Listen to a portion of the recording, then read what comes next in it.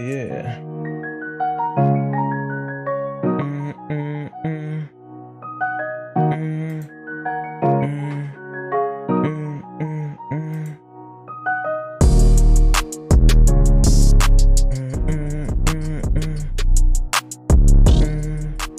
All right, let's see where we stopped up at. We did all the Halo Reach trailers. Oh, we got to do some Halo 1 trailers, some Halo 2 trailers. Fall Guy trailer right here. Gotta hit that up. All right, you about to go through all these. Is this a Halo 1 trailer or a Halo 2? Oh no, that's Halo Reach.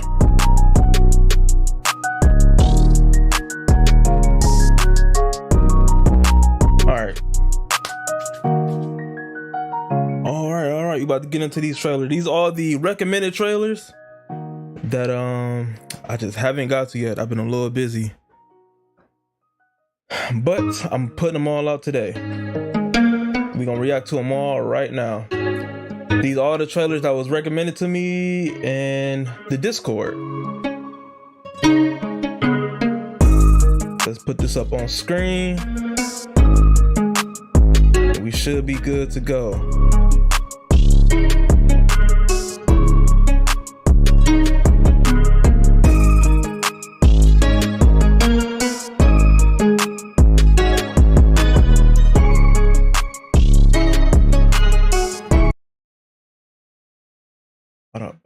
Hold on, let me just make money making season, being broke is treason.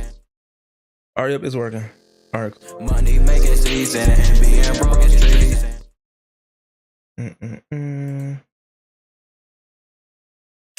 Okay. Wait, make sure I'm unmuted. All right, yeah, I'm straight. All right. What's up, y'all? Welcome back to BNL Reactions. Today we about to play through, or not play through. Hold on, let me restart. What's up, y'all? Welcome back to BNL Reactions. Today we about to watch the Halo CE trailer from 2000. Let's go ahead and get it started. Money making season, being broke is treason.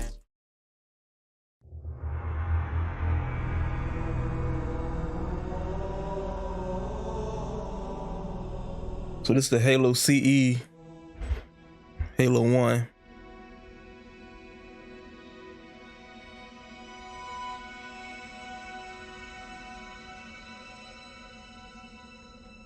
What the heck is it? Wow, it look like that.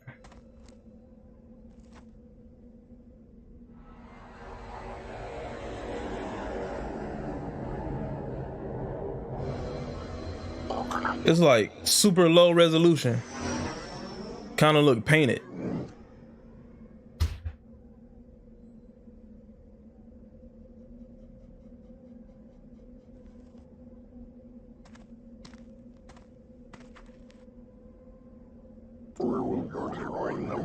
They will surely find them. You speak truly.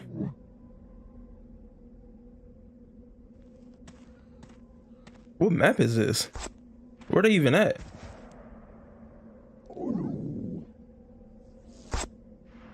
Dang, they got a eagle eye. Hostiles have been neutralized. Say again? Over. The drop zone is clear. I repeat, the drop zone is clear. Understood. Lieutenant, let's get this thing moving. Is this like multiplayer trailer or something? Get a little rough.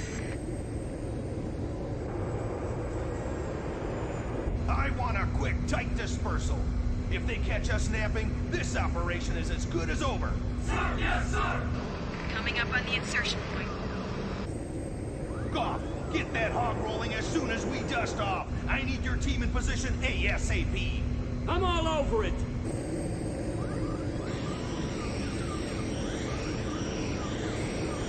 This has got to be like multiplayer.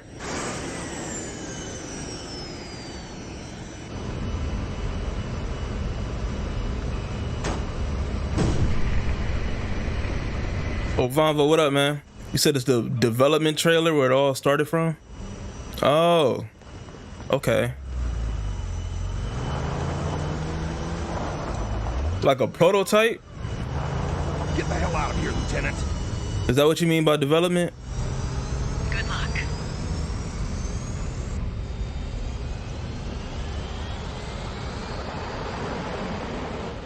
rendezvous point. Affirmative.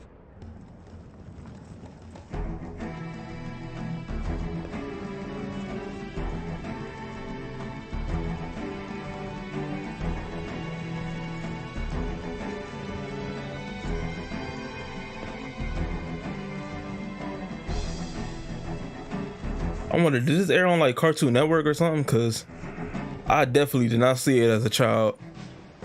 And I was on Cartoon Network and Disney heavy and Nickelodeon. I was on all of them real heavy back in 2000. And I don't remember this.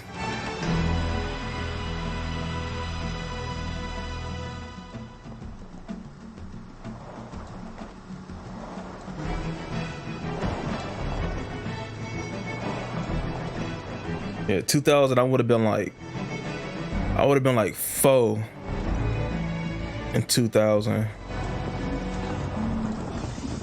Ooh, what is those? What is that? Little mutt? Alien mutts?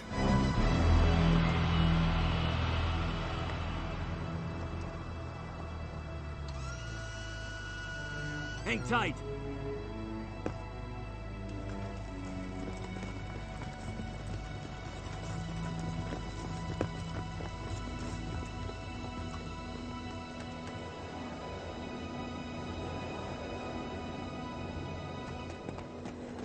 Objective in sight. 6 hostiles, 6 vehicles. What are these animals? Draw off what you can. This is like a freaky dinosaur. Sigurd, target infantry. McLeish, target armor. You set him up, I'll knock him down. His faces look funny. Initiating contact.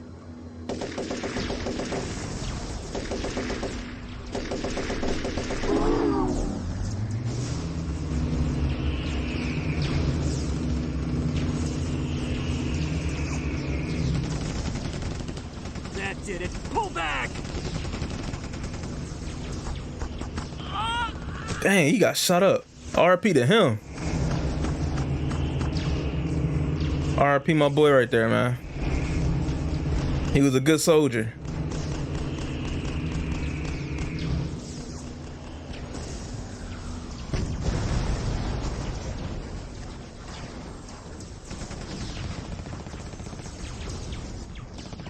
Y'all better steal their vehicles and hop in that Ghost.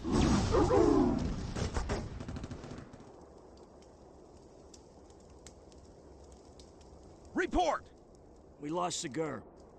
Goff, you and McLeish keep this in. RP Sigurd, man. The rest of us are going down that hole to find whatever those blue bastards were after. Private Wang, you have point.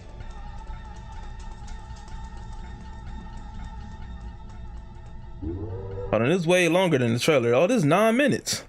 I thought this was like 2 minutes or something. I ain't even look at the time. No heat, no covenant anywhere. Something ain't right. Hold up. And Wang, put a sock in it, will ya? All I'm saying is, there's a lot of unlocked doors for something that nobody's supposed to have been in 100,000 years. He making good points while all the doors unlocked. You seen anything topside? Not a damn thing. He making real valid points right now. Looks like nobody's. So y'all should have listened.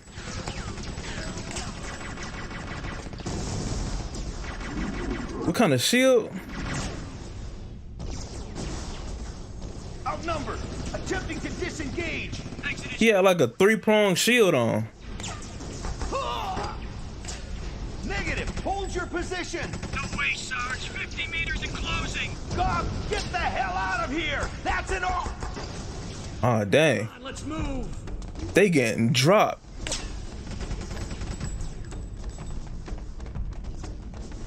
You cannot turn around. You getting dropped. Cover ya.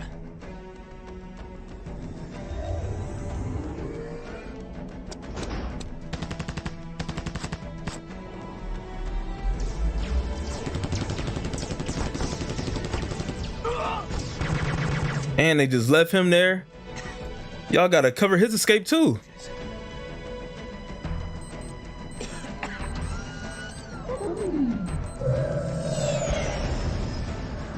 Hey, my boy went out like a G, man. Salute to you, man. He stayed behind and blew himself up for the cause. He was a real one. He said that shield would have been OP if it was made in a game. Yeah, it looked OP. That was like a big, long shield, man. And it had like 3 prongs on it. It was blocking everything.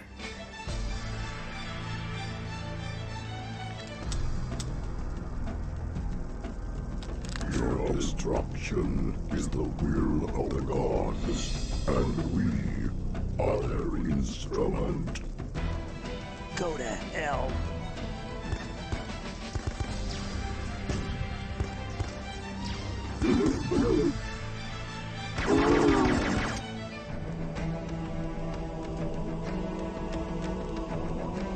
Who come? Oh, it's Chief. Oh yeah, it's over now. And he got the Wolverine blade. Yeah, it's a wrap. It's a wrap for you. Can you walk? Cortana told us one of you was on board, but I didn't believe her. Enemy Airborne Battalion inbound. Let's get you on board. You're staying? Yes, my battle has just begun. That's a different voice actor. That ain't the same Chief voice actor. Must have been like the first one. Let me listen again. I'm pretty sure that wasn't the Chief voice actor we got.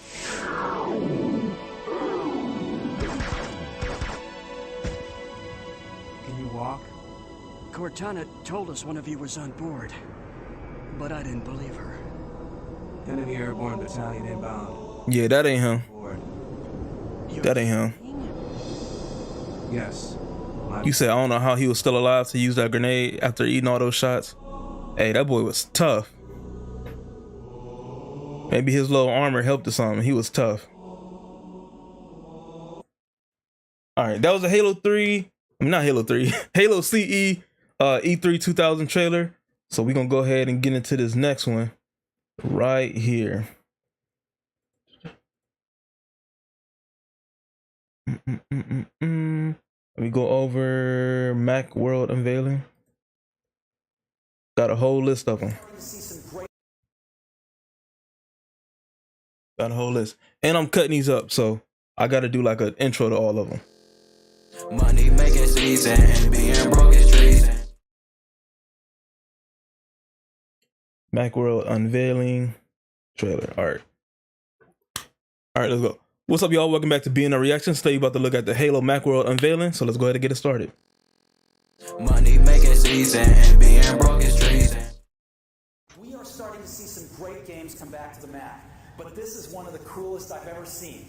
This game is going to ship early next year from Bungie, and this is the first time anybody has ever seen it. It's the first time they've debuted it, and so I'm very happy.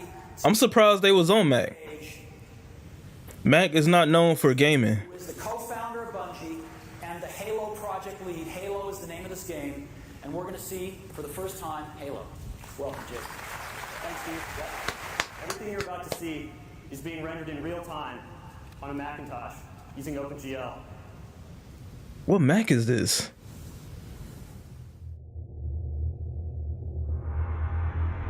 I don't even know what Mac that is.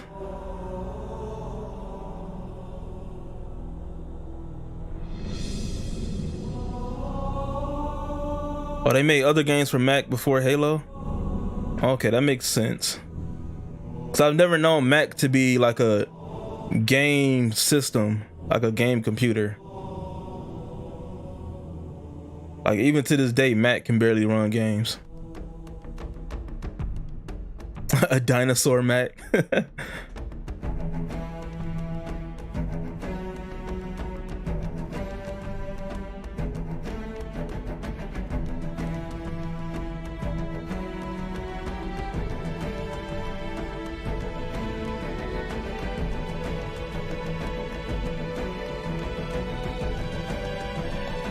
Oh, they look different. Them at least look more like aliens from Alien vs. Predator.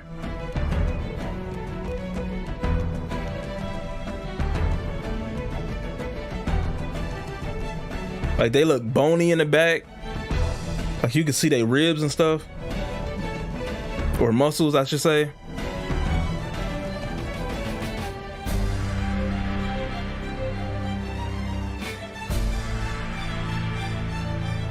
They still got the same music. The music didn't change, but them Halo Elites definitely do not have the same model.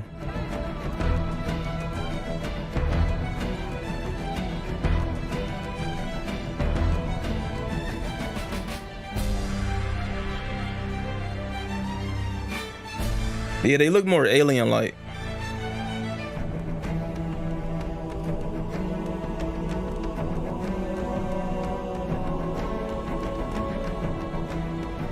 I forgot what that thing is called in the movie Alien. Xeno something.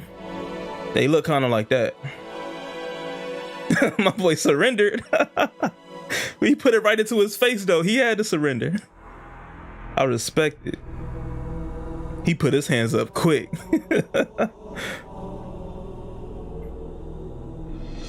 You said this was amazing for 2000? Yeah, I bet the production on this was probably like outstanding for 2000.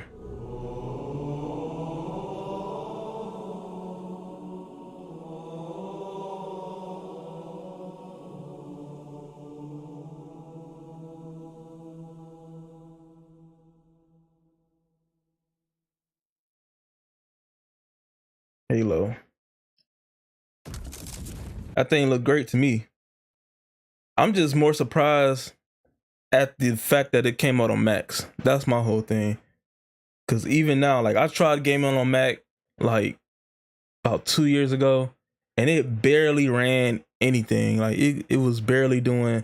I had to put like I basically had to run a virtual machine just to try to get it to play some games. I mean, now more games are starting to come to Macs, but it's not a lot. It is not a lot. Sorry, y'all. That was the Halo Mac trailer. So let's go ahead and get into this next one, which is, where did my playlist go? Oh, right here. So we did the Mac. Oh, so now we're doing Halo 2 trailer. All right, and the rest of these are Halo 2 trailers. That's it. It ain't got no special name. It's just called Halo 2 trailer. Like this one is called Halo 2004. Oh well, I'll think of a title for it later. And do the intro. Money making season and being broke is treason. What's up, y'all? Welcome back to BNL Reactions. Today we're about to look at the Halo 2 trailer. Let's go ahead and get it started. Money making season and being broke is treason. The fat Xbox symbol. The fatty, the big X.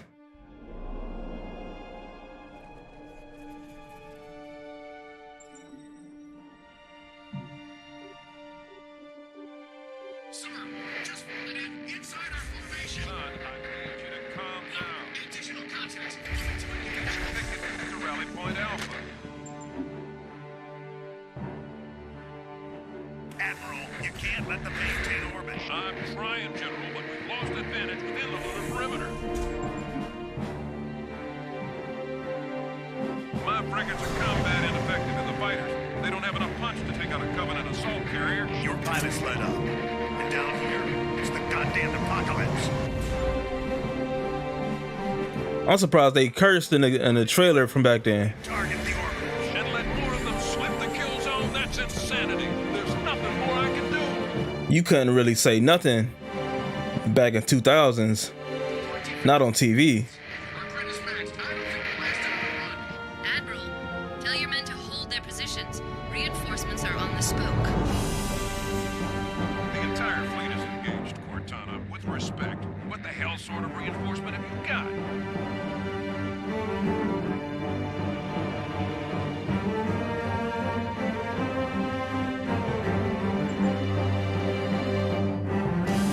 Was that Earth or was that Reach? I mean, it must be Earth. He don't really go to Reach. What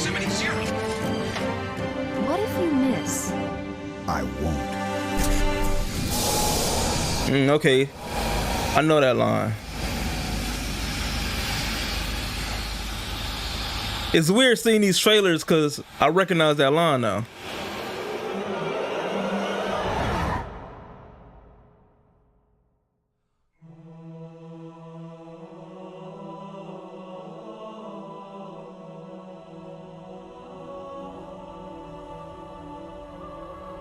What is that? Man, I was about to call that thing a big deal, though. I ain't know what that was, man. It just came out. It looked like a, oh man, a butt plug. I don't know what that thing was, man. Hey, I'm glad they changed the model of that ship. Yeah, I'm glad they changed that model.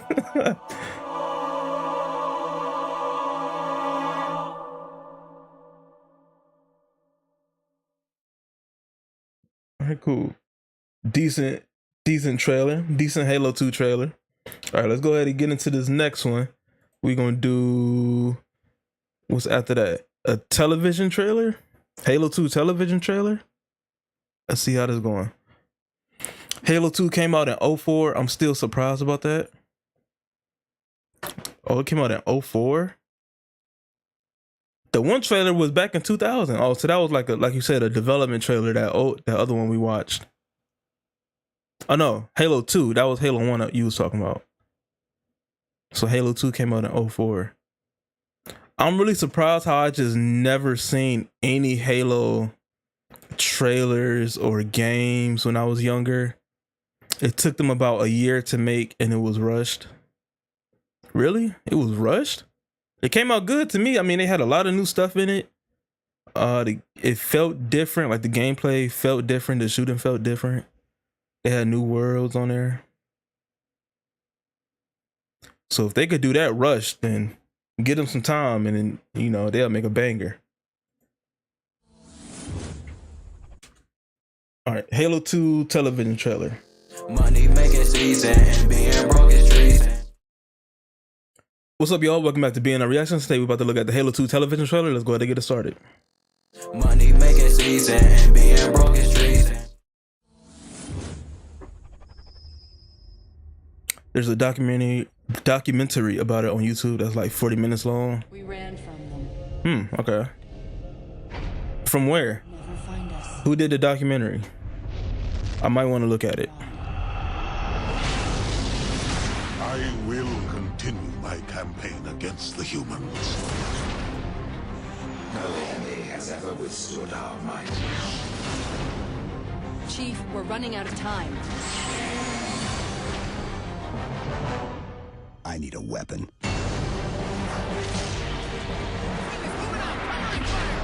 Hey, this trailer look kind of hype. There are things about Halo even the hierarchs do not understand. Oh man, imagine playing Halo 1 and seeing this. There are those who said this day would never come. What are they to say now? It's a lot of action going on. A lot of... He was dual wielding. That don't look kind of hype, man. All right, we're just gonna put these both together. Halo 2 rolling trailer.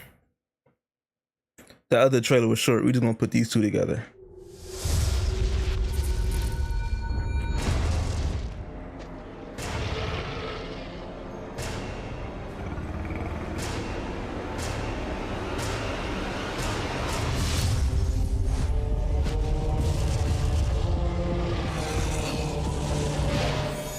Bungie, you probably didn't know about Halo because you were on PlayStation.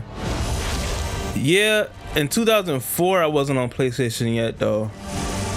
My first console was GameCube.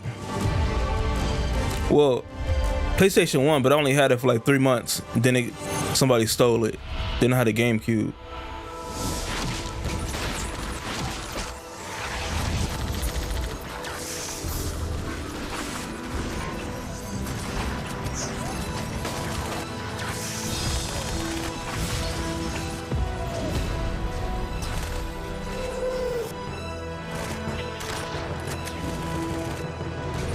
Shotgun trash.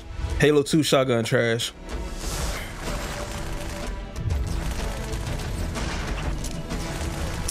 I gotta try out co-op.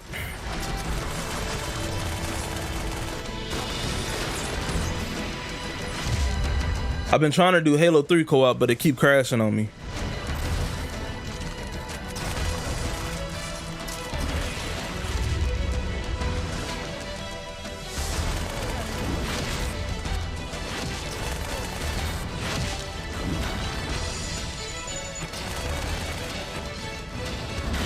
Man, they was probably getting toxic back in them Halo lobbies.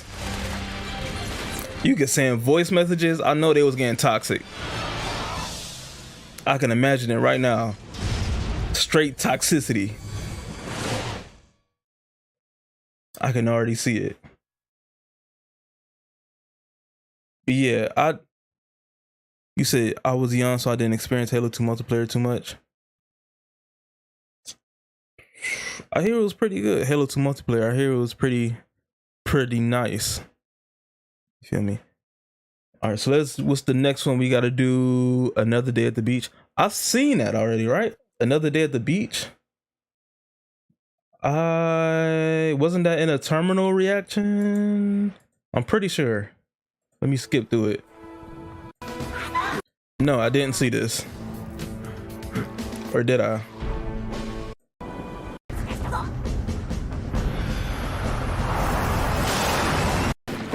Yeah, I did. Operational, ma'am. Barely. Our pilots did. Yeah, I saw Another Day at the Beach already. That was in the Halo 2 terminal reaction. After I beat Halo 2, that was in there. So we gonna skip that one. All right, Halo 2 trailer 2004. Let's hit that one up next.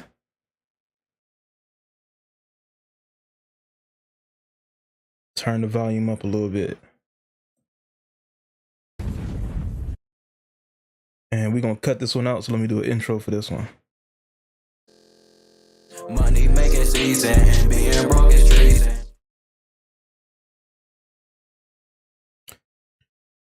You said I'll link the Bungie documentary in the Discord. It's 50 minutes long, so you can react or watch on your own time. It's up to you. All right, thanks, man. Yeah, put it in the Discord. I'll look at it.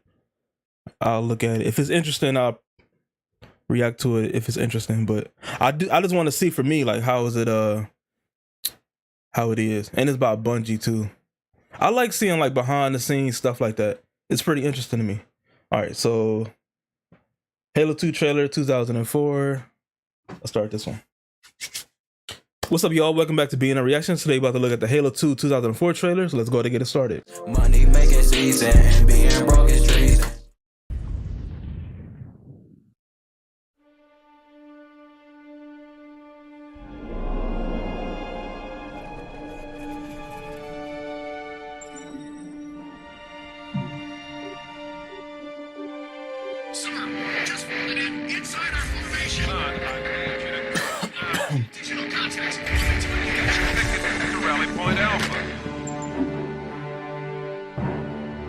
Didn't we just see this one?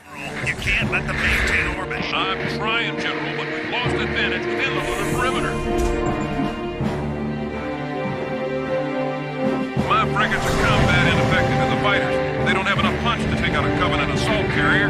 Yeah, we just saw this one. That was a repeat. All right, scratch that one. we already watched that one. The next one is the Halo 2 gameplay demo trailer. We definitely didn't see that. We definitely didn't see the gameplay demo trailer. Hey, thank you for the follow, man. Downrange 21, thank you for the follow. So let's watch this E3 gameplay trailer. Do the intro real quick. E3 gameplay demo trailer. E3 gameplay demo trailer. That's probably gonna tongue twist the mess out of me. That's probably gonna take like 2-3 takes. Halo 2 E3 2003. I can't even say it fast. Halo 2 E3 2003 gameplay. Halo 2 E3 2003. I can't do it. I'm gonna have to try though. Money making season and being broke is treason. What's up, y'all? Welcome back to BNL Reactions. Today, about to look at the Halo 3 E3 2003 gameplay demo trailer. Let's go ahead and get it started. Money making season and being broke is treason.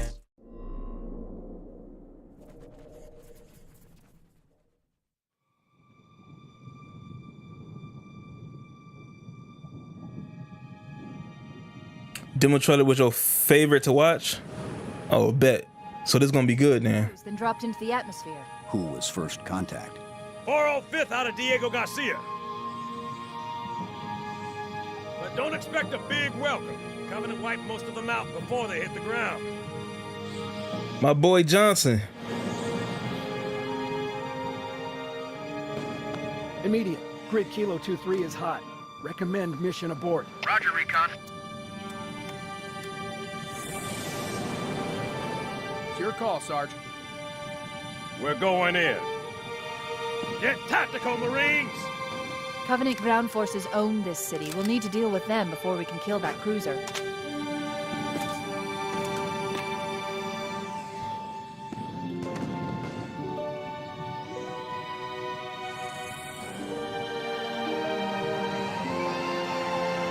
I like these trailers that got like a little story contained within it. Go, go, go! Like it's not just like a. Keep me posted, Cortana. It's not just like a 30-second sizzle reel. Corporal Perez, A Company? It's an actual mini story. Must be seeing things. Dang, that's a lot of blood right there. Come on, come on. No tags. Hang 2 units, so name. Dang, his blood all on that wall too. What the heck? The lieutenant got hit as soon as we... Y'all getting splattered. Now, Corporal. Sergeant Banks, ma'am. He's pinned down up front. Come on, I'll show you. Y'all getting splattered.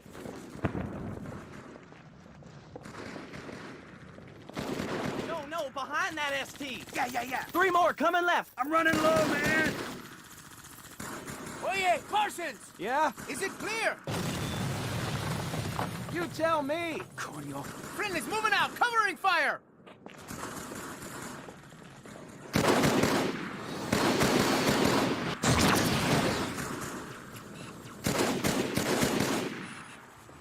What's that, the battle rifle? Yeah, that's the battle rifle.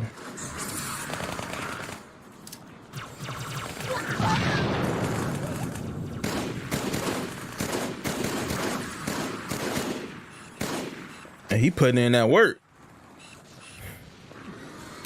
Look at all the blood on the ground. Did they show blood like this I didn't think they'd send a Spartan. in the game? I don't remember it being this visible. You gotta take that thing out. Cover me!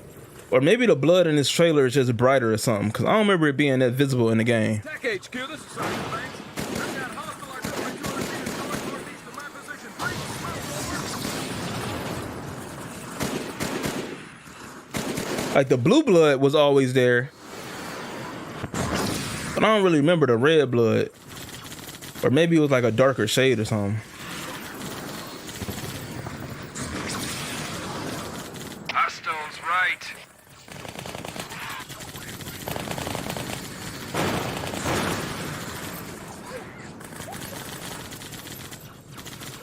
Damn it, HQ! Is anybody on this break? Sergeant, this is Major Easley. Hang tight, we're inbound. Oh, you gave up on the gun?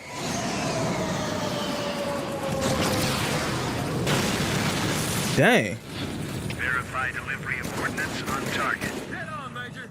Target neutralized. Take my weapon. You'll need it. Downrange said on the PC they're bringing back cut content, and this is one of them. Oh, this cut content. Okay. So it's playable. This demo was never playable for the public.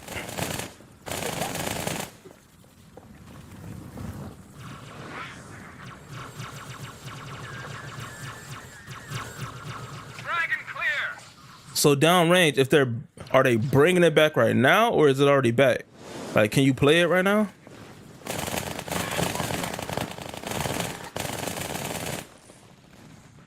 Or is it still in the process?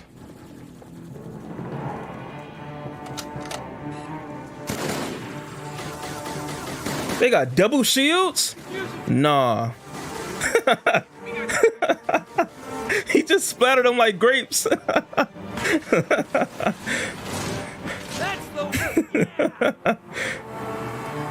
Ain't nobody see it coming either.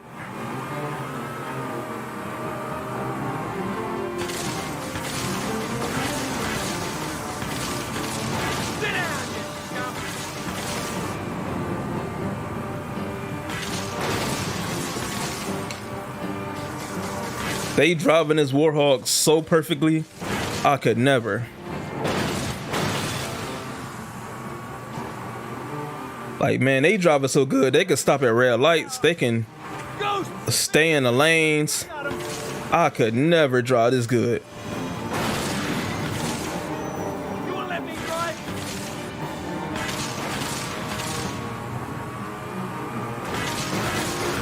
Halo 2, I could drive a little better, but Halo 1 or Reach, I couldn't do nothing.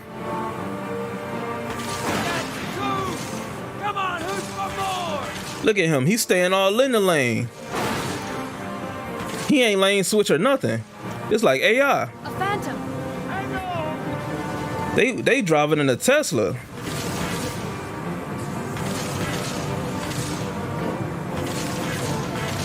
Roots.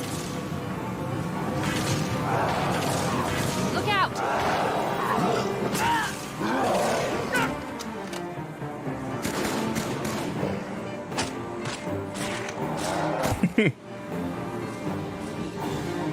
Oh, the brutes had purple blood back then?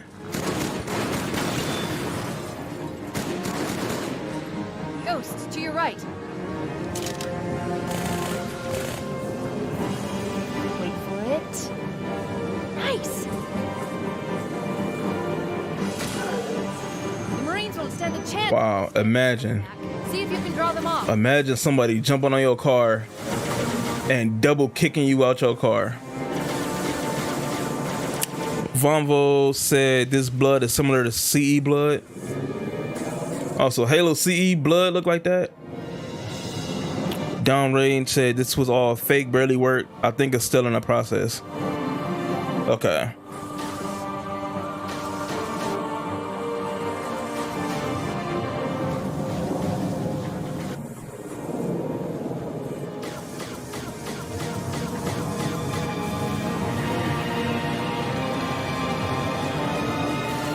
How y'all mess y'allself up, man?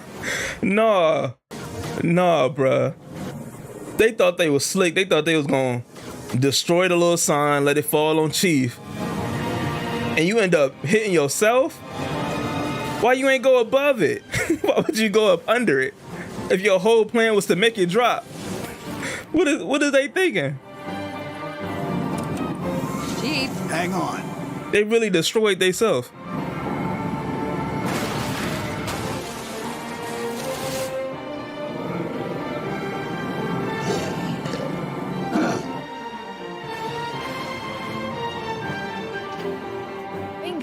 there's the cruiser.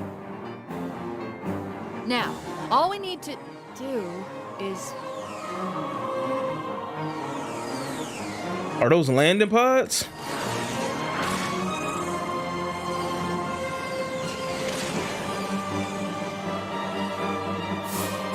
Are there enemies in there or weapons? Oh, enemies.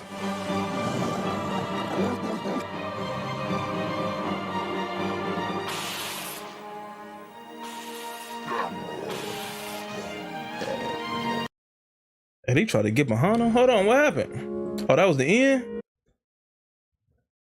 I was trying to see what happened. They tried to circle around him, man.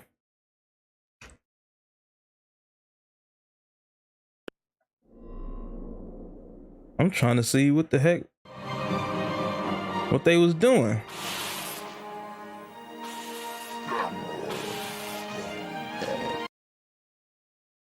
Dang.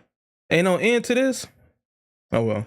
Well, that was the Halo 2 E3 2003 gameplay demo trailer. This is a long name. Why is it named this long? I'm gonna just call it the Halo 2 demo trailer. That's a long name. Vombo, you said I blame the gunner for that? Okay.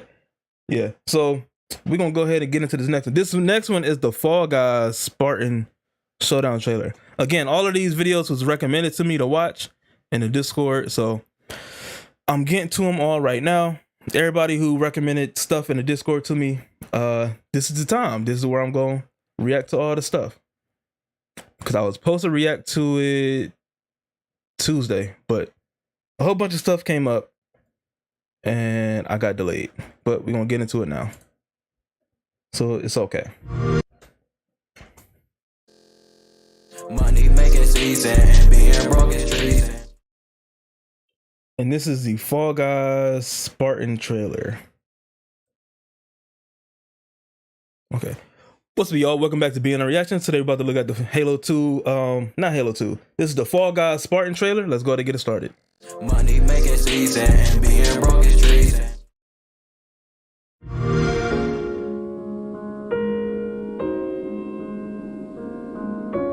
I like Fall Guys a lot. It's a really fun game. It's very cutesy, but it's fun.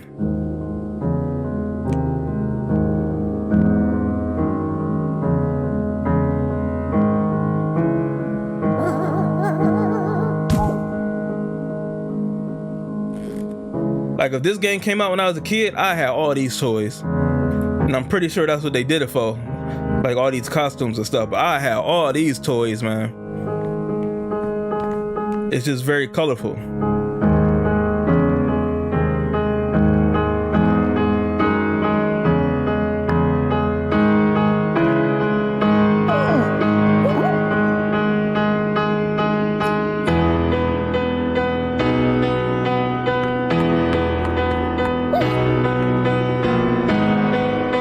Why everybody frozen?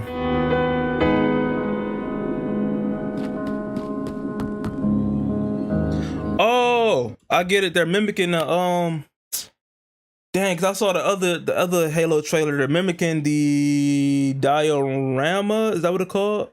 They're mimicking that trailer with the little Halo action figures. That's what they're doing. Okay, it took me a second to catch up. I'm like, why are they all frozen and not moving? They're mimicking that. I think it was Halo 3. I think it was a Halo 3 trailer.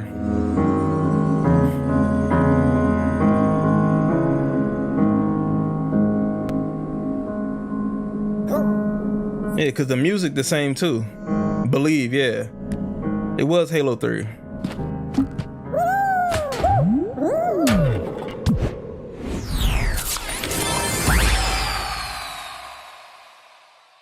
Ooh. Available June 30th. Oh, it already came out. Oh, I'm late on this. I haven't played Fall Guys since like I played it like last week. I ain't seen no Spartan stuff in there. I'm gonna have to relook when I play it again. I might play it again tomorrow or something. All right, that was the Fall Guys Spartan trailer. And what other ones we got left? That was that for all of them. Another one got recommended. Hold on, let me go back in the Discord. It was some more in there that I gotta do. Oh, this one from you, Vonvo. This is Ben Play Games. Examining Halo 2's best level. Let me copy that. And go there.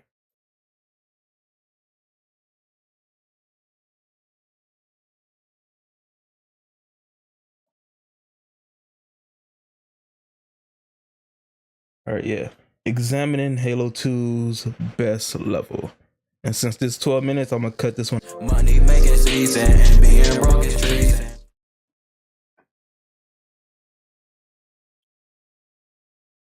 Vombo, you said that vid cut off at the best part. I know, right? I wanted to see them win. Or see what Chief was gonna do against them, what's the names? One of the Halo 3 trailers, yeah. Downrange said, I'm sorry I was in the match of Destiny. I think they're still working on cut content stuff. They're also working on releasing mod tools for Reach. In Halo 4, they already released mod tools for CE 2.3 plus ODST. Okay. So there's a lot of mod stuff. I love mods. I want to play some mod stuff in Halo. Sounds fun. Sounds like a good time. All right, we gonna watch this one. Hold on, let me get my water bottle. It's getting hot in here.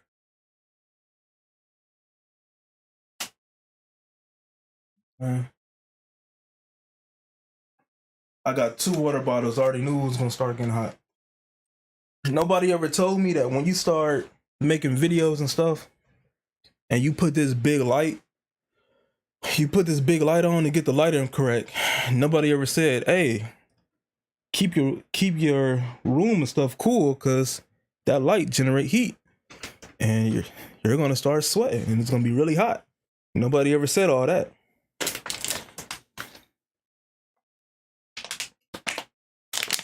They just said, "Oh, you need lighting on your face, so buy this big light so that people can see you."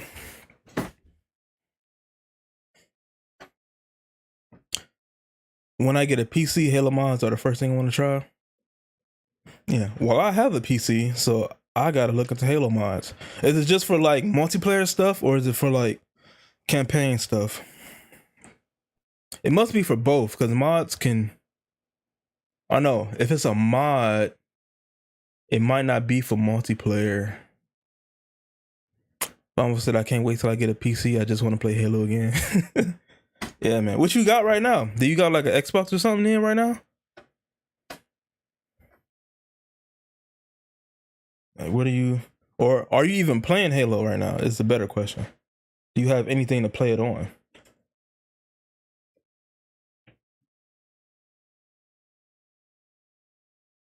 I got a Mac and lost my Xbox. Oh, that's tough.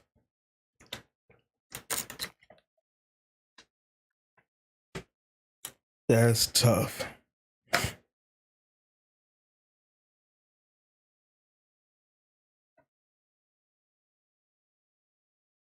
All right, let's get to this video.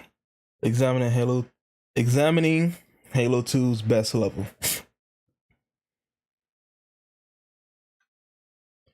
What's up, y'all? Welcome back to BNL Reactions. Today, about to look at examining Halo 2's best level. Let's go to get it started. Money making season and being broke is treason.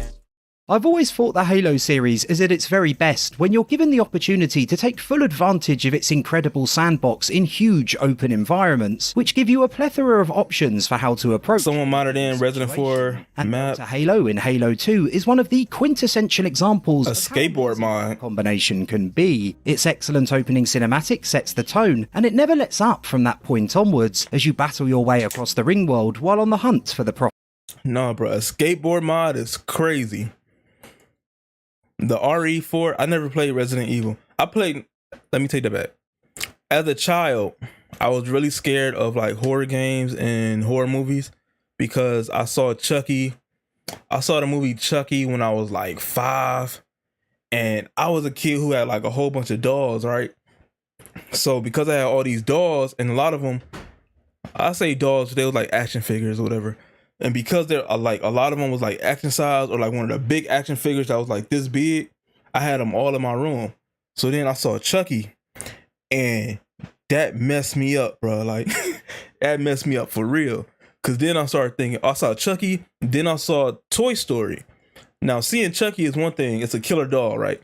Then seeing Toy Story from how the toys come alive when you ain't around. So now I just seen 2 movies back to back that's telling me toys are alive, and then I saw a Chucky that could tell me, yeah, the toys are alive and it can kill you. So I was messed up off that.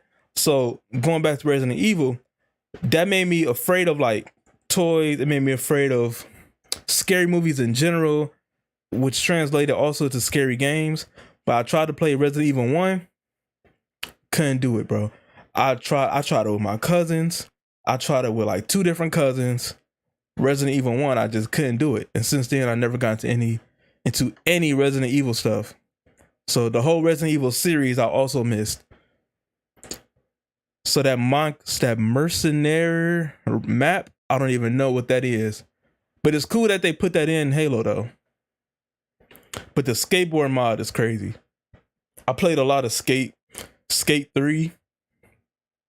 And I dabbled in Tony Hawk. on a PS2 at my cousin's house. I definitely want to play a skateboard mod. I saw a picture of someone make Not Der Oten map in Infinite. What is Not Der Oten? What game is that from? As a kid, I couldn't do the Conquer Zombie level. What's that, in Resident Evil? Let me tell you something, man. Resident Evil, just the creepy vibe in general, and then the enemies, and you couldn't defend yourself. I was out of it. It's a zombie map from Call of Duty World at War. Oh, see, I ain't really played zombies in World at War. I played the multiplayer crazy though. The zombies, I ain't getting into zombies until Black Ops. I was a little too young to understand how to play zombies in World at War, so I didn't get into it. But it was fun when I dabbled in it.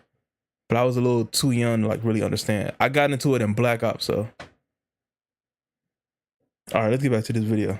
Bit of regret from that combination can be its excellent opening cinematic sets the tone, and it never lets up from that point onwards as you battle your way across the ring world while on the hunt for the Prophet of Regret. Before we take a look at the mission itself, let's first quickly remind ourselves of Halo 2's story leading into Delta Halo. After failing to prevent the destruction of Installation 04 during the events of Halo Combat Evolved, the elite known as Thel 'Vadam is branded with the mark of shame by the Covenant's leaders, the Prophets, for his failures. Meanwhile, on Cairo Station, Master Chief collects his new armor and attends an award ceremony for his heroism, which is cut short by the Covenant's arrival. These cutscenes look so great. Their assault on planet Earth. After using one of their own bombs to destroy several enemy ships, Chief, joined by Cortana, heads to New Mombasa to take the fight to the enemy, and it doesn't take too long before the Prophet of Regret is left with no choice but to flee, with Master Chief, Miranda Keyes, and Johnson in hot pursuit aboard the ship. Whoever made these cutscenes needs to make a Halo show. Dom is given a shot at redemption by becoming the Arbiter, the highest possible honor that could be bestowed upon an elite, awarded only during times of great need. He then takes on his first mission under his new title, to eliminate a Covenant splinter faction made up of so-called heretics, which he completes successfully, with Brute leader Tartarus also capturing 343 Guilty Spark in the process. And that's where events once again transition back to Master Chief and company, and Delta Halo begins. It probably won't come as too much of a surprise to learn that Delta Halo takes place on another of the Forerunners' mysterious ring worlds.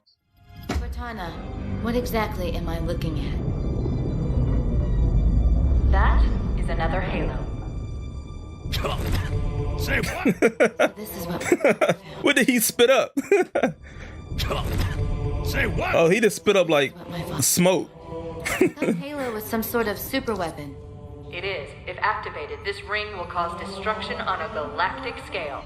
Which I was very happy about back in 2004. Blur Studios, yeah. Shout out Blur Studios for these cutscenes. A little worried that the game wouldn't actually feature one. The latter half of the cutscene is also fantastic, as the Covenant are caught somewhat unaware by Master Chief and the group of ODSTs hurtling towards them.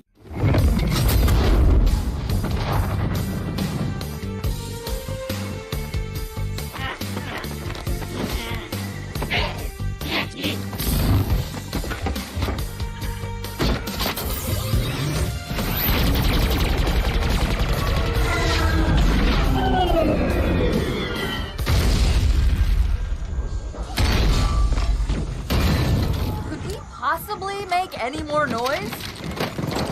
I guess so. Yep. And there's also a fun little Easter egg here that it's very easy to miss. Now, I'm using the anniversary cutscenes for this video as I adore them, but it's one that was first included in the original version of the game, so we'll start looking at it there. If you pay attention to the grunt featured in this scene, he'll actually have a different toy in his hands depending on the difficulty level chosen. On easy, he's playing with a stick and the dirt. On normal, he has plasma grenades. On heroic, it's fire. And finally, on legendary, he has Master Chief and grunt dolls. This also carries over to the anniversary Legendary Edition, where the Jackal taunts the Grunt with a number of different dolls. On Easy, he's holding the Didact, on Normal, it's the Librarian, on Heroic, it's Master Chief, and last but not least, on Legendary, it's Rampant Cortana. It's an inclusion of little consequence, but nevertheless... Rampant Cortana? What the heck is that? Away from toys and onto the action at hand, one of the things I find Rampant Cortana this mission is how different an introduction it is to a Halo compared to that found in Combat Evolved. Your first visit to Installation 04 in that game was a much more measured affair. You spent your first few minutes on the ring fighting only handfuls of Covenant while exploring enormous areas, whereas the beginning of your time on Installation 05 is a pulse-pounding affair. You fight your way up to a stone structure at the top of the area, a clear visual... Have I watched Halo Legends? To head next. Not yet, I'm about to though. Area before more Covenant are ferried in for you to fend off. I really like it. The temptation for Bungie, I'd guess, would have been to attempt probably like this week opening of Halo and again instill a sense of wonder in you, but because this mission takes place quite a way into Halo 2's campaign, I don't think that would have been the correct approach. You're familiar with what the installations look like, and you've already spent an entire game exploring one previously, and so a much faster paced start I think helps differentiate Delta Halo from its predecessor and fits well within the context of the campaign as a whole. After clearing out the area alongside your ODST buddies, a Warthog is dropped in and you continue to traverse the ring. I do find the inclusion of the Warthog here to be a rather strange decision. Oh, he let the AI drive? Next area. You're tasked with clearing out a fairly large group of Covenants from a nearby... Bro, they can barely drive. He trusts them? ...and cross a gorge, on the other side of which are two Wraiths. The gameplay included here isn't the issue in and of itself. Clearing out the building and destroying a number of vehicles is a lot of fun, but to me, I can't help but feel like there could have been one or two more short areas to drive across in the Warthog before reaching the area housing the bridge. For one thing, it would have helped further drive home the scale of the ring for those who may have forgotten just how gargantuan they are, and it also would have made the Warthog itself a more useful addition, although to be fair, you can use it in the next area even if it's not particularly encouraged, and Cortana will make a comment if you choose to use it or anything other than the tank. You don't want the tank. Okay, I guess we'll leave it for the others. In the level's current guise, you only use the Warthog for a minute or two before the Scorpion is dropped off, and let's be honest, who's going to continue to use the Warthog when we all know that tank beats everything? The section in the Scorpion which follows is excellent, and it writes a lot destroys everything in this game. Assault on the control room's own rendition in Combat Evolved. I recently covered that mission in detail, which you can watch by clicking the card on screen now, and one of the claims I made was that its own similar sequence went on quite a bit longer than it should have. Indeed, there's a reason why the next mission in the series I've chosen to talk about is Delta Halo, because I see a lot of parallels between the two. They both begin with the Covenant being surprised by Master Chief's entrance. You've seen the scene at the beginning of Delta Halo already, but here's Assault on the Control Rooms as a reminder.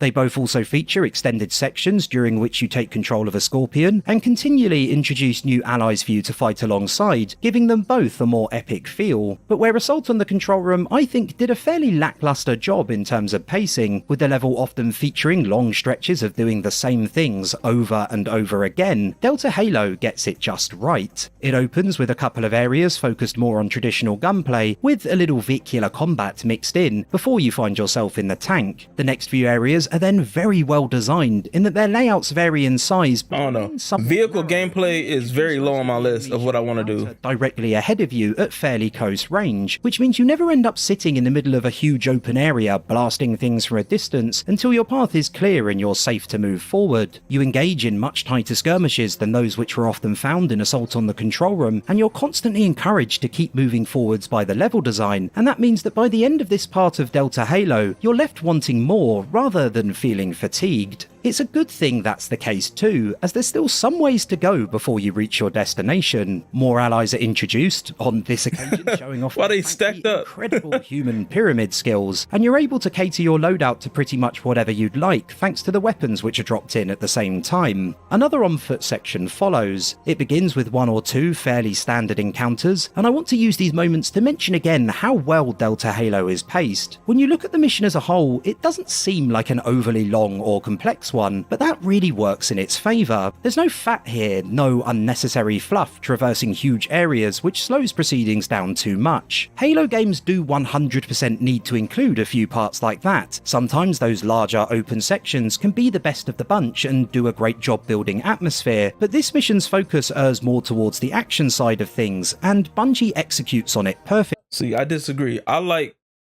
the shooting aspect of it. The open world, like bigger landscapes and everything, they cool. The vehicle gameplay is cool, but I like the FPS stuff. The vehicle stuff is cool though. Like, I don't dislike it, but it's not what I'm looking for. Mission's focus errs more towards the action side of things, and Bungie executes on it perfectly. There are never more than a few seconds in between each new encounter, and every section is different from the last. Bungie, like, if I want to play in vehicles, I'll play Battlefield. Combat to vehicles and back again, and it's an absolute joy to play. Up next, you'll come face to face or face to back with a lone jackal.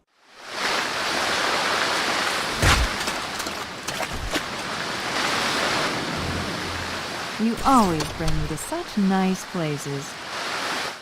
It might not seem like it, but his inclusion is Game Design 101. The area which follows is best tackled with a sniper rifle, and you may not have decided to pick one up earlier, and so this jackal essentially acts as a walking weapons upgrade, so that you're still equipped with a sniper rifle in an area which all but requires one. This next encounter is, for my money, the best in the entire mission. It features jackals sniping you from afar, drones in the skies above you, and plenty of Covenant at ground level, and it all takes place in an area which is perfectly designed around them. There are so many ways you can approach this area. You can hang back for as long as possible, sniping enemies from a distance. You can venture further in while keeping to higher ground to try and clear out the drones first. Or you can head to the bottom of the area where you may end up having... That was my favorite mission playing Halo 2. There are also plenty of ways... One thing I really enjoy about Halo campaigns are the environment changes. Which means you'll quickly find yourself picking up a nice rhythm as you move up, down and side to side around the area, combined with the rock stylings of In Amber Clad playing in the background, the song you can hear right now, and it's a really engrossing affair. On the topic of music, I also have to say that Marty O'Donnell and Michael Salvatore did a superb job on this mission. Peril, which plays at its beginning... Dang, he knocked that boy head off. The mission's third track, Heretic Hero. I love Combat Evolved's soundtrack as there's something... Oh, you can hit multiple?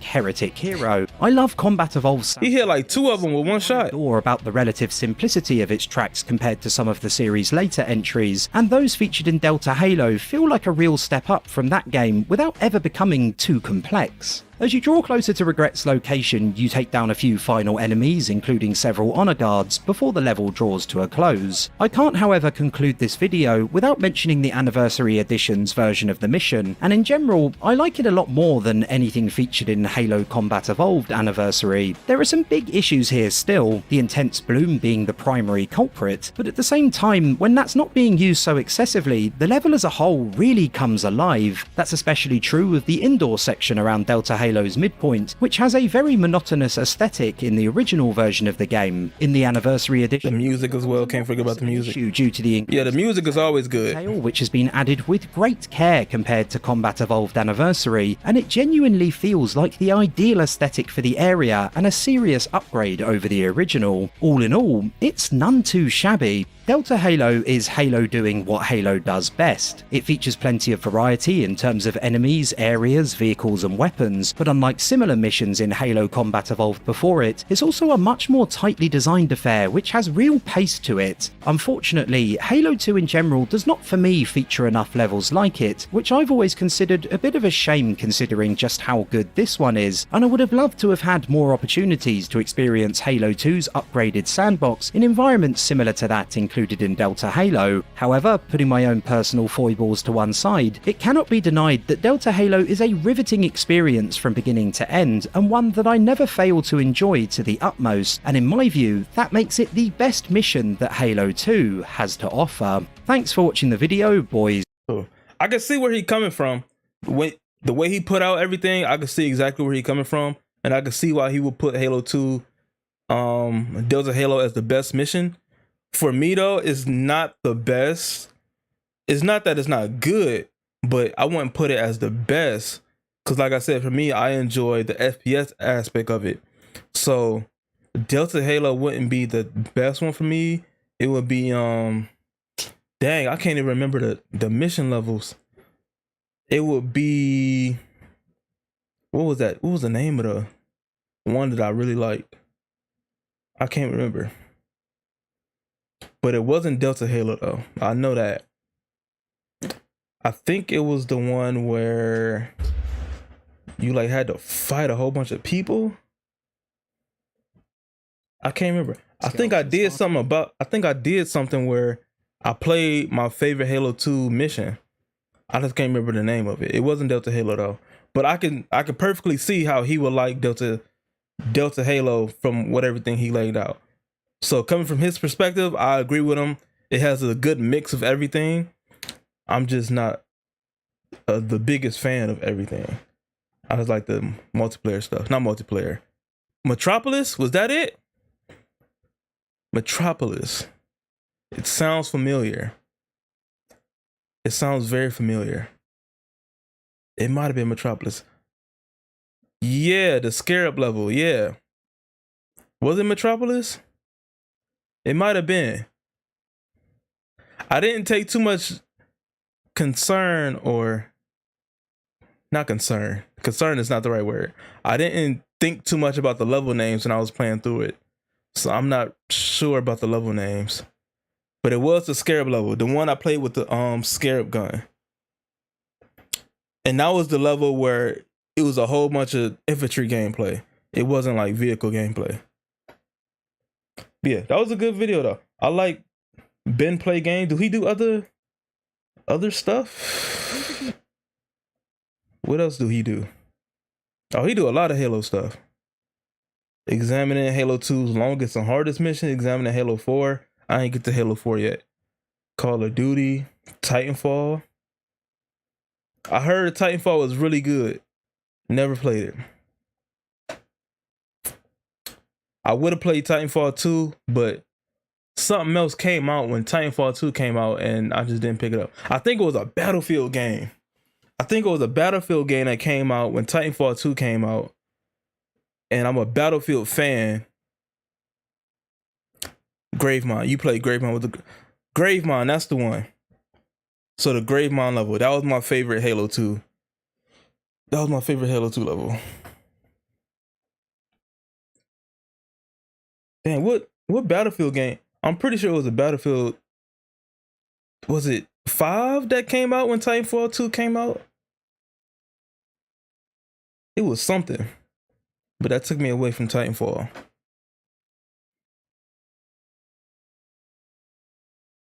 All right, cool. Let's see what other recommendations we got. Let me go back in the Discord real quick. And if y'all not in the Discord, you can hit !Discord. It'll give you the link to go up in the Discord. That's where I'm getting all these recommendations from. So that one was from you, Vonvo. The next one is from Neptune. Shout out Neptune. They be helping me out with a lot of stuff. What is this one called? The Russian Badger. Let's see what this is about. This video was sponsored by... Who is this? What? Armor Lock?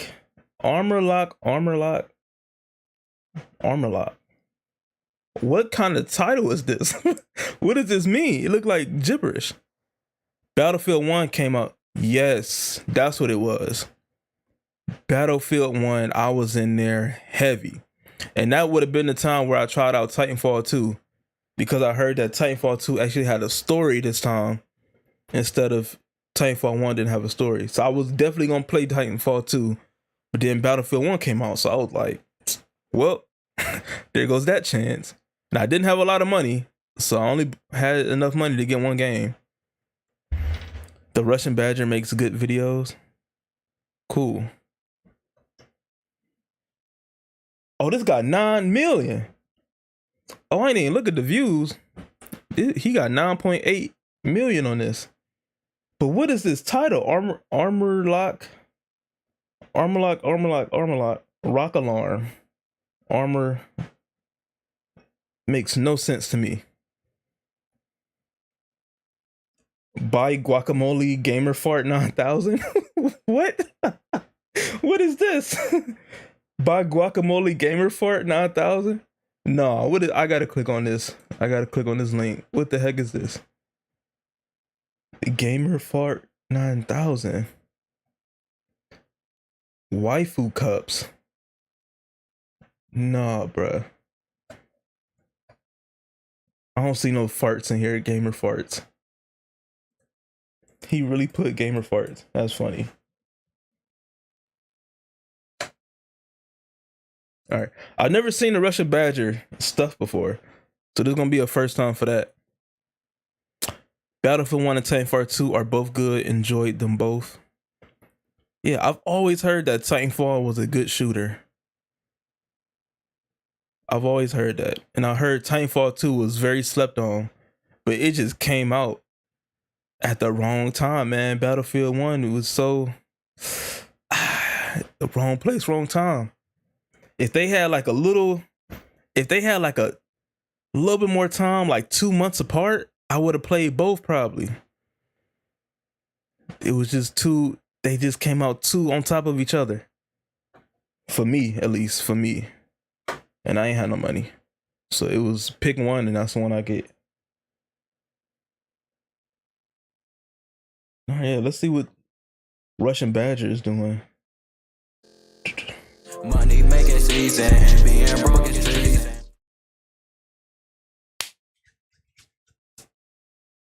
What's up, y'all? Welcome back to BNL Reactions. Today, about to look at the Russian Badger for the first time.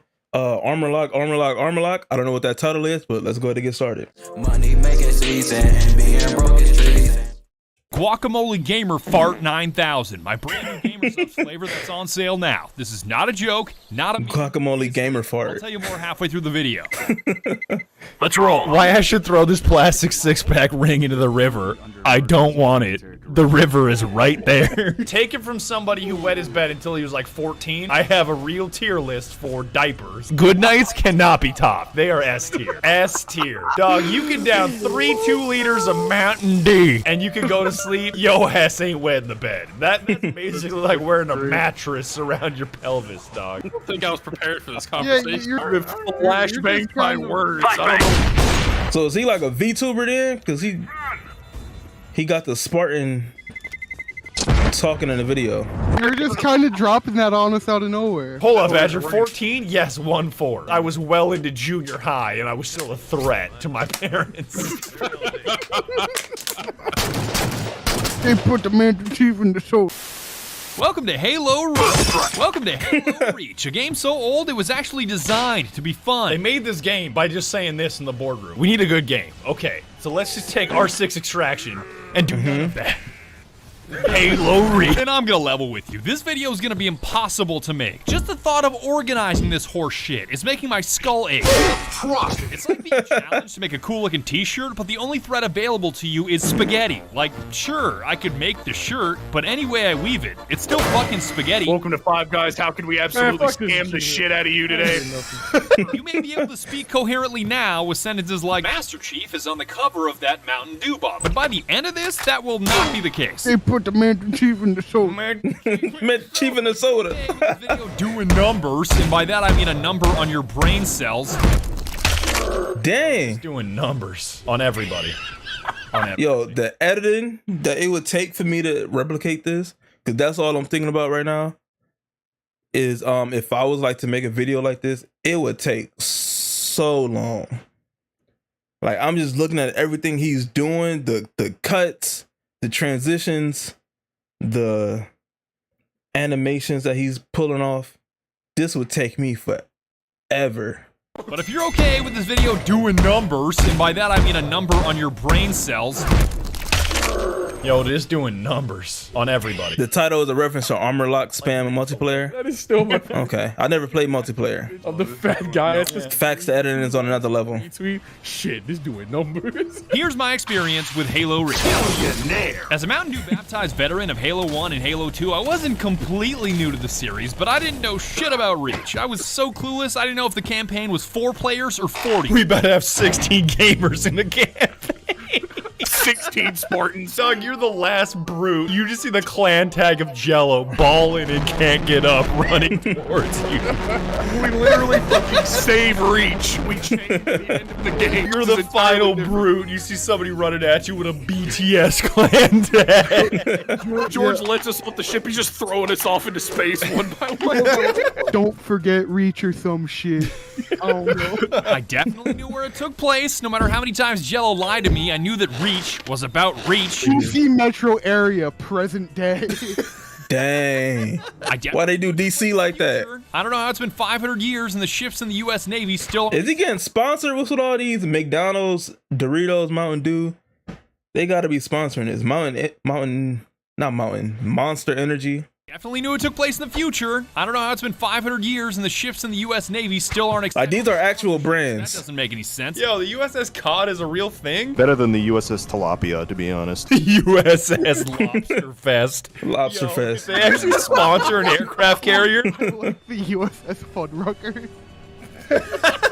And I definitely knew how the whole thing ends, which, spoiler warning... Spoilers! This game came out like 2007. That's what I feel like anytime anybody asks me what I animate in is like, damn, that's some good graphics. What engine is that? It's like, dog, that is sourced from like 2007. Everyone dies. Literally everyone dies. I guess June technically just dips, which is where the dying is gay, I'm out meme comes from. Not that there's anything wrong with being gay, but everyone dies. Over. My old school had to see them on all computers. We still play them together. With an objective that just... Oh, that reminds me. Downrange. You just reminded me of a memory, man. My old school had the CE demo on all computers, and we play Steam. So we play System Link together at lunch, and I destroyed everyone. I did a video game editing class in high school, and in that class, our teacher made us all play Halo. I forgot. I actually did play Halo multiplayer before. At least like Halo CE. And in that class we played Halo. This was part of the grade. Like playing this game was part of the grade. It was wonderful. I tried to take that class again, but it was already like my senior year. I should have took it earlier. So playing this game was part of the grade. And I forgot how he graded it. I think he graded it like if your team won, you got an A, but if your team lost, you got like a B. Like it was it really didn't matter at all. He just liked games, so he just made us play games. So yeah, so I did play Halo multiplayer before. So I can't say that I never played CE multiplayer before. You just unlocked that memory for me. I forgot all about that. CE multiplayer was my childhood. Blood Gulch is the best multiplayer map. What the heck is Blood Gulch? Is this Blood Gulch? Or is that like another map? Blood Gulch. That's a weird name. Gulch is I don't like the word Gulch. Even reading that, I don't like. I don't like how it comes out. Gulch. Yes, in the background, that's Blood Gulch. Yeah. My bad. Yeah, the computer teacher was cool, converting kids to Halo players and Smash Bros. Oh, your teacher was lit. Y'all play Smash too? He just made us play Halo. Y'all got to play Smash? I was in a melee heavy. I could have whooped anybody back then.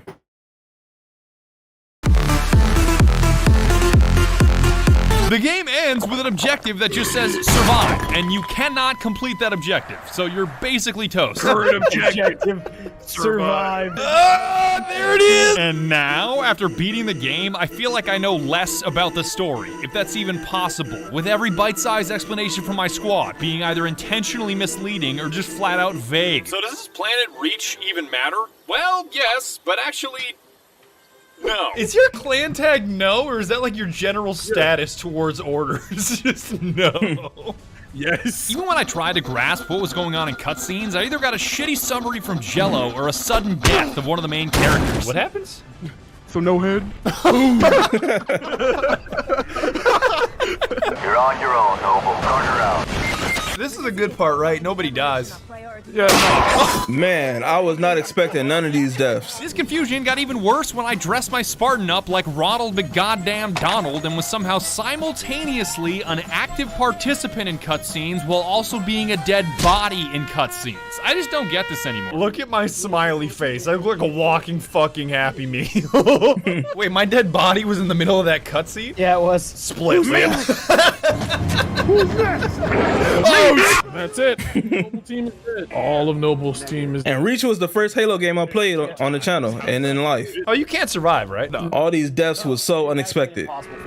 Ronald finishes the fight. Now I want to see Ronald McDonald with a fucking beam sword. Are you feeling the spaghetti now? Are you feeling the spaghetti now? Because I can feel the marinara sauce coming out of my ears and it tastes like Mountain Dew. They put the Master Chief in the soda. Master Chief in the soda. Halo Reach campaign. George. Literally George. He's this giant-ass behemoth of a character the size of a monster truck when every other Spartan is like a mid-sized... Just Google Blood Gulch and you can see why it's the best. ...of all time, and he's straight up just named... He also had Modern Warfare 2 on the 360s. Your teacher was lit, bro. Just drank a lot of glue. A lot of glue. His name is fucking George, chat? There's no way his name is George. Yeah, that's George, bro. They really named Georgie. Shockiest dude in the campaign, walking around with like a tank-sized minigun, George.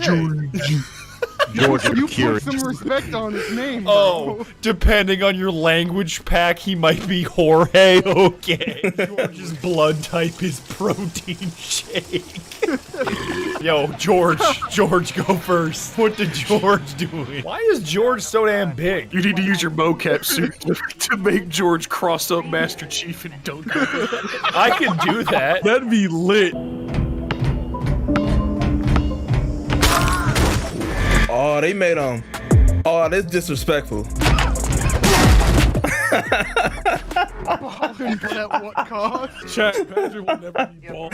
This is so disrespectful. Chief. Why y'all do that to Chief? I can do that. That'd be lit. Why y'all do this, man? Broke his whole ankle.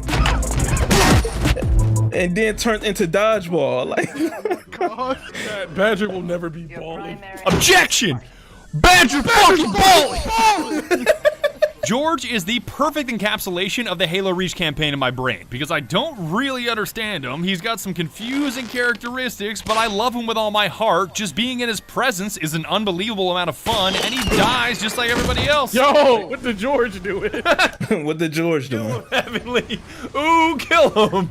Ooh, kill him. What the hell is this? Ooh, kill him in jar. Oh, fuck. This is where George dies? No. Maybe. The only way off this slag heap is gravity. No, I don't want to go up these. I don't want to go up these.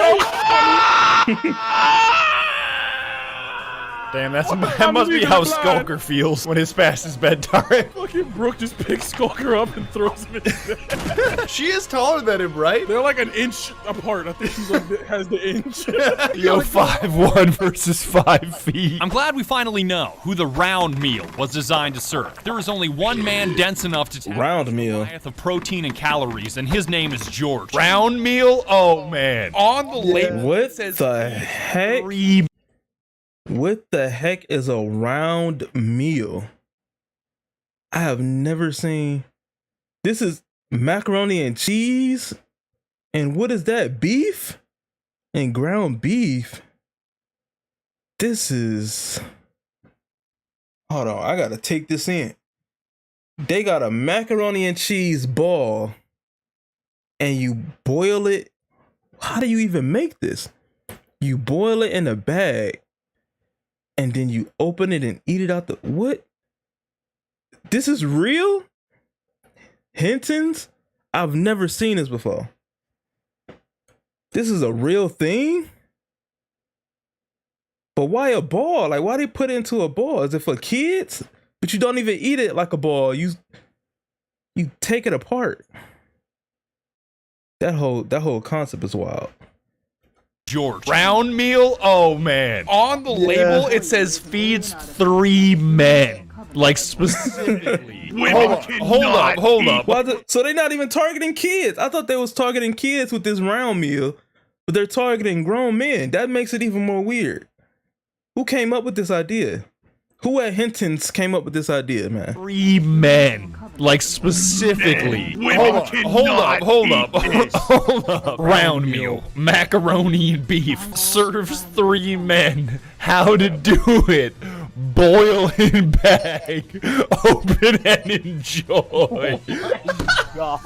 I wanna see just like a lineup of every motherfucker who is. I want to see somebody eat it. Protein blasted. Speaking of which, the campaign gameplay is a fucking blast. I mean, you could be racist towards enemies without technically being racist, according to YouTube's terms of service, because they're alien, non-human, fictional, and the slurs are officially endorsed by Bungie. Yeah! Yeah! Get fucked, split lip. Can we get a okay elite preferred species? Oh, you got stuck! Holy shit! Wow. You've got enemies that are racist towards you that I had no idea existed until Heavenly told me. Hold on, are the jackals the ones that can like jump around like maniacs over here? Those are skirmishers. They're like jackals, but racist. But I firmly believe that the 2 most dangerous enemies on Reach are grunts and your own AI teammates. Everybody else is just cannon fodder.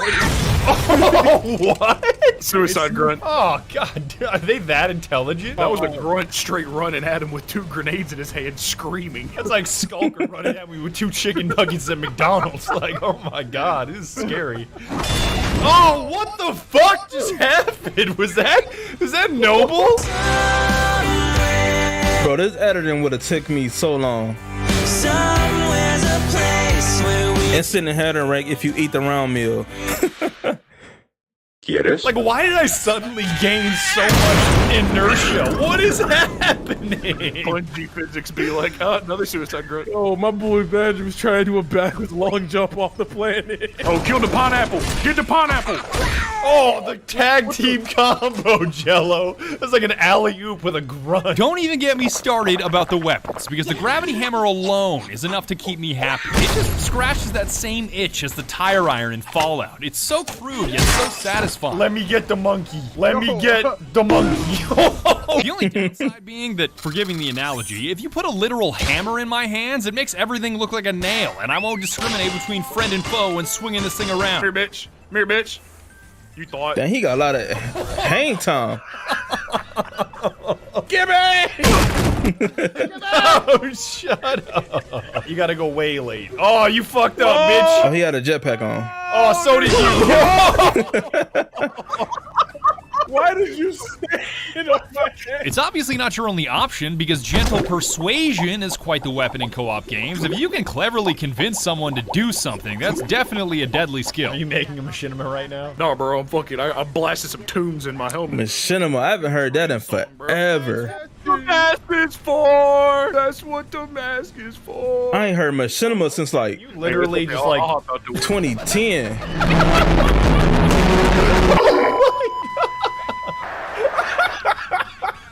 You must hate that dream song. You look so relieved just to unbuckle your seatbelt and take a step right.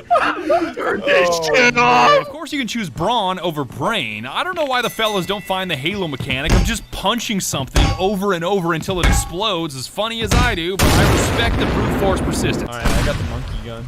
Holy shit. Dang, you're just punching it a bunch? That's how you deal with it? Yeah. What? That's how you deal with the Cash just got on and started punching. Pick him up! Dang. Yo, you're fucked, dog. You're fucked. You are fucked. I was about to say, I thought it was invincible. Exploded. You know how hard you have to hit somebody for a person? What you know about the solution to anything bad that you don't want, just punch it until it explodes. Another highlight of the campaign was this challenge involving a 200-foot jump off a cliff where the only way to survive is by executing an elite to break your fall, and if you goof it up... Machinima nowhere to be found nowadays. I know, right? They was everywhere in the early YouTube days. Now they just gone. Oh, you did it! That worked? And then I stole it! That jump actually worked? I got it! Oh, you did it! You son of a bitch! And then Dang.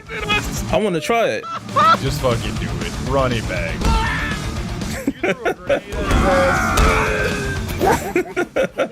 I feel fucking body. And he double tapping y'all. Disabled kid run the Hail Mary knowing damn well he won't catch it.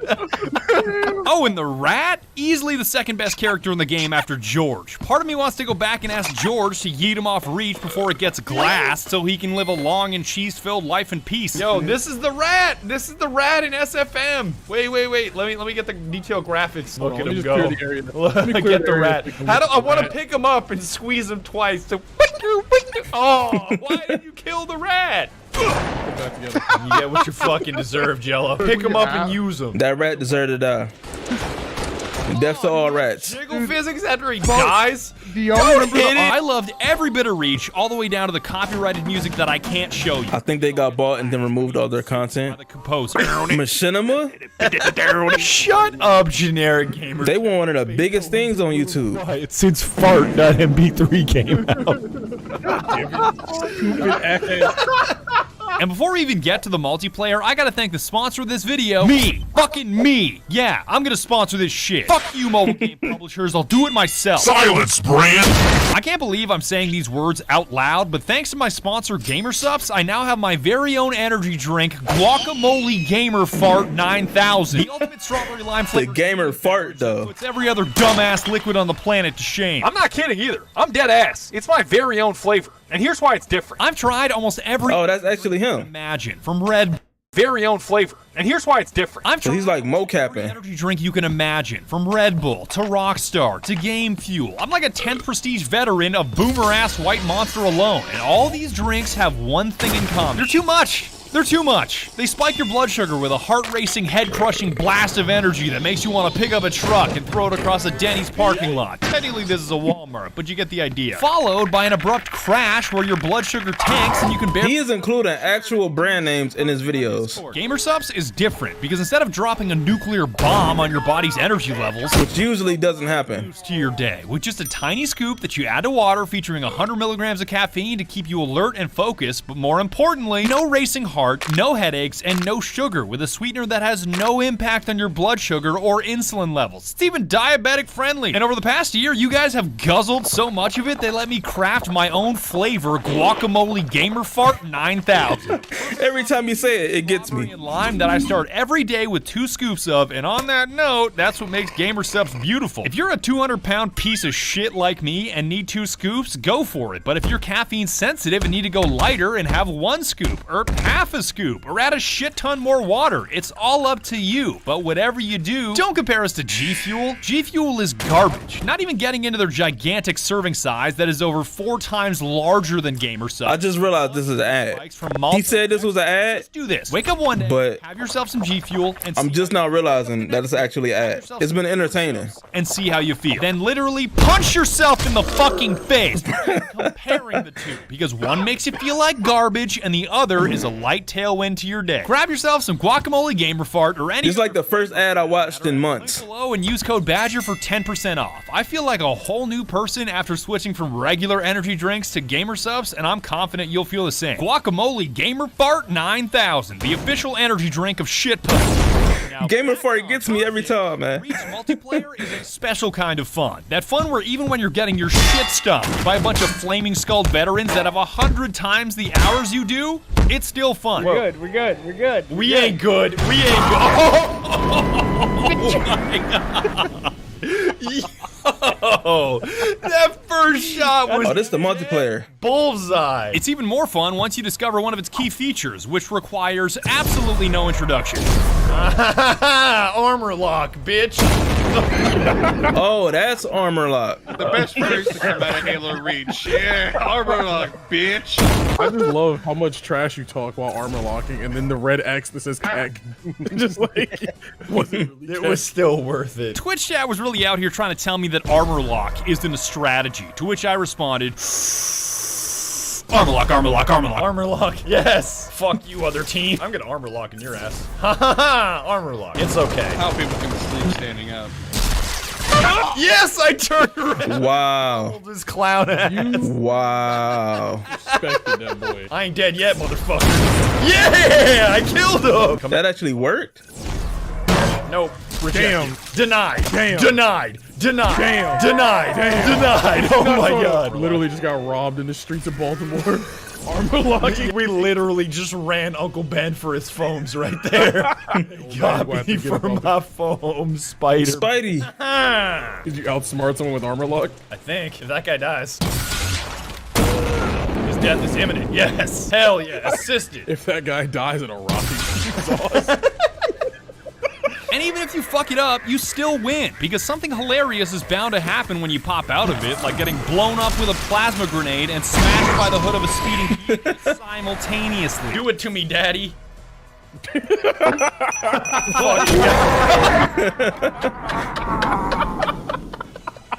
Damn, I got what I fucking deserved. I 100% deserve that. That was the absolute worst time to have my armor lock expire, dog. The main feature of Reach multiplayer that I love is the lack of customization, which I know sounds impossible given the virtual requirement nowadays to pack every game with skins and charms and skills and perks and battle passes, and I want to vomit. Like, Warzone is fun, but getting torn to shreds every game by perfectly optimized characters gets really old really quick. I am perfectly equipped to exterminate you. I am blacker than the ace of spades impossible. I know a lot of people complain about armor lock, but it really wasn't that bad. It doesn't seem that bad. You just kill them when they get out of it. Beam sword go.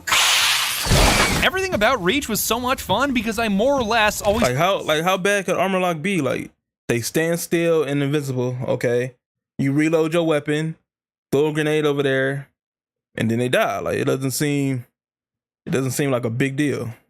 But again, I never played multiplayer, so I don't know. I don't know what people was doing in there.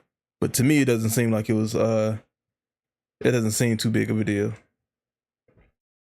Yeah, always throw grenades under them when they're about to get out of it. Works all the time. Yeah, simple.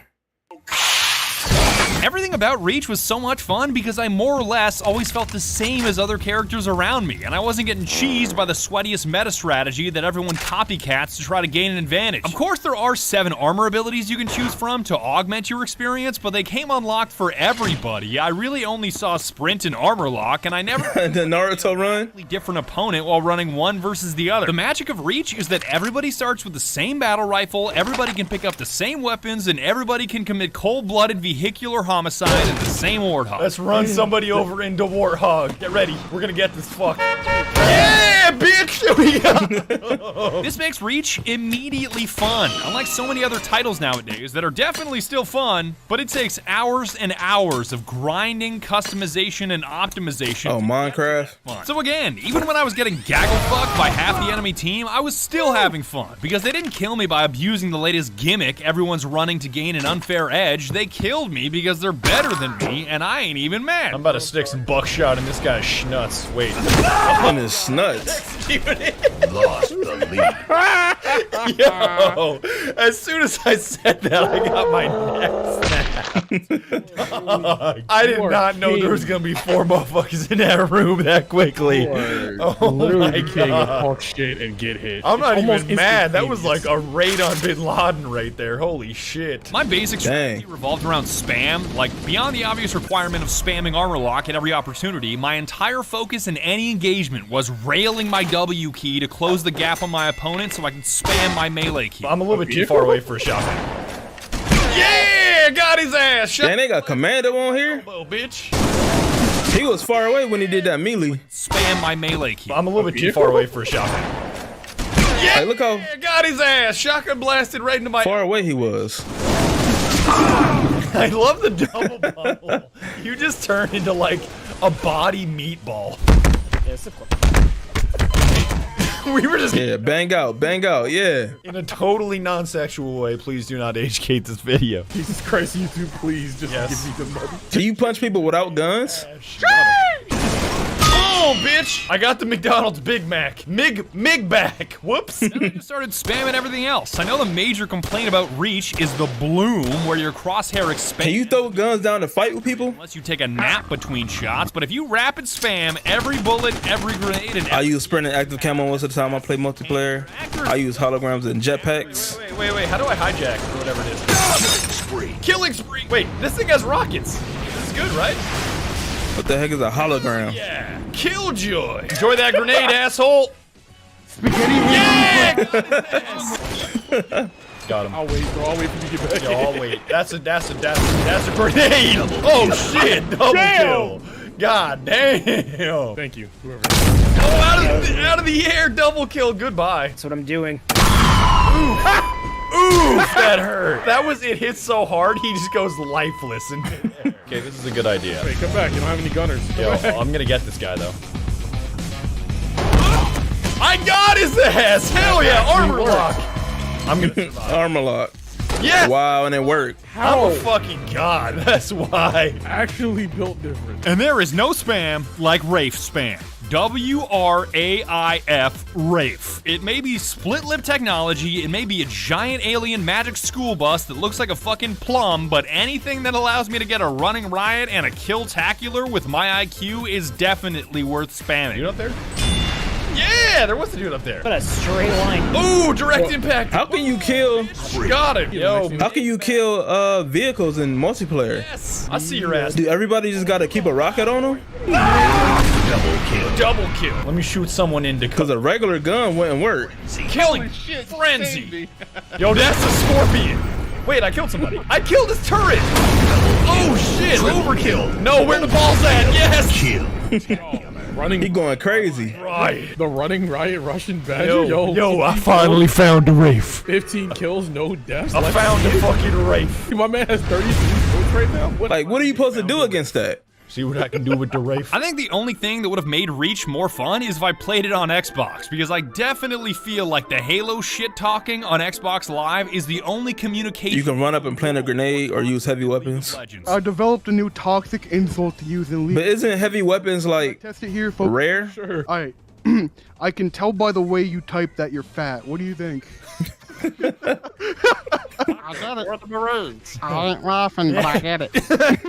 How about a dash of lemon? How about a dash of lemon down your fucking asshole? Congratulations, you've successfully made it to the end of the video with enough brain cells to comprehend the words coming out of my mouth. If you still understand what I'm saying, you're officially a part of the elite. Hey, I'm elite. That set of text is like so wrong. Like if it didn't start with M, you wouldn't know what it's. The mem Steve.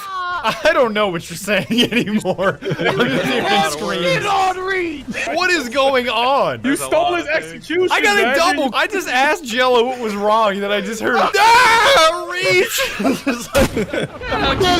Get on Reach! Every single minute that Jello plays a Bungie game, his DNA goes back like 100 years. Oh, that dude's body! But if all your brain's gray matter has melted into Mountain Dew and you no longer have the mental capacity to play the greatness that is Halo Reach, rest assured that there are other Halo titles out there that require far less cognition. Halo Wars. Show me top 10 Halo games. Never play Halo Wars. Halo Wars. Halo Wars is better than StarCraft because you could play it on your couch. Speaking of couches, coming in at number 5, IKEA. Wait a minute. You made this entire fucking video without a single Arby and the Chief reference? That's fucking stupid. Fuck this shitty fucking video. Fuck, swah. That's about it, dog. Halo Reach. Do not forget to buy some Guacamole Gamer Fart 9000 on your way out, because that shit's the Gamer Fart. I mean, it's not like a limited edition merch drop from Gucci or anything like that, but we can only make so much of it at any point. So this is a real thing. You guys are just gonna be chomping at the bit to this Gamer Fart is real. I thought I ain't see it on his website. I don't see the Gamer Fart. Gamer Fart. What flavor was it? He said guacamole or something. I don't see it on here.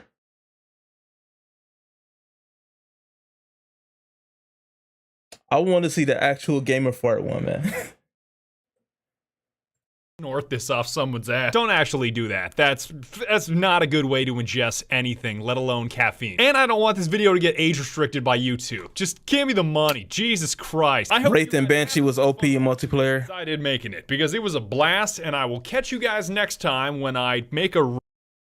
Yeah, I bet the Wraith. I bet that was OP because it's pretty hard to kill if your only option is running up to it and using heavy weapons. But I heard that heavy weapons was rare, right?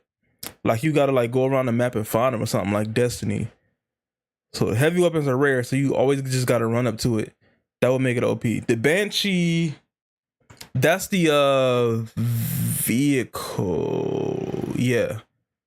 I get Banshee and Ghost confused. The Banshee is like the little single ride vehicle, right? For the Covenants. Banshee and Ghost, I get them confused. But yeah, y'all, that was the Armor Lock by the Russian Badger. Pretty funny video. I never saw any of his stuff. His editing is freaking crazy.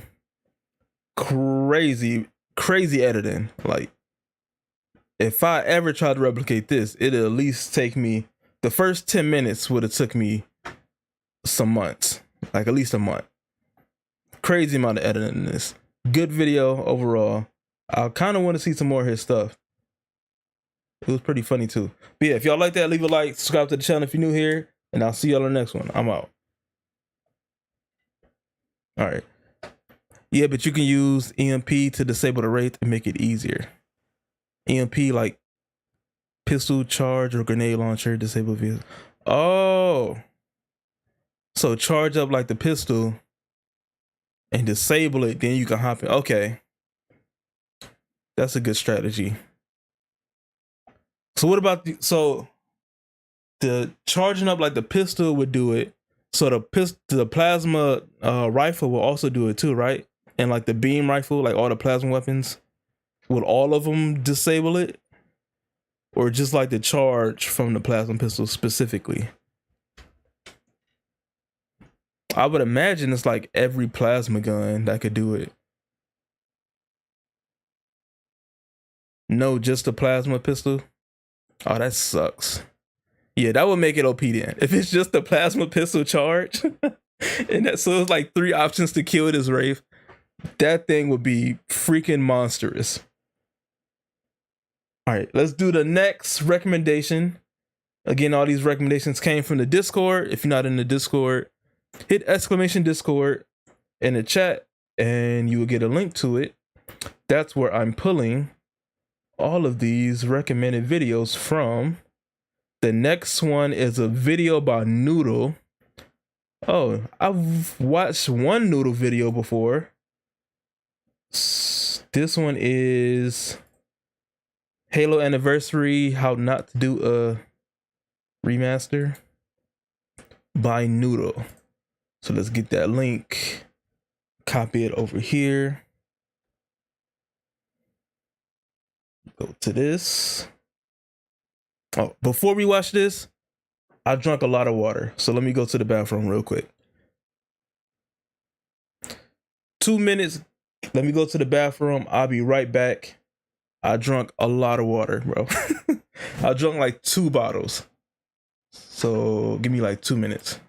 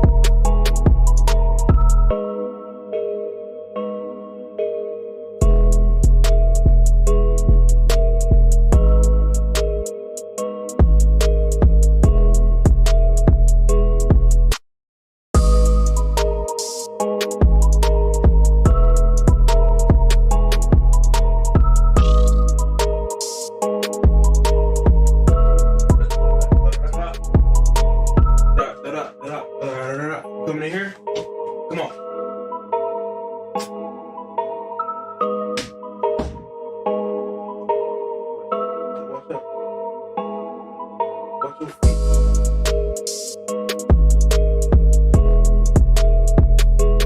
Come on. There you go. Don't chew on my headphones, either.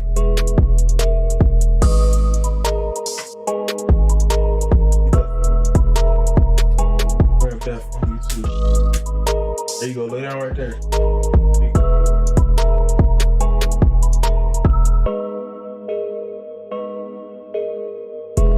Straight. You got to pee? No? Good.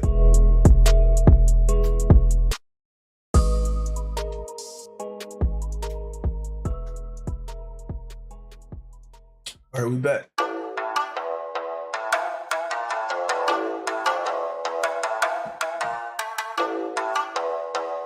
We back up and running.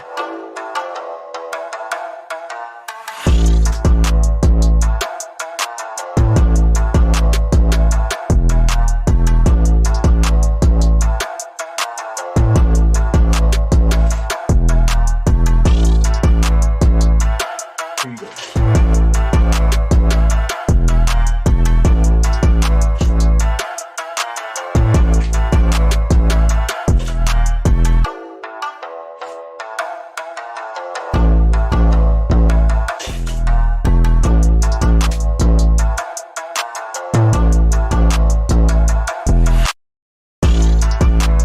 Or you can have these.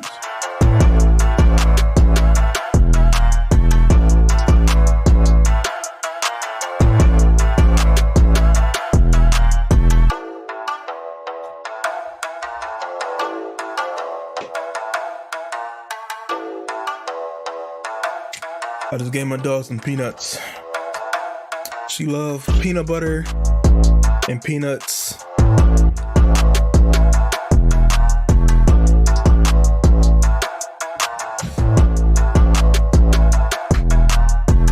Okay. How y'all doing, man? Y'all, everybody all right? Everybody straight? Everybody okay in here?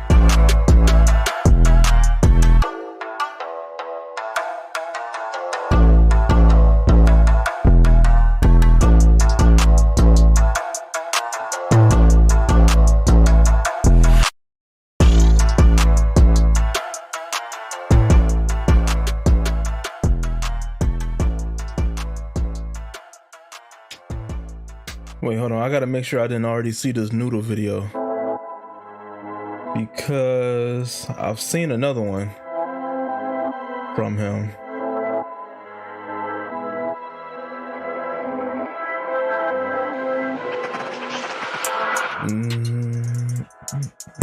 Hold on, this beat. Hold on. It's a drill beat? What's that? What song is this?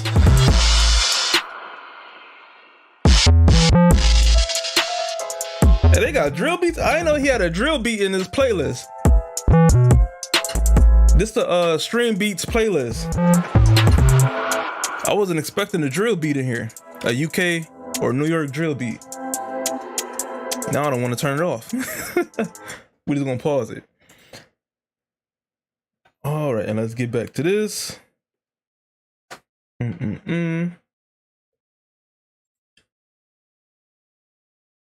To the noodle video.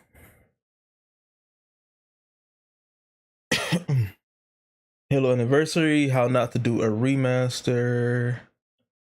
And let's watch this. Money making season and being broke is treason. What's up, y'all? Welcome back to BNL Reactions. Today we're about to look at the Halo anniversary, how not to do a remaster by Noodle. Let's go ahead and get it started. Money making season and being broke is treason.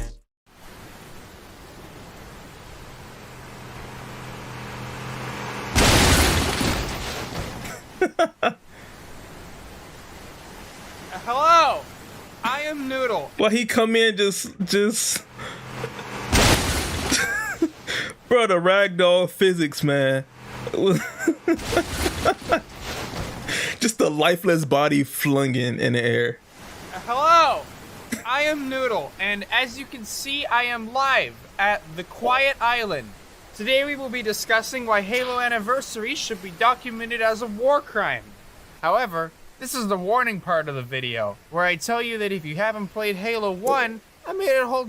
Okay, so the other video we seen of Noodle, he was talking about how good Halo Anniversary is, I believe. So it's interesting. We're gonna hear him speak negative about it. The warning part of the video, where I tell you that if you haven't played Halo 1, I made a whole damn ass video about why you should.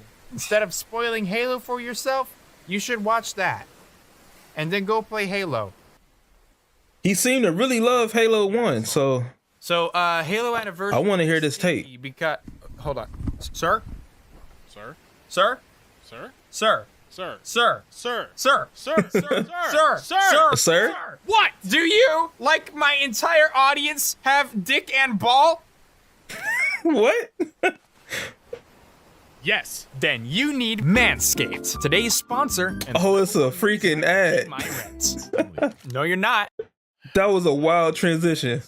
It's a shaving and a hygiene for people who. That was a wild transition. Shout out to him, though, man. Box they sent me. The person saved pubic sign was always this socially acceptable.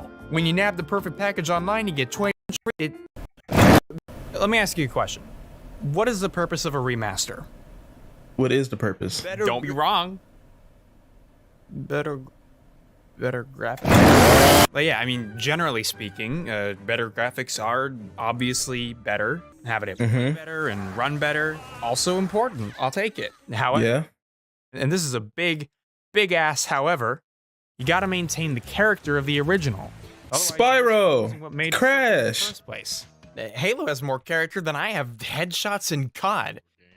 Which is like so many. Oh man, he sucked. The original Halo was made by Bungie, who partnered with Microsoft in 2000. Together, they loved and cared for Halo until their eventual divorce in 2007, in which Microsoft took the kids, but still let Bungie see them on weekends. After a while, though, Bungie moved on, and so Microsoft. It's a wild analogy. Stepdad, 343 Industries. Their first project was Halo Anniversary, a joint effort between 343, who presumably oversaw development, and Saber Interactive, who presumably did most of the work. Now, a lot of people like to talk shit on Anniversary. Not enough, but a lot of people. The thing is, I don't think most of them really get to the heart of the problem. What's wrong with Anniversary? I liked it. Anniversary, if you will. By far, the most common complaint you'll hear from fans of the original is that the remastered visuals are too bright. And they're not wrong, but to just point at a light source and call it a day is more than a bit reductive. Not to flex my gigantic pulsating brain, but the reality I think is a bit more nuanced than a botched gamma slider. If Combat Evolved was a little engine that could, Anniversary is the little shit that didn't. The way this game was updated signals to me either a lack of care or understanding of why Combat Evolved looks and feels how it does. Like, take the cutscenes, for example. Weird thing to start on, I know, but bear with me here. Combat Evolved did not have groundbreaking animation by any means, but it got the job done, and the performances more or less made up for what the animation lacked. You can't imagine the wealth of information. The knowledge, so much, so fast. She is stiff. Now, her face is stiff. Approach to updating these cutscenes seems to have been a sort of hybrid between adapting the original and implementing motion capture, which in theory sounds fine. Right, it sounds good. But on paper, a lot of things sound good, like feeding your dog chocolate. Or no. Pro and Smash. Motion capture does not invariably lead to a Persona, more realistic animation. It's a tool. I love Persona. Gotta know when to use a tool. Gotta use the right tool for the right job. I tell you to stab this man, what are you gonna use? Hammer? No. Point is, unless the dude in the suit is really good at his job, it might just be better to do some stuff by hand. Especially when fucking voice lines and physical movements are recorded separately, because otherwise the guy in the suit has to effectively mime with their body the acting decisions somebody else made in a recording booth. And that's hard. So hard, in fact, that unless you do it perfectly. Why would they not just mic up the dude that that's doing the stunt work? That makes the most sense to me. He's already doing the stunt work. Just mic him up. Instead of having somebody else do it, that's just increasing your budget. Hard. So hard. Vonvo said if you play Halo CE on original Xbox, you would agree that classic version is better. Classic version is good. I agree that they did brighten it up a lot because I switched through the graphics on MCC just to check them out on certain levels. And I agree that it is brighter, which can destroy the mood, but the overall graphics still look good in the anniversary version. It's not that big of a deal to me because that was my first time playing it, so I'm not like attached to the original. I ain't like super attached to it, but I can agree that it did lose some mood from the lights and all that stuff. But it's not too hard to put back. Like, it's not a bad. Unless you do it perfectly, people tend to notice. This shit is weightless. Stun guy would have had a right voice. And occasionally just I guess. Broken. It reminds me of Food Fight. Do I gotta clarify? Do you need more explanation? Well, that's nothing. That's no big deal. Here's where the level of fuck goes from middling to obnoxious. Remember the animations from the original game and how they weren't great? Because, gee, for an SD card of someone's brain, Cortana sure moves like a fucking robot, huh? I leave home for a few days and look what happens. It won't take long. So not everybody got the mocap treatment, obviously. Did they just forget to animate her face? What is this? A realistic iteration of a character moving in an unrealistic way is not a good replacement for the cartoony version moving exactly how you'd expect. You know, cartoonish. Just look at how much better the exact same animation looks when it's applied to the model it was designed for, instead of the one that comes from a different video game with a completely different visual style. They even changed the camera angles. You're not supposed to see it this way. It just looks worse. I don't know. It looks pretty comparable. Completely different visual style. They even changed the camera angles. You're not supposed to see it this way. It just looks worse. Let's see. Clear, unflattering expression, emotions 10,000 yards. Neutral framing doesn't say much. Jank. Over here it say jank ass claw hand. That's funny. I don't know. From a person who's not attached, this point that he's making, I don't really understand it. I mean, I understand what he's saying, but I don't see it. They even changed the camera angles. You're not supposed to see it this way. It just looks worse. You cannot just drag and drop high-res assets into an experience that doesn't take it into account, but just expect it to work. Mario in Unreal. The dated animation mixed with the overacting comes off so amateurish that it becomes distracting. And when your goal is to tell a story, distracting the viewer with weird technical hiccups is the worst thing you can do, because it actively removes you from the experience. Not Andromeda. This isn't to say that a mixture of hand animation and motion capture couldn't have worked. Halo 3's manual animation holds up pretty good, and the motion captured stuff from Reach looks great. Both of these methods can work. I mean, Halo 2 Anniversary did the exact same thing as the first game, but over here it looks amazing. Mm-hmm. Probably because it was made by people who knew what they were doing. Oh, did I mean to say that out loud? Yes. You know, with a bit of budget, they could have completely overhauled these scenes and breathed new life into them. But no. Instead, what we end up with is the worst of both worlds. An experience that is at its best inconsistent, and at its worst, fucking embarrassing. Yank me. Okay, now we're getting warmed up. Y'all know the flood level, right? The big reveal. And yeah, the flood, yeah. This thing is a masterclass in building tension. We go from 5 straight levels of gung-ho, upbeat, alien euthanasia to, oh god, what the hell? I don't like this is dark. I didn't kill him, how did he die? Oh, what? Instead of wave after wave of covey bitch, enemies are scarce, scattered. Why are they running? How'd that dropship crash? What's this little man on my screen? Could it be foreshadowing? I don't know. I am a 7. I am a 7. Sunny beaches. You're stuck in dark swamps and cold corridors. It's a great tone setter. But it ain't perfect. The interiors of the level can feel foreboding, yeah. but the lighting and the colors here don't really say much to me. What I'd love is to see this level overhauled to more clearly telegraph a foreboding atmosphere. That mission I did play in original graphics, cold and so I don't know how the remastered looks. It's beginning to change the atmosphere, and also this is the swamp level. Some mist here, some reflections there, and a sort of green fog to contrast the foreground's purple falls right in line with Halo's color palette, foreshadows the flood, and in my opinion, just looks pretty good. A reimagining of this level, one that leads harder into the barren atmosphere and dark, moody lighting with modern-day graphical fidelity would be amazing. It can make the level's storytelling even more effective. They didn't even use the Halo Reach Marine model, they used Reach Army model. For real though? For real? Do you want to be scared? Because I don't want to be scared. No, nobody wants to be scared. This doesn't even look sci-fi. Here's what you gotta do. Turn that up. Put some blue, get that tan on it, just fuck it, right? Already, so much better. So much better. But we gotta go further. I want this to look like it was made by the people who make gaming computers. Yes. Yes. Yes. Yes. Why is gaming computers like so extra in their design? It's very, very extra. Yes! Yes!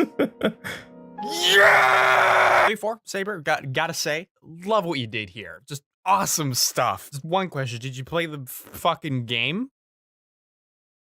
Did you do that? Why is everything so goddamn bright? What is the purpose of these? Whose bright lens-flared idea was it to have all this wall redesigned by Tony fucking Stark? What exactly possessed you into looking at Halo and thinking to yourself, huh, not brown enough? Like, I get the sun is setting, which is another unnecessary change you didn't need to make, so inevitably everything's going to look warmer. But I mean, save for the higher contrast and the brighter colors, it almost resembles a 7th gen piss filter, which, mixed with the patches of dirt and the foliage that you added, gives Halo much more of an earthy quality. You know what Halo's not? Earth! We're in space! And your decision regarding our first interaction with an alien planet is to make it look more like home? What is wrong with you? The graphics are so far detached from their source material that Halo Anniversary is at points more indicative of a fucking fan project than a professional release. Because it basically is. The original Halo is simple by design. If it's on the screen, it probably serves a purpose. I think I like the updated graphics. I think if they just made it darker, without all the lights, like all the extra stuff he was talking about with the in this shot right here, like if they kept all the extra textures and stuff on the wall, but then made the mood darker, I think everybody would be fine. Honestly, because it's not like they made it bad looking in the updated version. They just made it brighter, which again lost atmosphere. I understand that. Vombo said, I really wish Halo 1 Anniversary Remaster wasn't a thing. I feel like everybody needs to experience the classic original. But you can experience the classic. You can switch. You can switch back and forth in the MCC. Like, I'll switch back and forth on levels. And you can see the difference. Like, I feel like if it was just darker, everybody'd be fine. Like, all these extra textures and stuff is fine. If it was just like a darker mood, everybody'd be okay. Halo Anniversary is at points more indicative of a fucking fan project than a professional release. Because it basically is. The original Halo is simple by design. If it's on the screen, it probably serves a purpose. Its strength lies in its— But maybe I'm tripping. In its restraint. I could be. Oh, good. Yeah, but a lot of people won't, especially new players. Even when you didn't mess that up, you just couldn't resist fucking with all the colors, could you? Here's a shot from the original. It's pretty good. It's very old. Now here's the new one. This is actually pretty good. There's a catch though. It's actually not the Anniversary. It's a multiplayer map made by a different company. Here's the real one. I crave death. Halo has these cool ass purples and greens that made it feel so unique. Why are we not leaning way into that instead of piss yellow? Look, Where these are subjective artistic choices that I happen to disagree with. But the problem with these decisions are that they stand in direct conflict with the narrative Halo tries to tell. Let's look at the cartographer. Its interiors are intentionally a little bit 801. and a subtle update to the texture. They used the PC port for Anniversary, which is not great. They fixed a bit later on. Modern. Just kidding, Wall. Who likes Vaporwave? Am I right, guys? BRB, gotta go make a night level look like it was filmed in a fucking studio.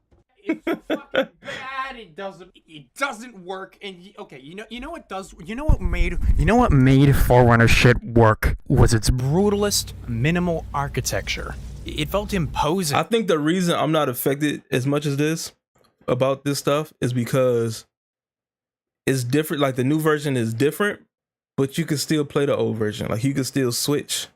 If they didn't have the switch feature in MCC where you can go back and forth, I would agree with y'all that, or the Halo community in general, that yeah, you should have not made it as bright like that. But the fact that you could switch back and forth and see the original, at least, I'm not as, hung up on it.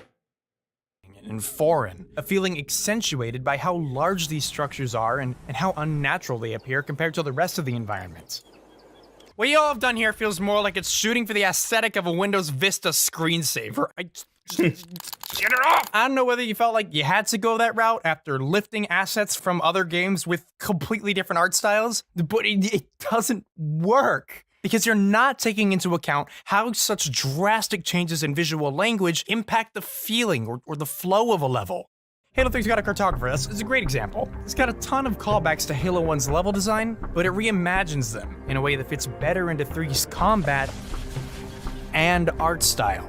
Mm-hmm. The room is bigger, so the textures have more room to breathe. There's a lot more complex in Halo 1, but it works because color, lighting, and negative space are used to retain visual clarity, as opposed to Anniversary, which looks more like someone slapped a big shadow on a Forge map. Ugh. And it's not just the mood that they ruin time and time and time and time and time again. The gameplay suffers too. Here, let me explain. Really? In Combat Evolved, enemies are almost exclusively adorned in bright, primary colors, as opposed to the backgrounds, which tend to have a more subdued, neutral palette. This is intentional. At a glance, you already have all the information you need, and you're more prepared to kill that elite.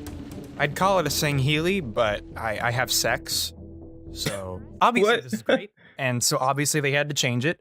Now, enemies blend right into the background, and the backgrounds are complex as shit, all the time. If they weren't moving, it'd be like playing fucking Where's Waldo. No, awesome, great, love it. This may sound really obvious, but how a game looks...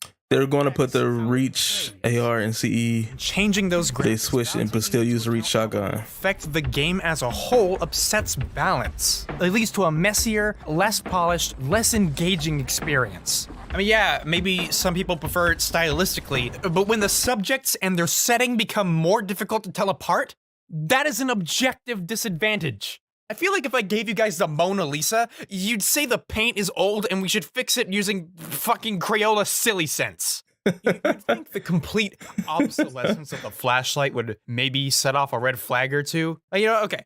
Halo makes constant use of light and dark to convey information and to set the mood. But when everything's real dark, you can't see anything. That's why you have the flashlight. Limited visibility paired with impending danger is a tried and true horror tactic, and from a gameplay standpoint creates an interesting new challenge for the player. Flashlight's got limited battery, making it a resource to be managed. Another piece to the combat puzzle. Is it annoying? Yes. Am I glad Halo 2 removed the battery? Also yes. Okay. However, the player having a flashlight allows developers to make places dark, which in turn helps build atmosphere. Who'd have thought? Anniversary says fuck that shit! I didn't even know it was possible for a game to feel overexposed, but here we are. Even when it's supposed to be nighttime, shit's lit up so good you'd think the fucking Messiah's returned. Every level, and I do mean every single level, feels like there's some kind of high contrast filter over it. It is textbook overkill. I want you to think about this for a second. It is now more tactically advantageous to switch to the new graphics than it is to actually use the flashlight at any point during gameplay, with the one exception being the flashlight tutorial. What the fuck? It's ironic. I looked into the development of Anniversary, and it's not like they didn't care about Halo. They went really far out of their way to ensure the gameplay remained untouched. From the get-go, 343's design philosophy was to update the visuals and add features without interfering with how it plays. This was done by running a remastered version of the game directly on top of the original. All the physics, AI, animations, everything could be directly referenced in real time, eliminating the need to recreate any part of the game from scratch, which is honestly genius. We can do this. We can make the game look like a current generation game, and we can do it by using the original Halo 1 engine. However, this approach comes with some limitations. The most obvious thing being that nothing about the way Halo works can be changed. For better or worse. The geometry of the old game, hold on, actually, side note, for those who aren't aware, 3D objects in space are made up of polygons. This is true for movies, games, VR porn, everything. That's VR porn? I hear people talk about poly count like it's a big deal. Generally speaking, the real world isn't usually super blocky. So the more polygons something has, the more realistic it'll look, and the more teraflops per megashits you need in order to process all of it without... So, if you're making a remake, you're gonna want to update or replace the low poly objects with newer, high poly shit. But okay. Our remake is still running on top of the original's geometry. So all the physics are based off that old stuff. So what happens if the old stuff and the new stuff is different? A piece of shit video game! There is nothing more infuriating than carefully lining up a shot and then realizing, after you take the shot, that, oh, sorry, you actually hit a tree that's a couple yards wider in width than you're able to see. Is it really that sucks. ask of you, Saber, to just make a tree the correct size? See, you're never gonna run into a problem like that in Combat Evolved because the physics are based. It's a very specific problem, but actually see. I understand. Not a loose interpretation someone with their brain on the wrong way thought looked cooler. And no, I'm not saying that the new geometry has to be 100% accurate all the time, but oops, you shot another wall you can't fucking see should not be a reoccurring theme. It shouldn't even happen once. Noodle, you're getting too worked up. It's not a big deal. No! Good graphics don't mean shit if the game is measurably worse to play. And most of the time the graphics are fucking downgrade. Why can't you be like your little brother? Look, I'm not just gamer angry because I didn't get something I want. That's only part of it. It's just, it's so frustrating because buried underneath this clusterfuck of post-processed polygons, there is a goldmine of potential. Go to your room. For every 27 missteps, the remaster will get something just right, or make a creative decision that enhances the experience, instead of just changing it because it can. The terminals often kind of suck, but a few are actually super interesting. The one with keys is amazing. The sounds in the remaster are better on almost every front. Oh, did the original not have terminals? Or were they just like updated? Ambience too. The soundscapes are super detailed and fit the environment perfectly. But it's all overshadowed by an overwhelming lack of restraint. A more is better approach to modernization that turns stark, clever level design into a convoluted mess. You know, I would say I don't know what the hell you were thinking, but you posted concept art, so I guess I got a pretty good idea. And you know what? This isn't bad. I mean, it's not great. It's still a huge departure from its source material. It's still too bright and verges on overcomplication, but it does look very pretty, and it invokes a looks nice. Wonder. Same here. It's too bright, it's too complex, but it has a sort of foreboding energy. CE Anniversary, most important. Halo 2 Anniversary didn't have terminals. Did we end up with this? What kind of butterfly effect have-an-ass event led us to a reality where we share oxygen with flat earthers, moon truthers, and this level design? What does blue and tan say about the story? Nothing. You can't just toss in details wherever you want. I can't just toss a joke in wherever I want and expect that to work.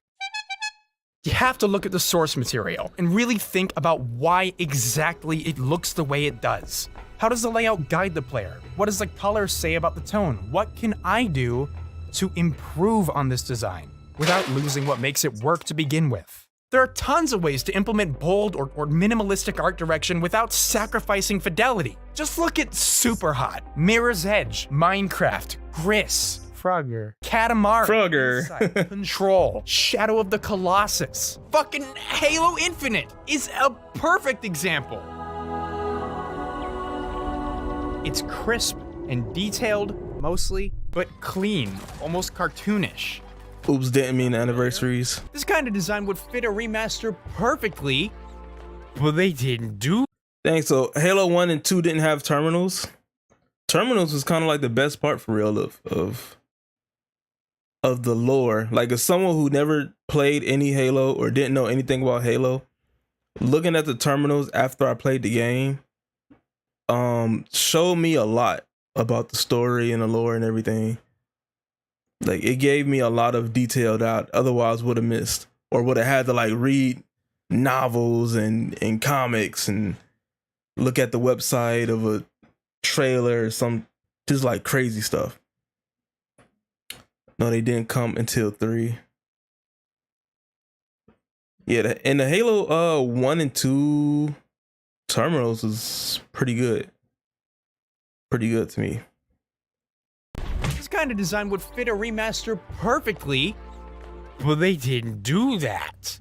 How do you think this impacts a newcomer's first impression? Think about it. Whether it's a remaster, remake, redux, reboot, soft reboot, sequel, prequel, or whatever EA fucking told you to call it, when a newer version of an old thing is remade for modern hardware that more people have access to, with added features and bonus content and improved visuals and whatever else, it implies that this new version is the best version. Yeah. And at this point, I don't think I need to really tell you that sometimes that is just false. What? Yo, why does Spyro look like that? That is just... Why he look like that? Oh, he looks so derpy. Look at his eyes. It's like the eyes and a square head. Oh, he looks derpy as heck, bro. It's false. They did him dirty. Even find the old graphics. Goddamn hidden so good in menus that I shit you not. I've had multiple people tell me that they didn't even know they could swap between versions until hitting tab by mistake. It's like they don't want us to remember that Bungie made this stuff. The credits and the thank you messages are all cut from the collection. Dude, Microsoft actually forbade anyone on the that's wild. Speaking to Bungie veterans while making Anniversary. Microsoft said you're not allowed to talk to Marty O'Donnell about these remasters. They were actually prevented from talking to me about remastering. Wow. Why? What the heck happened between them? What happened between Bungie and Microsoft? Like, that's some petty stuff, man. They can't even talk to the dude. Marty made the music, right? They can't even talk to the dude who made the music. What the heck happened behind the scenes? We gotta find out what happened behind the scenes, because this is some extreme pettiness from a company, and we need to know why. Prevented from talking to me about remastering the music. Look, despite what my rose-tinted glasses might have you believe, I'm fully aware that the graphics age like grandma. No offense, Grandma, you're just old.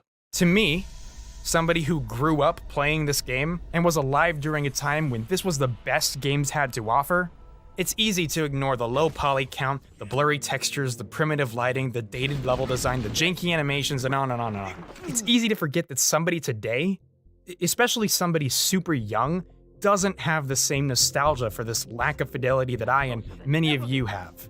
What to many of us looks charming is to many others just primitive and unappealing. For some, the barrier of entry for a game this old is just... The original graphics do look good in some parts. Past a game with such a dated presentation. With the release of the Master Chief Collection on Xbox... In some parts, they do look good, and I do like it. ...out there who continue to experience Halo for the first time.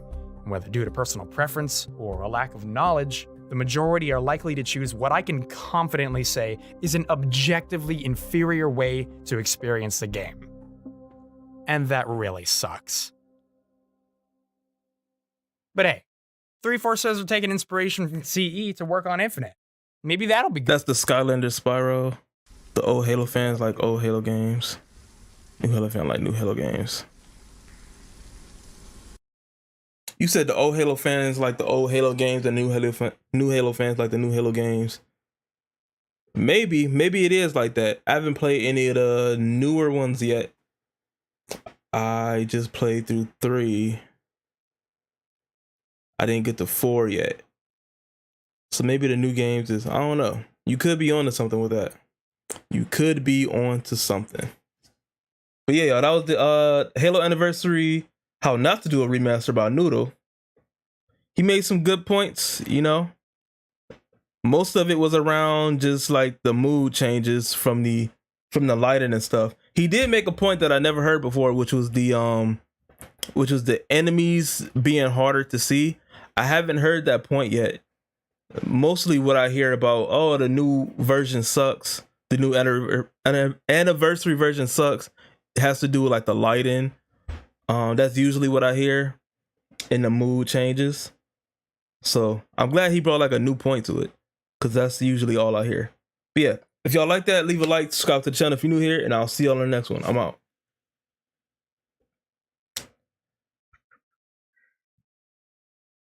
Okay. I remember some people complaining on old Halo games how there were no sprint, couldn't run. Yeah, when I played Reach and then started playing like the older ones, having no sprint threw me off, but I kind of just got used to not being able to run. Cause yeah, when I was playing Halo Reach, I like the sprint option more than all the other what's they call powers or suit abilities or whatever. I always chose the sprint. Even a jetpack was cool for a second, but I always went back to that sprint. The sprint was just too nice. It was just too good. Too good. All right, what other recommendations we got? Let's go back into the Discord and see what else did y'all put in there for me to look at.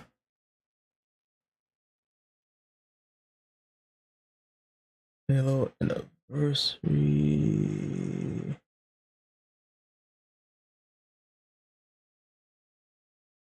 Oh, we got another noodle video. Swastik. We got another noodle video. Let's put this in here.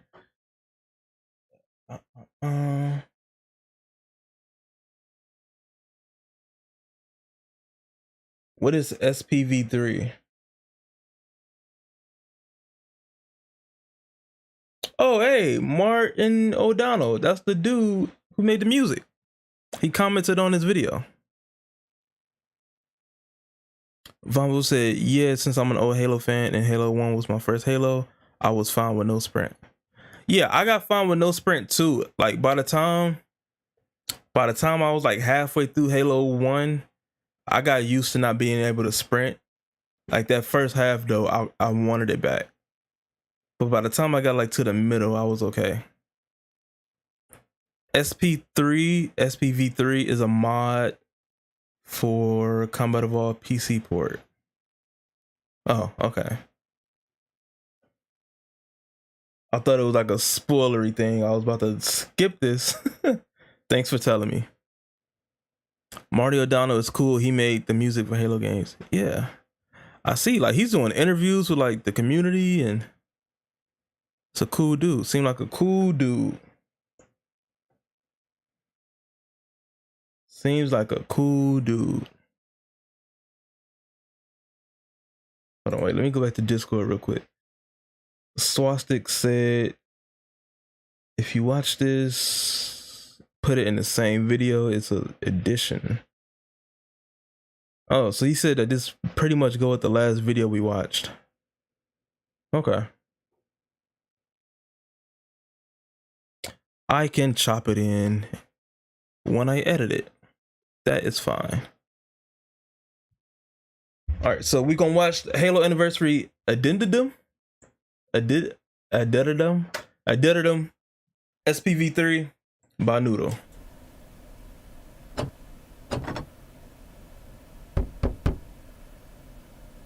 It's like a cardboard cutout.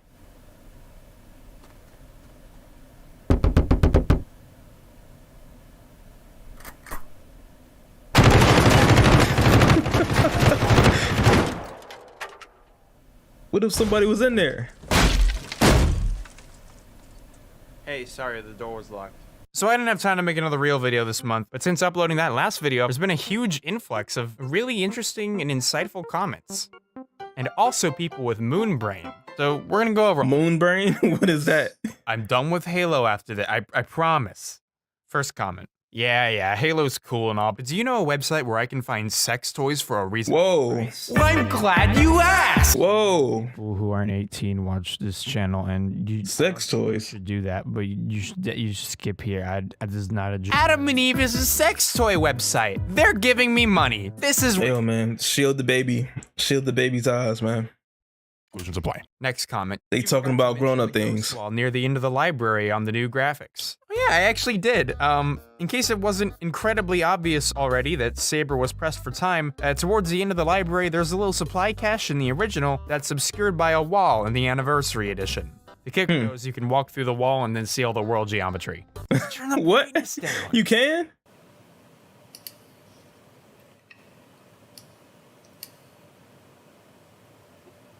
Yeah, it's still ugly. Halo. Contrast evolved. You had me right up until look how good Infinite does it. Hey bud, great news. I just got word back. You're actually allowed to agree with me, but disagree with an example I use. You can have both. I just hate people like this, so remaster's better than the original. Yup, I just triggered literally everyone. But I literally don't give a shit. We need an SPV3 video. You won't like it. I loved Anniversary. I mean, that's fine. I wish I loved it. Look, I'm not here to guilt you into disliking something just because I hate it. My goal here isn't to make you think like me, it's just— How do you say your name, bro? Healthful Drago. Oh, Healthful Drago. This video is hilarious. All right, bet. To make you think. And hopefully laugh once. Thanks for the follow, man. Dated, but I think it looks beautiful. Hey, look, I think Halo is charming. I made a whole video about it, but its age is showing, there's no denying that. Lots of good arguments in this video, but could have done without all the excessive screaming. Very cringe. Soy-inducing? I'd love to see you do a remaster. Oh, you know, I didn't realize that because I don't have a massive team, publisher money, and infinite time, I'm actually not allowed to criticize video games. Yeah, I'll keep that in mind moving forward. Do Halo 2 Anniversary now. A lot of people wanted me to talk about this, but to be honest, I really don't have much to say about it. I like the Halo 2 Anniversary. The cutscene music is no longer adaptive, or how they botched certain weapon sounds, but that's what they are. Nitpicks. Not fundamental objections to Saber's entire approach. I like Halo 2 Anniversary. I think it's an improvement. Yeah, me too.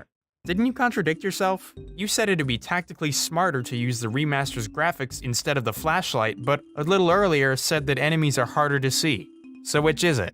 Again, it comes down to faithfulness to your source material. This level was made to be played in the dark, in a deep-fried JPEG. What cutscenes use motion capture? He called it a deep fried, dude. He called it a deep fried JPEG. This level was made to be played in the dark, not in a deep fried JPEG. What cutscenes use motion capture? I think you're full of it, dude. The answer is none. Not even in the remaster. Yeah, one sec, hold on.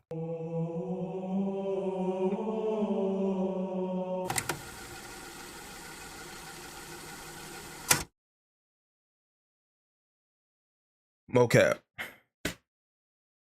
I agree with you, but despise the use of the phrase objectively inferior in an opinion piece. Yeah, I kind of regret that word choice. Nothing in art is objective, really.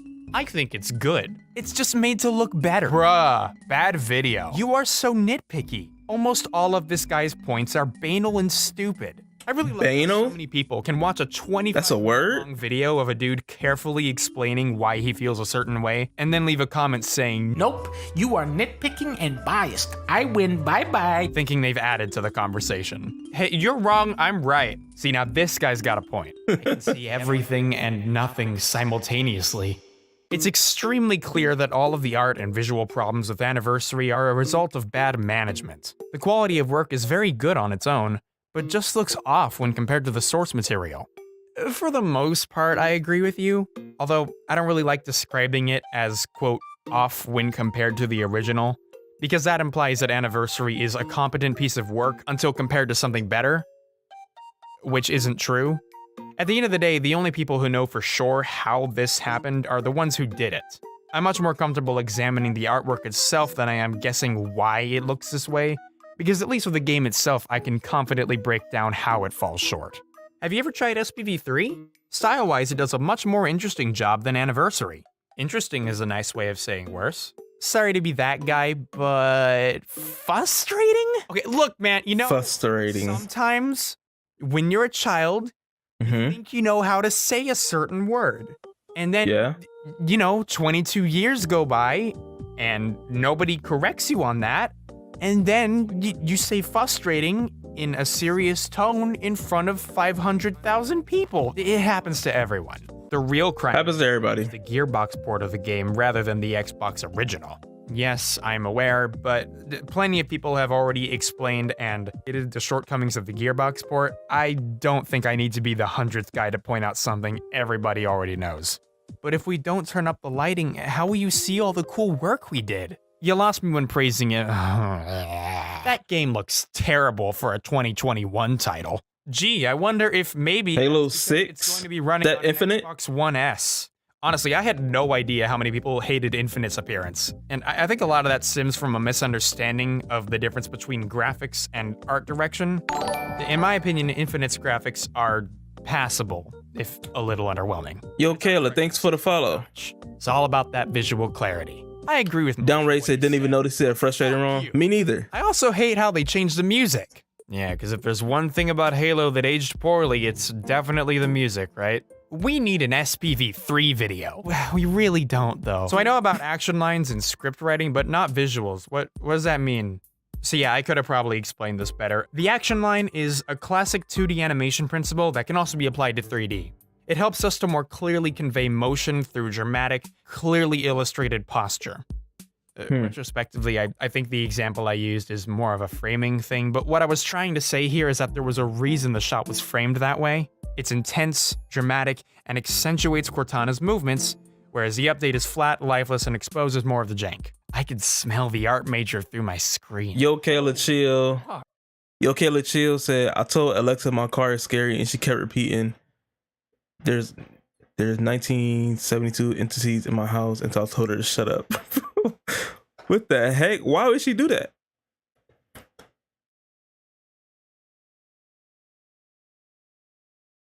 Why the heck would Alexa do? Alexa's like trolling you, bro. You gotta get her under control. She's trolling you. Exposes more of the jank. I could smell the art major through my screen. Holy fuck. That is the most creatively insulting thing I've been told in a long time. It's not a remaster, it's a re-release. It's not a remaster, it's a reskin. I'm iffy on your opinions because you showed remakes when talking about remaster. I think you're confusing a remaster with a remake. Is this really the hill y'all want to die on? If you really want to be a fucking Point Dexter, Halo Anniversary is really its own thing. Because no other game I can think of runs the remaster. It's still really creepy that she keep repeating that over and over. Intentionally spoken broad. Yeah, like she got possessed or something. Talking about can apply to remasters, remakes, reboots, whatever. It doesn't fucking matter what you call it. I have sex, says the YouTube anime. Okay, you know what? Infinite I have sex. Like CE. Evolved wasn't meant to look cartoony, just colorful. Old interviews show how Bungie wanted to make this alien world feel real. It's easy to misinterpret old games as cartoony, but that was never the intent. I think you misinterpret those old interviews. Visual media doesn't have to be realistic in the traditional sense to feel real. Accurate isn't realistic, but it feels real as hell in the sense that it feels grounded. Did he call this accurate? Doesn't have to be realistic. It's Akira. He called it accurate. Am I hearing this wrong? In the traditional sense to feel real.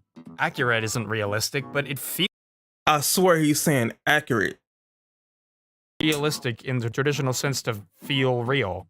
Accurate isn't realistic, but it feels real as hell. I hear accurate. It feels grounded, especially in the context of its own universe. It's incredibly detailed and brilliantly paced. You can easily lose yourself in it.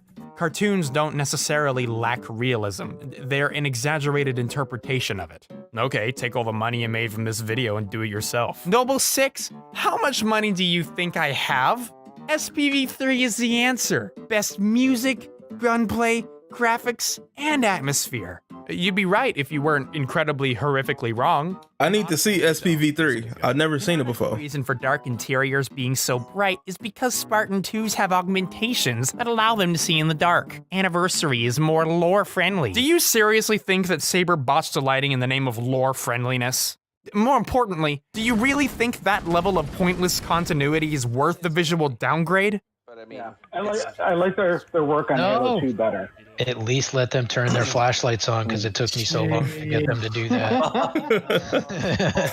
Noodle should play SPV3. Listen, there's a reason I don't want to talk about it.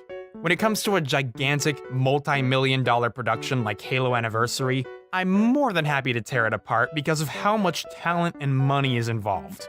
We should really be holding them to a higher standard anyway.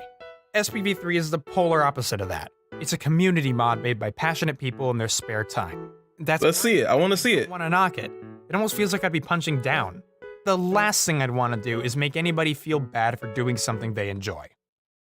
Even if I think the end result is terrible. Can't be that bad. This is a real bummer note to end on, huh? I interviewed Marty O'Donnell. Expect that sometime. You need to play and then make a video on SPV3 and SPV3. You gotta play SPV3. Yeah, you gotta play it, man.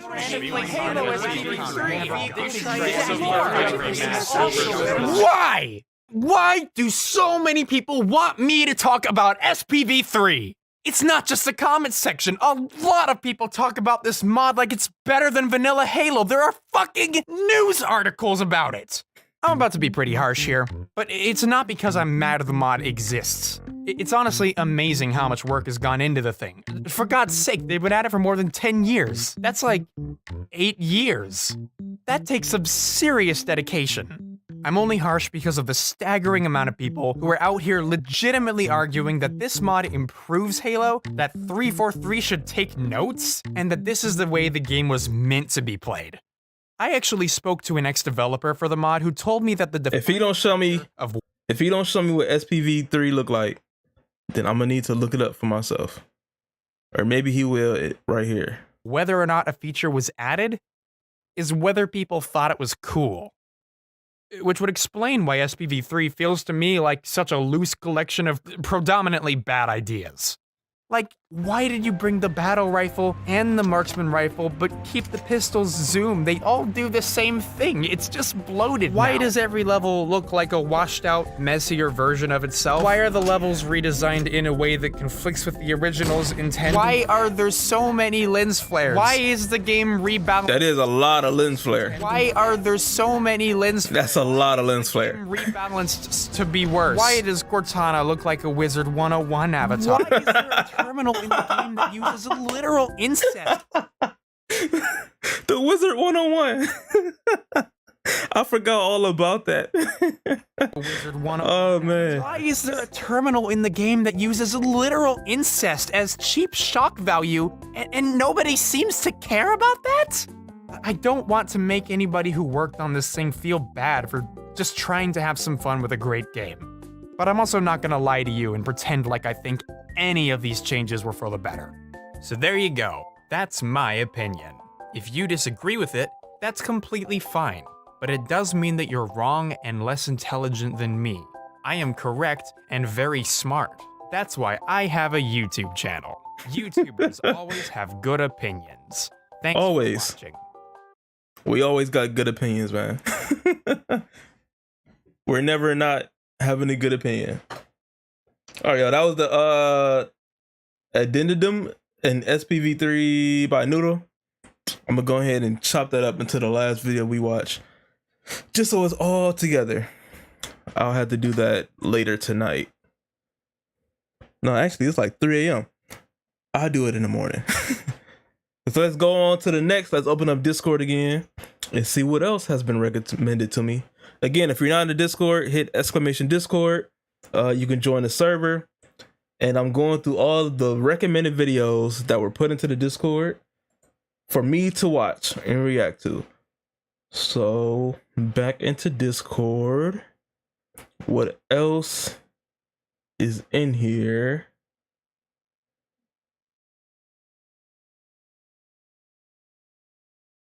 Wait, did we see that one already?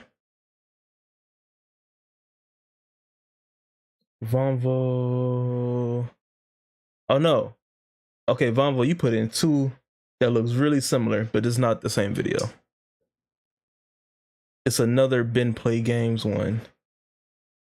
And then, oh, you also put the behind the scenes making of Halo 2, man. Shout out to you, bro. Wow, 3 a.m. I'd be knockout sleep. 3 a.m. is crazy. It's 12:35 for you. Yeah, it's 3:35 for me right now. 3:35. Since I've been starting this YouTube channel, man, I go to sleep. I sleep at like 3 a.m. is normal for me. I'll be up until 3 a.m. constantly. Like from 12 to 3 a.m., I'm either making videos, editing videos, recording, or just looking up ways to improve my editing and videos and stuff. Like 12 a.m. to 3 a.m. that's what I'm doing. So this is like normal for me. I'm not tired at all. It's like the only time I really got to do stuff, because throughout the day I have a whole bunch of other stuff to do. So you're telling me is you sleep during the day? No, I don't sleep during the day. I go to sleep at like 3. Cause also got to make sure that the videos is uploaded and everything. I go to sleep at like 3:30. Then I wake up at like 7:30 so I can go to work. So I get like 4 hours of sleep. I go to work. I get back from work at like 5 p.m. Then I do everything I gotta do throughout the day. I got a dog, gotta take care of the dog. I gotta, just do stuff for regular life. Then at about 10, take care of yourself. I do take care of myself, man. But thanks I appreciate that. Then at like about 10, I get ready to start recording and stuff. There's also a child, a baby around here. So it's hard to record while he's awake because he is very, very loud. He's very loud. But also this also doesn't affect me because I've been staying up late since I was a teenager. So it's not like, if you're not used to that, if you're not used to staying up late, yeah, it'd be tough. But since I was in high school, I've always just stayed up late. And I've never really gotten rid of it. I mean, when I wasn't doing YouTube stuff before last year, I slept a little more. But I also don't do this every day. This isn't like every day. This is just like my recording days and editing days. I don't do this. It's not every single day. So like Monday, so I'll just tell y'all. So Monday, Tuesday, Wednesday is when I'm recording and editing. Saturday, I'm not doing nothing. No, Saturday is also a big record day for me. Saturday is when I do all my playing of the games, like Halo games and everything. And then either if I do a whole bunch like of levels on one day, Sunday I'll edit them for like 4 hours. And then yeah, Monday, Tuesday, Wednesday, I'm also doing that. So Thursday, Friday is like normal.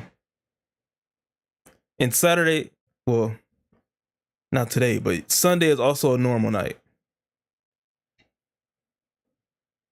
Sunday and Saturday is usually a normal night, but today it's Saturday night and I'm up at 3 a.m. But it's usually a normal night. So it's really just Monday, Tuesday, Wednesday that I'm going to sleep at like 3 a.m. Understandable since you're grinding your YouTube channel and started streaming. Yeah. So it's not as horrible as it may seem.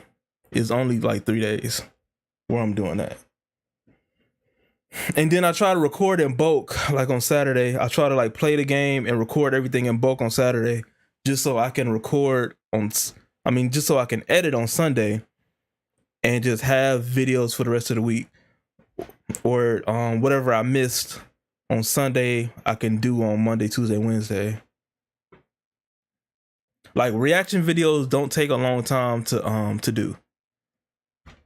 Like y'all been with me in this video. So I've been on stream for 3 hours basically. And we did like all of these recommended videos. We went through like 10 or 12 of them. So once I cut this up later, this is gonna be a good amount of days of reactions.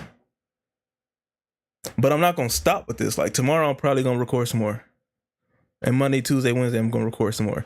But the amount of videos we reacted to in this stream is probably gonna last me to about.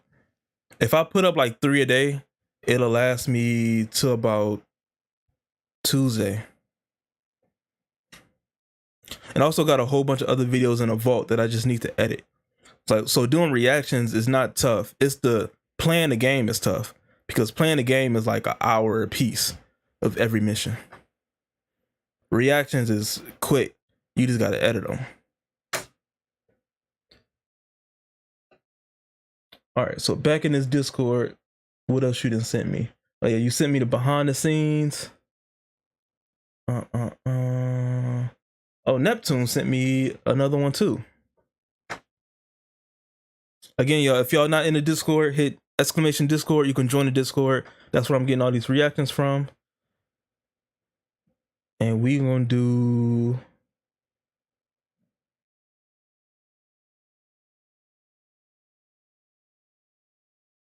what you sent me. I gotta just copy the link. Another Ben play game.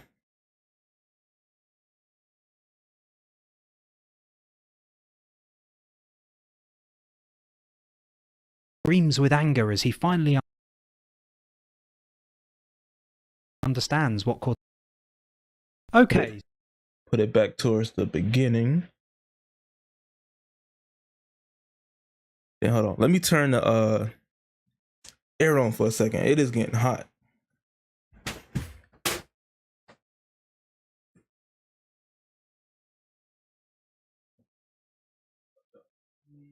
Get back here.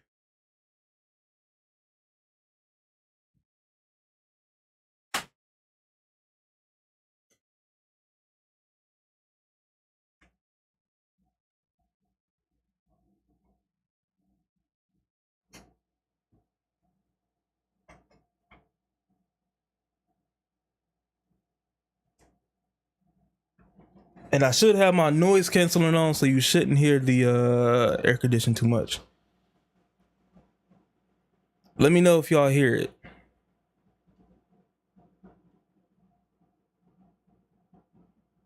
Actually, it is coming through a little bit.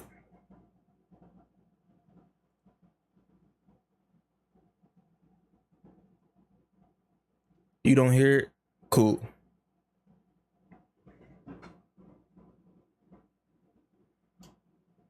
You may hear it a bit when I talk, so I'm probably gonna have to talk louder. Oh, you don't hear it either downrange? Cool.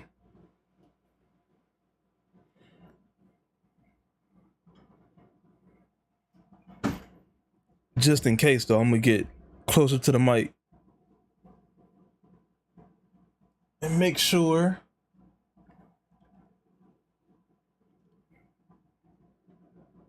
You still don't hear it when I talk? Oh, that's great. This filter is working in. It's definitely working.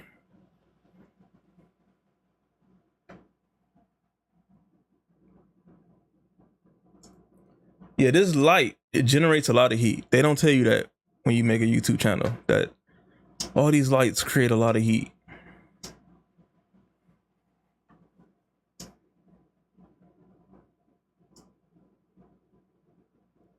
Okay.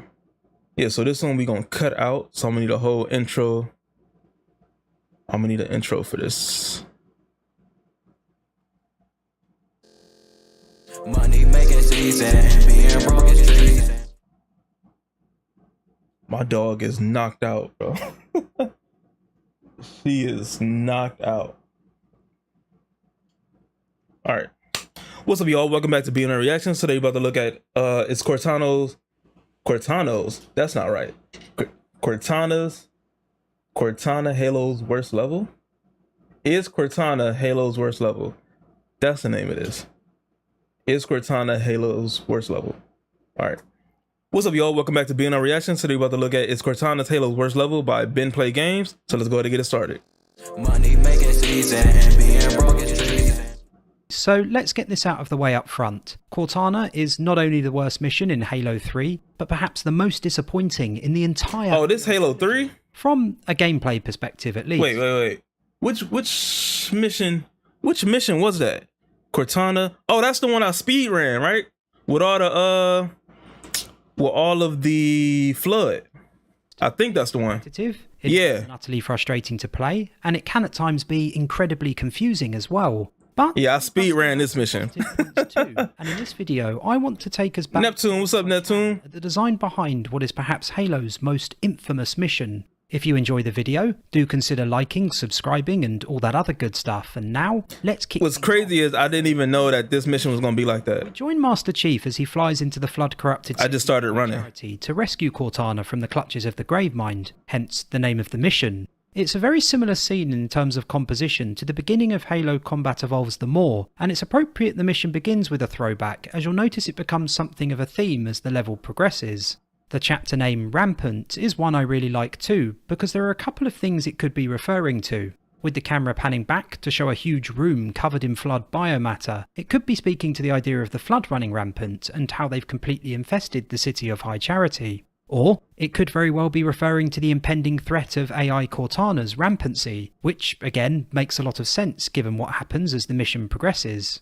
Straight off the bat, Bungie decides to forego any kind of build-up before players encounter the flood, opting instead to have a wave of infectors immediately close in on them. This is a missed opportunity to say the least. If players score 15,000 points on this level, they receive an achievement named Orpheus, a reference to the Greek story of Orpheus braving the underworld to rescue his wife, which is a clear parallel to what happens during this level as Master Chief travels into the depths of this nightmarish setting. Descending into hell, or indeed Halo's version of hell, should feel unsettling, perhaps even frightening, but because Bungie chooses to begin the action so early, it never really does. The shooting starts so quickly and is so sustained through. He popped it. No time whatsoever for players to actually appreciate the gravity of the situation they find themselves in. What Cortana is crying... This whole level looks so nasty, man. ...period of relative calm, a few moments during which players can move further into the depths of the city before any flood even make an appearance. Like look at the little dangly stuff Spark that was on there. Halo flood. Like this, I didn't even see this. This little dangly, this whole thing looked nasty. Even make an appearance. This is something 343 Guilty Spark does so well in Halo Combat Evolved, with around half of the entire mission passing by before the flood are finally revealed. Neptune, thanks for the follow. Given it's obvious the flood are going to arrive at some point during Cortana, the same level of build-up here isn't necessary, but it's a real shame. They designed it really good. A little more subtlety. If they was going for nasty, then yeah, it's very well designed. The shooting does begin straight away, and even during these early stages, there go the booty hole. Cortana's most glaring flaws quickly becomes evident. The lack of variety in the colour palette used across both the flood and the environment itself. Now don't get me wrong, the infestation throughout High Charity is gorgeous in the most horrible way possible, with flood biomatter and moving pustules covering every surface. Don't hit it, man. It's a really nice progression from Floodgate, Halo 3's first mission featuring the flood. During that level, players were shown just how quickly the flood could infest an area, and in Cortana, they get to see just how bad things can get when the flood are left to run amok for an extended period of time. In terms of the colour palette, I don't know why the pimple things on a wall gets to me so bad, but it's just so nasty looking, and then it be pulsating, and then if you hit it, the little babies pop out. It just gets to me, like it just make my skin crawl. So they did a good job in designing it, because it definitely like creeps me out. I don't know, maybe because it looks like a pimple, and so it's something that I recognize. Maybe that's it. Issue, the distinction between the flood and the environment sometimes causes no problems whatsoever, predominantly... Neptune said those doors are a meme to the devs. ...more narrow sections of the map. But whoever came up with that idea is a genius. Yeah, they is. Nooks, crannies, and passageways everywhere. Whoa. Downrange, you said it's made out of people? What the heck? And it's made out of people like the Covenant. That's wild. That is wild. This is all like, all of it is biomass. You know, I knew that it was biomass, but I never really thought about it. I never truly thought about like where that biomass came from. That makes it even more nasty. Is permanently when players are heading in one direction down more narrow sections of the map. But as areas become multi-tiered and filled with little nooks, crannies and passageways everywhere, it often becomes a challenge to spot all of the floods surrounding you. They are a mostly yellow-brownish hue, and the environment is a mostly yellow-brownish hue. And while I'm not entirely sure there's any way around that problem, it nevertheless does nothing other than serve to frustrate, with the flood often blending into the background a little too well. And there's a secondary problem with this lack of variety. It causes Cortana to quickly become a very aesthetically boring mission, even if the environment's design is well done. Not long after their first encounter with the flood, players are stopped in their track by the Gravemind as he delivers a message. Child of my enemy, why have you come?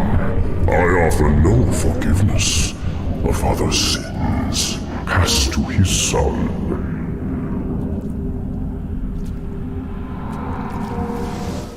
When I described Cortana as a disappointing experience gameplay-wise, it's moments like this that ensure, at least in my mind, that the mission does still hold. If you watch a Marine get affected, you can see them snap their neck so they don't feel the pain. Or so minutes to actually play. The level is very important in terms of Halo's overall story. It's the climate. Look at the meme I put in Discord today. I'll check it out. Cortana, with Master Chief demonstrating just how far he'll actually go for the one he seemingly cares about most. And it's a pivotal moment in Halo 3's story as well. Besides being reunited with Cortana herself, players also need to reach her as she holds the activation index needed to activate another Halo and finally put an end to the flood threat. The Gravemind, on the other hand, is trying to find out exactly what Cortana knows, and so the mind games he plays with Chief throughout the mission, while at the same time torturing Cortana, make a lot of sense and do much to add to the mission's atmosphere. The first message, for example, references the Forerunners, the idea that their sins... his breath. I know his breath kicking. The Flood still hold a grudge. It's great world building. But there is an issue with these brief stoppages, not in terms of plot, but in terms of execution. I understand that stopping players in their tracks and distorting the screen lends a feeling of importance to these moments, but I can't help but feel like the decision to take agency away from players in a mission which already frustrates for other reasons is not a particularly wise one, especially given how frequently these stoppages occur. They're nowhere near as jarring as, say, Gears of War's extraordinarily great... I never played Gears. ...talking on the radio either. But they do begin to wear a little thin quite early on. Again, much like the issues with colour, the decision made here is a sound one in terms of what it means for the... All the Xbox exclusives I never played. These interludes are executed simply doesn't translate into entertaining gameplay. Soon after the first Gravemind encounter, players are interrupted again, this time by Cortana, who straight to the booty hole, suffering at the hands, or indeed tentacles, of the Gravemind. I could be wrong here, but what I like about Cortana's appearances during this level especially is that it's not entirely clear what's actually happening. It could be Cortana contacting Master Chief on purpose, it could be the Gravemind taunting him, it could be Master Chief hallucinating, or it could even be Cortana unintentionally transmitting to Master Chief as she enters the early stages of rampancy. It gives the mission an even greater sense of urgency and helps demonstrate just how much is at stake. It's not just about saving the galaxy from the flood, but about saving Cortana from them too. The chamber players find themselves in after this interlude is Cortana's first large combat arena, and as you might expect, it quickly fills to the brim with flood. It's an impressive encounter in terms of scale. So you ain't even got to fight all them, you can just run straight past. You can speed run. The arena makes a lot of sense. And just yeet up out of there. In order for Bungie to include as many flood as they do, they had to make the areas encounters like this take place in large enough that there's room to back up and move away from an enemy whose primary tactic is to advance directly towards players. The encounter itself is also well designed in that it intensifies as players make their way further into the arena, something which isn't always the case later on, and that helps ensure that players players aren't cornered too near. Yeah, all those babies. To much of the rest of the arena remaining unused. Unfortunately, what isn't well thought out here is how the enemies interact with the environment, and this is a problem during much of Cortana. I wish they remastered or just port the old Gears of War to new consoles. Type, and the fact they can transform into either tank. Isn't there a new remaster in Game Pass? I thought I saw. Or is it just like a collection? I thought it was a Game Pass thing. Hold on, let me look. Cause I was gonna play Gears next. So I thought I saw like a Game Pass version of Gears that had like all the games together. Gears of War.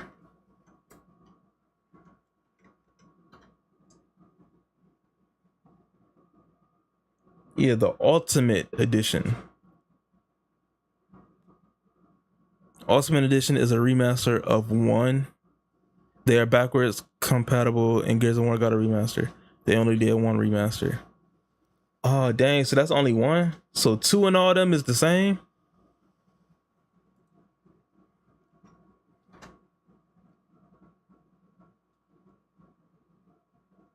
Wait, I don't even see 2 on Game Pass.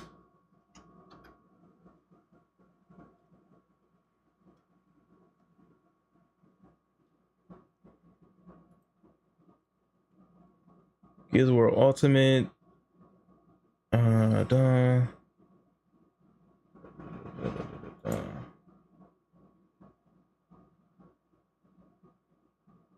I thought Ultimate was like 1, 2, and 3, and it was all remastered.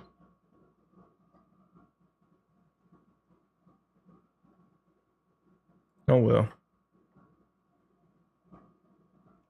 Out here is how the enemies interact with the environment, and this is a problem during much of Cortana from this point onwards. I like stalkers as an enemy type, and the fact they can transform into either tanks or ranged forms is an interesting concept, but the sheer number of them encountered during combat means players are often faced with the daunting prospect of fighting quite a few tank and ranged forms at the same time. Fighting predominantly ranged forms while fending off a tank or 2 isn't a problem, and vice versa, fighting a number of tanks while 1 or 2 ranged forms attack from a distance isn't an issue either. But much of the time in Cortana, players are assaulted. That's why you gotta just run past, man. Only makes combat don't fight them, which isn't ideal given the issues I've already discussed with the color palette, but also frustrating as it feels like there's no right answer combat-wise. Focusing on the tanks first, the projectiles fired by the ranged forms can quickly become overwhelming, but focusing on the ranged forms first means being left open to powerful attacks from the tanks and any other enemies in the vicinity. Of course, there's the argument that this is what fighting the Flood should feel like. The trick is in the name, and fighting them should... I love to see you play Gears, by the way, another great franchise. Doesn't outweigh the negative... Cool, I will. I am gonna play it. ...enemy types has on gameplay, and this problem is exacerbated.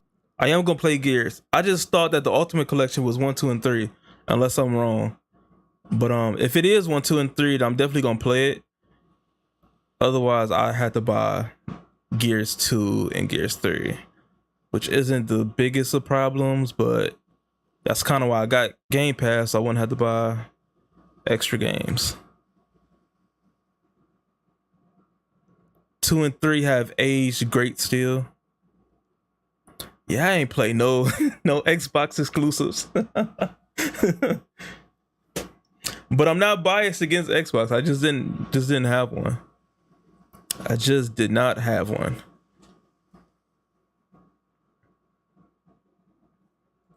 By the fact that the style of encounter is essentially all players experience during Cortana. Every large combat arena features a similar mix of enemies, and between these samey encounters and the aesthetically repetitive environment, you end up with what is basically the sequel to Halo Combat Evolves the Library. It pains me to say it, but I don't think Bungie at all learnt their lesson. Hopefully they're getting a new one? As Cortana does feel like something of a retread. Sure, it's a slightly more interesting environment than the library. Okay, so I do know one spoiler or something about Gears, because my friend, he plays Gears a lot. He's an Xbox person. He plays Gears a lot. I know that somebody important died, like the main dude, I think. So I do know that just because he talk about it, and we talk about games a lot. So he brought it up. I don't really know anything else about Gears, but I do know like somebody important died like that. I think his name was like Dom or something. I don't know. So, but they're making a new one. like a Gear 6. That'd be cool. That'd be really cool.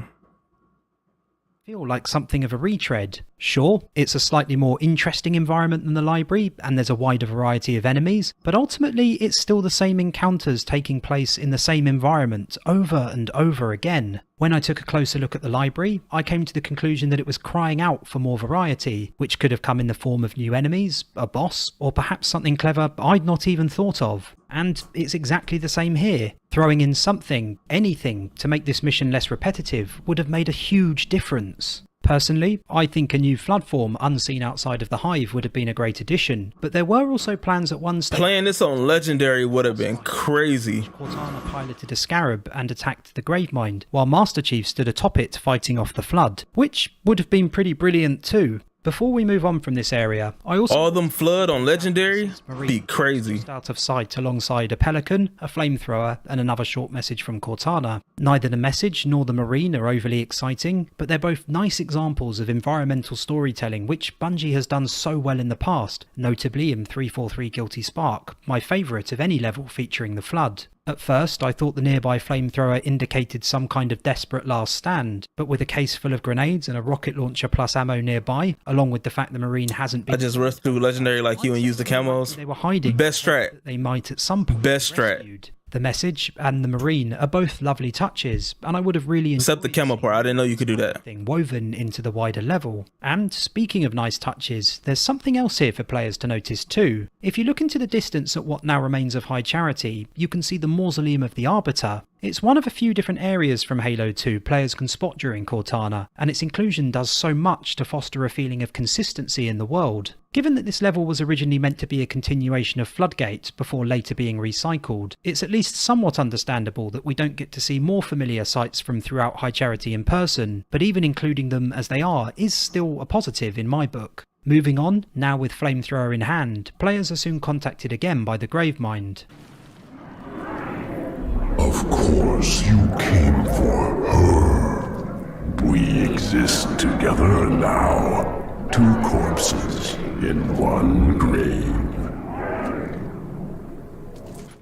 This one I love, as the "we exist together now, 2 corpses in one grave" line is a direct throwback to the same line spoken by the Gravemind during the level High Charity in Halo 2. That flamethrower slowed me down too much. Now, 2 corpses in one grave. On that occasion, the Prophet of Mercy was the other corpse, but here he's referring to Cortana, and it again continues to foster that sense of unease around her, which I really like. At this point, players are surrounded by the Flood in an incredibly unsettling environment, and these short interludes, while at times irritating, help create the impression that the one thing still remotely human in some capacity, namely Cortana, may not be by the time she's rescued. Not long after, players hear another message from Cortana and the Gravemind. Collection of lies, that's all I am. Stolen thoughts and memories. And yet, perhaps a part of her remains.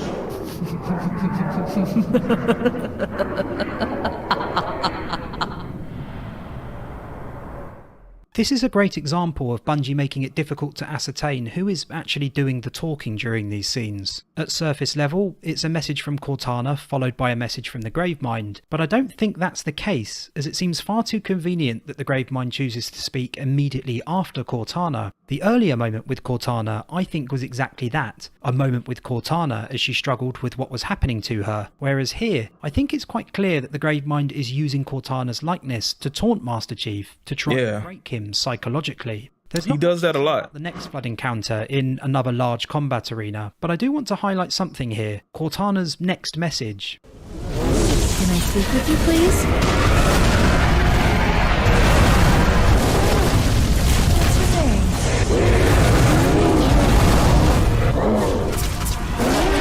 Nice to meet you. That flamethrower, so it's not just me, that flamethrower slows you down a lot. Like when I tried to pick it up and use it, it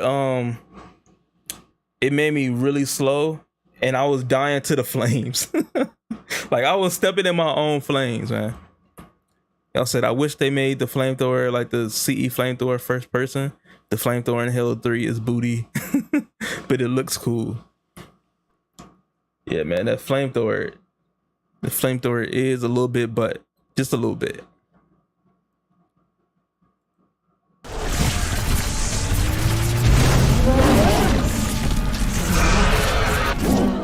I am honestly staggered that anyone at Bungie thought this was a good idea, being that there's almost zero chance players won't be involved in combat as it plays, which makes this message pretty much unintelligible. There's another nice message on the lower level for players, which harks back to Master Chief's It kills the flood fast, but it also kills you. Is based on. But honestly, at this point, I was so unimpressed by what had just happened with the other message that it kind of took the shine off a little bit. Next up is a narrower section, which also features a message from Cortana that, much like the one witnessed in the previous area, plays without stopping the player, and again, it remains unclear whom these messages are actually coming from, which works really well. You'd think a section that is at least attempting to push players in one direction, as opposed to around a more open area, would suffer less from the issue around tanks and ranged forms. Dang it, one-shotted them? Which is in part true, but it's also where other cracks begin. I thought the shotgun was still booty in Halo 3. During this section, because of the sheer number of... But he is hitting the weak spot. It's very easy to get stuck fighting them near the area's beginning without actually making any forward progress, which makes the encounter feel repetitive as much of the combat takes place in a very small area. Furthermore, when players do begin to advance, orientation can very quickly become an issue as well. Because the Flood are constantly moving, constantly changing their position, not just directly in front of players but on all sides and potentially above or below them too, it's nigh on impossible to get to the end of the section without spending a lot of time changing direction.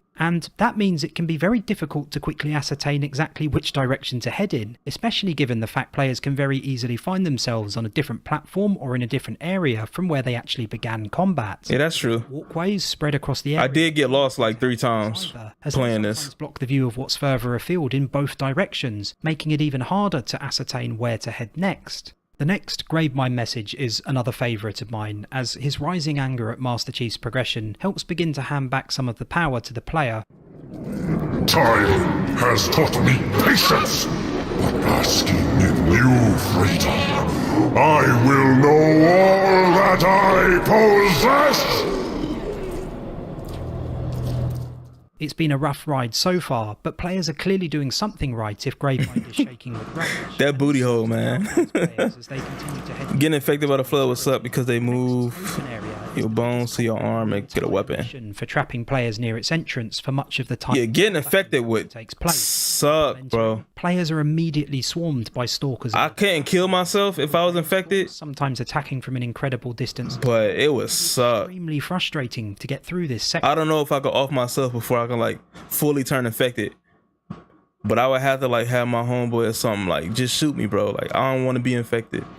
You said they like move through your bones and make it a weapon. That just sounds painful. That sounds so painful. Sometimes attacking from an incredible distance as well. It can be extremely frustrating to get through this section. It is perhaps the worst section in terms of the annoyance caused by ranged forms in the entire level, and Bungie even seems to have acknowledged this, placing a set of carbines right by the entrance so that players always have at least some chance of taking down enemies attacking from a distance. Combine this with stalkers constantly moving from surface to surface directly in front of players, and it makes for what is in my view one of the most poorly thought out areas in any Halo game. Full stop.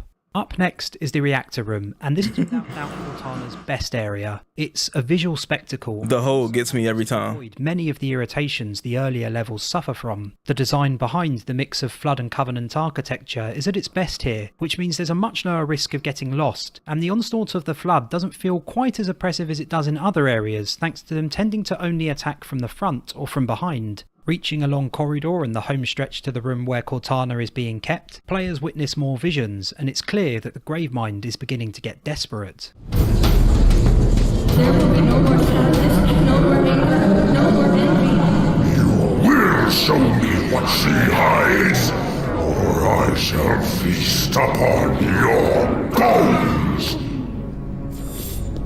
I consider this to be a particularly clever crescendo, because the visions of Cortana seen moments before rescuing her even seem to imply that she may have already gone rampant. This is UNSC AI serial number CTN-0452-9. I am a monument to all your sins. Thankfully for worried players, that doesn't turn out to be the case, even though Cortana initially still seems concerned, and the cutscene which follows features a really touching reunion between her and Master Chief. But, as heartwarming as much of this scene is, it's the final line which I really want to highlight. As Master Chief plugs Cortana back into his helmet, hopeful music swells and Cortana reminds the Chief that there are two of them in the suit. This is a direct callback to the same line spoken during the Pillar of Autumn, Halo Combat Evolved's first mission. Notice, however, the difference in delivery between the two scenes. Keep your head down, there's two of us in here now, remember? Just keep your head down. There's two of us in here now, remember? I was worried when I heard that, and when I saw him put when I saw Chief put Cortana back in, I was worried that Cortana was still infected and that the Gravemind now had access inside your suit, inside your brain. Even though he could already talk to you, I was just worried that she was still infected. Downright, you said the Bruce jaw gets fused to the weird red tendril. That is nasty. His jaw gets fused. We gotta watch the animations. We gotta watch the infection animations as well. That seems interesting. Understandable, but not the case. Yeah. That I was really concerned that Gravemind was still in there. This is probably my favourite moment between the pair in the entire trilogy. Using just one short line, first spoken at the very beginning of the trilogy, and again near its very end, Bungie has quickly and succinctly demonstrated exactly how Master Chief and Cortana's relationship has changed. Upon first meeting, Cortana takes an almost motherly tone, reminding Master Chief of her presence in a very matter-of-fact way. But now, you can hear the affection in her voice. She speaks to Master Chief in an almost sultry tone, and it clearly demonstrates just how deep the relationship between the two of them is. The name of the mission's final chapter, Nor Hella Fury, is a good one, and refers to the famous phrase, Nor Hella Fury like a woman scorned, from William Congreve's 1697 play The Mourning Bride, and the implication is clear: freed from the Gravemind's clutches, Cortana will soon have her revenge. And this is something the Gravemind seems to recognise too. He screams with anger as he finally understands what Cortana has in store for him.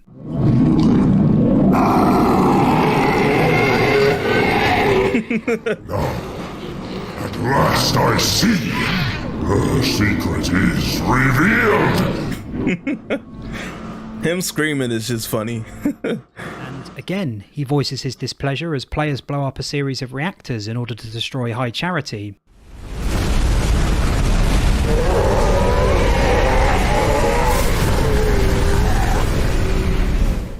Finally, power has well and truly transferred from the Gravemind and the Flood back to the player, but it's a real shame that all that's left to do at this point is escape the city as it crumbles. This would have been the ideal point for a boss fight, or the aforementioned encounter with the Gravemind to have been placed. Buoyed by their impending victory, a climactic battle would have been the perfect way for players to feel... I want to see an infected Grunt and Jackal. ...against a seemingly... Yeah, we haven't seen those, have we? ...fighting across 3 separate titles. Instead, Cortana's ending sequence boils down to a race through High Charity to escape before the city self-destructs. You would think there would be infected Jackals and Grunts, combat evolves, but we haven't seen those. Players began a chain reaction and escaped via a dramatic Warthog segment. Here, unfortunately, it's an unexciting race to the finish on foot. Players still do get another Warthog sequence in Halo 3's final moments, but I can't help but feel it would have been the better ending for this mission, especially given the level's previous parallels to the Maw. And, like many other areas of Cortana, it's still far too easy to get lost, especially in a situation where the player is constantly forced to move forward at a pace through a repetitive environment. Clear waypointing here would have done wonders.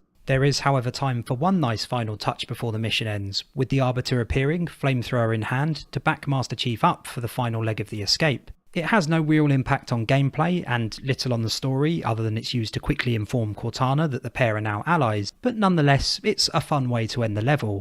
And with that, the level concludes, and I think the word fun is probably the key word here, because while the level does do a few nice things here and there, occasionally in terms of atmosphere and more often in terms of story. Pretty sure Grunts and Jackals are reduced to biomass. After the hate the library received from most who played it following Halo Combat Evolved's release, I thought that would be the catalyst for Bungie never... Grunts I understand, but... Again. But here we are. Jackals, you would think they want snipers. Mistakes have still been made. And it's a crying shame, because both the library and Cortana had an importance outside of gameplay that could have made them some of the best the series had to offer if they were actually an enjoyable experience to play. Would I like to play another level like Cortana in a future Halo? In gameplay terms, absolutely not. But assuming the Flood do feature in Halo Infinite, I still think there's a glimmer of hope that one day we may get a level like Cortana or the Library which fixes the glaring flaws discussed during this video. It's a tall order, yes, but perhaps 343 Studios could be the ones to finally break the curse of the Library and Cortana. Thanks so much for taking the time to watch the video. I hope you enjoyed it. If you This was a very different style of Ben Play games than the last one we looked at. The last one was very very animated, very over the top. Downrange said, I imagine the Grunt's armor breaking and their legs wouldn't handle the weight, so they will crawl on the floor. Now that you say that, I can see that. Hunters naturally have too many worms to be infected. Hunter. I forgot all about hunters. Hunters have too many worms. A hunter infected flood would be crazy. If they could do hunters, then they could do scarabs too. And that'd be no, just no. I mean, maybe they could do a hunter if they like fuse with the... Because hunters act like, even though they're individual worms, they act like a group. So it's possible they could fuse with them. You know, it's not out the realm of possibility. Kind of seems unlikely, but it's not purely impossible. All right, let's see what else is in this Discord. What else? Did I miss anything? We looked at Ben Play Games. That's the documentary. Oh, Downrange, you in here, man. What's up? You in the Discord. And you sent a video. Halo 2 funny dialogue. Before I watch what you sent me, Downrange, I want to see the see if they got like the animations, the infected animations.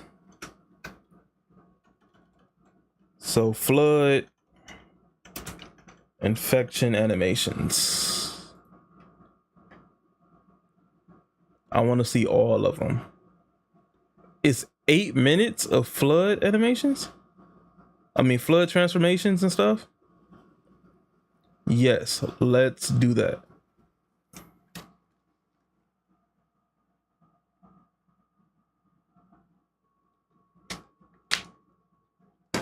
But also, I have to pee again. So give me another minute and a half. And I'll be right back.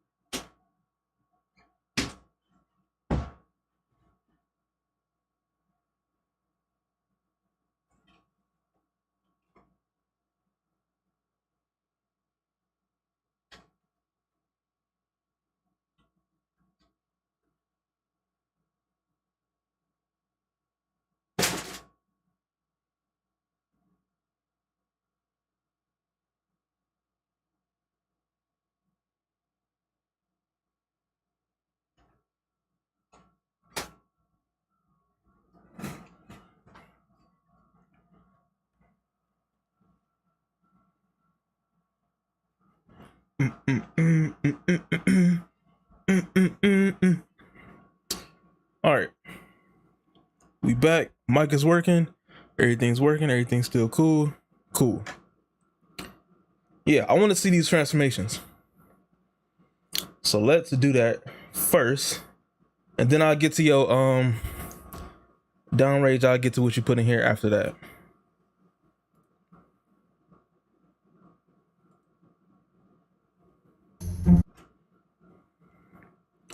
And this is 8 minutes long, so we definitely gonna make this into a video. Money making season and being broke is treason.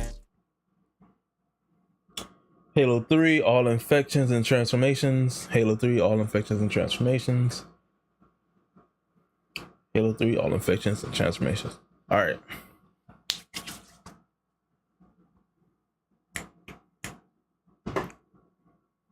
I usually do like a clap or like snaps or something, just so I can see when I'm editing.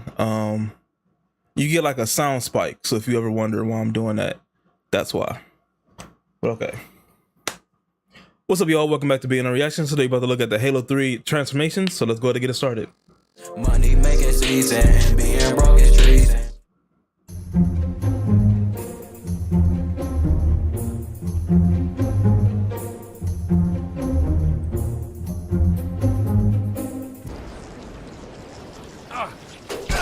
It went straight on his head.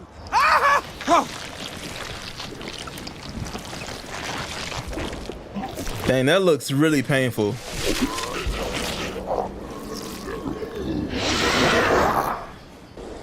That looks really, really painful. Get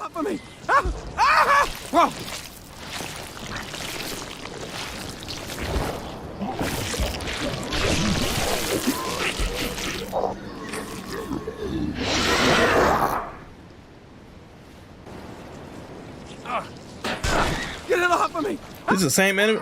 I ain't got to see it 3 different times, bro. You could just show me once. The dead body too? Damn, you can't even die in peace. That's messed up. You can't even die in peace.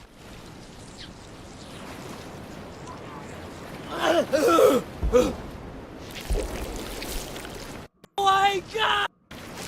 Yeah, I don't need the 3 replays. Just show me once. Oh my God! Get it! Oh! They snapped the neck?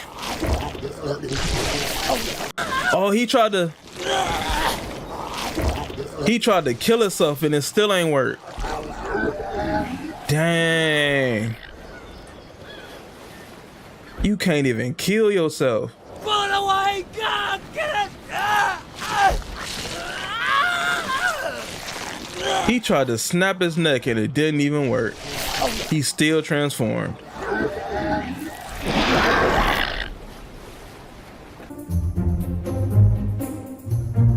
All right, the elites.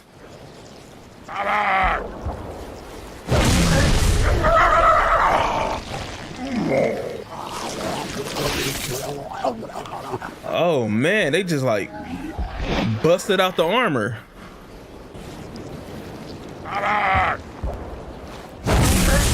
Imagine being chased by 20 of these in real life. Would you survive? Nope, I'm dead. I'm definitely dead. If just one of them can kill you, I'm definitely dead. We on Mars. I'm going straight to Mars. Elites are what you mostly saw in CE and 2. All right, we got a dead elite. Man, they can't even die peacefully, bro. That's a shame. Now we got the brutes.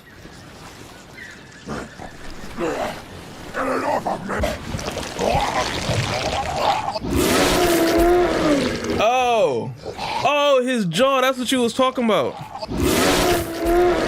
Oh my God. Look at his jaw. It like separated. Look at it, bro. Oh, that's crazy.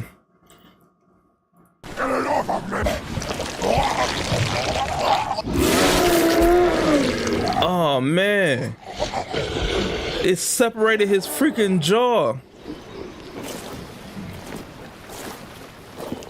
That's probably the worst one.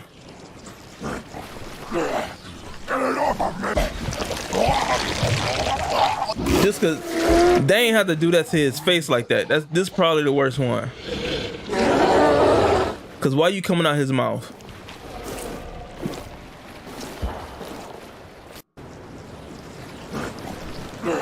Again, bro, I don't need to see it 3 times. All right, a dead brute.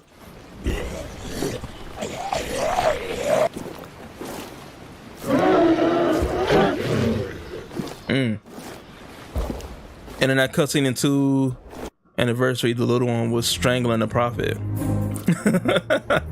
He was strangling him, wasn't he?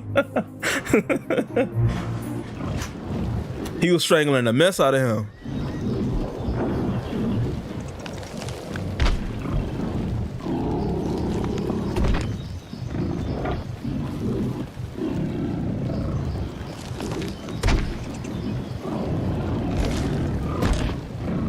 These are just idle animations. It can spit out babies. I thought just the explodey ones did that. I didn't know they could do that too. Prophet of Mercy, pure flood forms are freaky looking, knowing no host was used to make them.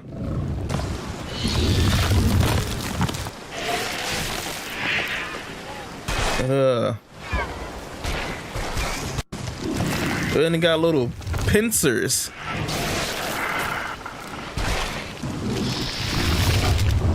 Freaking nasty.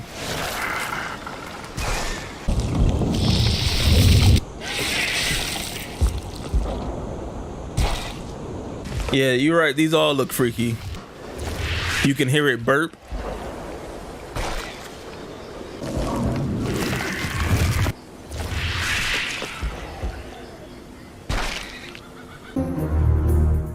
I don't like it. I don't like it at all.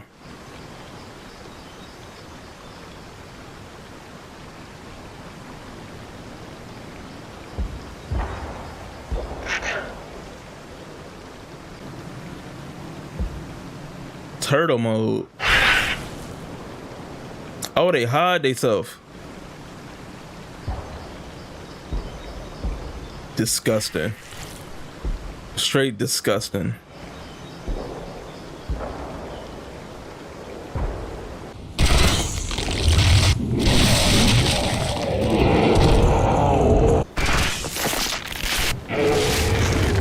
Hey, he transformed kind of quick.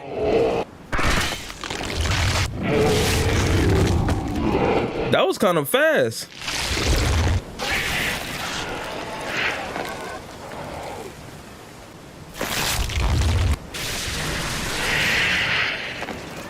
Flood Juggernaut is the worst form. Juggernaut, you mean the tank, right? Don't tell me it's a different one. I hope it's not a different one. Idle, I don't care about the idle animations.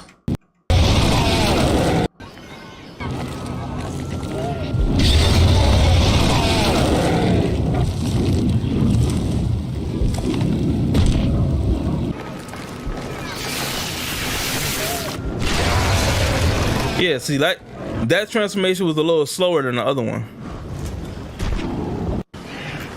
If Halo had Gears execution for Flood, that would be crazy.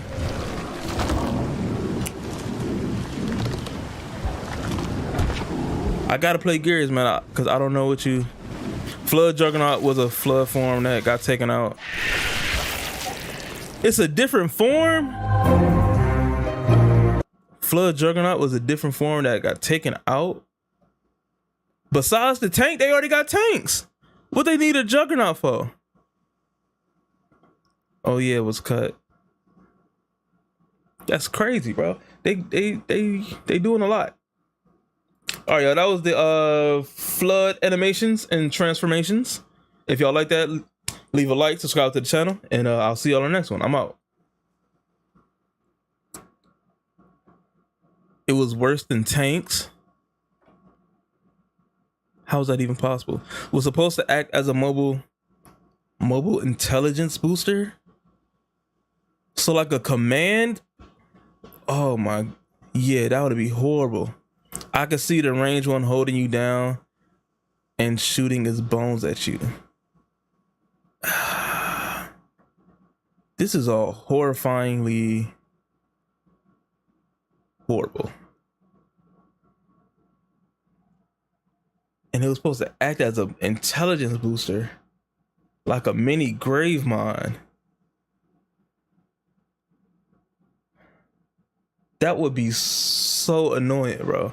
Like if the AI gets smarter around this tank, and then you got all these transforming pure flood that's already tough to fight, and you got tanks and stalkers and what's the range ones called? I forgot. But you got the range ones. And then you got the babies. Then you got the regular brutes and elites and stuff. That juggernaut would be so annoying. So annoying. All right, let's get to the video that you put in the Discord. Again, if you're not in the Discord, hit exclamation Discord. It'll give you a link. You can use that to join. That's where I'm getting these recommendations from. All right, so downrange, you put. Actually, wait. Let me see what these documentaries, how long they are. Let me see how long this is. Between good. Oh yeah, this is an hour. I will not watch it right now. I could probably watch it later, but we're not doing that right now.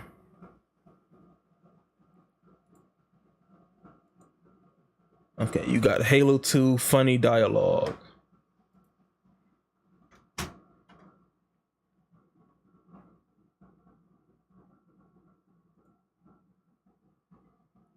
And then after Halo 2 funny dialogue, that's the last one. So if y'all want to see any other ones, you know, this is the last one that's in the my recommendeds. If y'all want to see any other ones, put them in there now, because I'm going through them right now.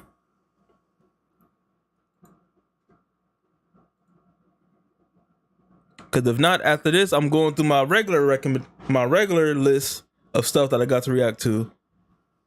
And it's a whole separate list. It's Skyrim stuff, other gaming related stuff. Yeah. It's like 100 videos of just other stuff that I like. So if there's no more recommendations, I'm just gonna start going through that.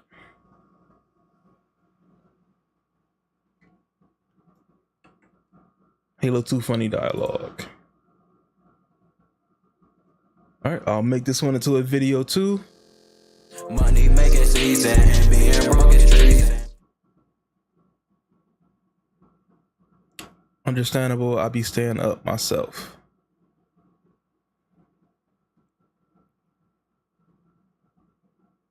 Is this by anybody? A villainous toaster made this.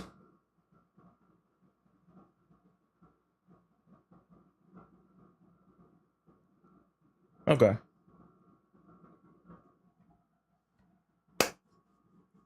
What's up, y'all? Welcome back to BNL Reactions. Today we're about to look at Halo 2 funny dialogue, so let's go ahead and get it started. Money making season and being broke is treason. Cortana, you take dictation? Dear Sue, I write this haiku for you. No way, this is real. The river is wide, and I can't step it. I love you, girl, and I can't help it. Help it? Cortana, is that 21 syllables? No, 17. 17 for a haiku. Sergeant out. Yes, I have one. No way, that was real. That was a real thing?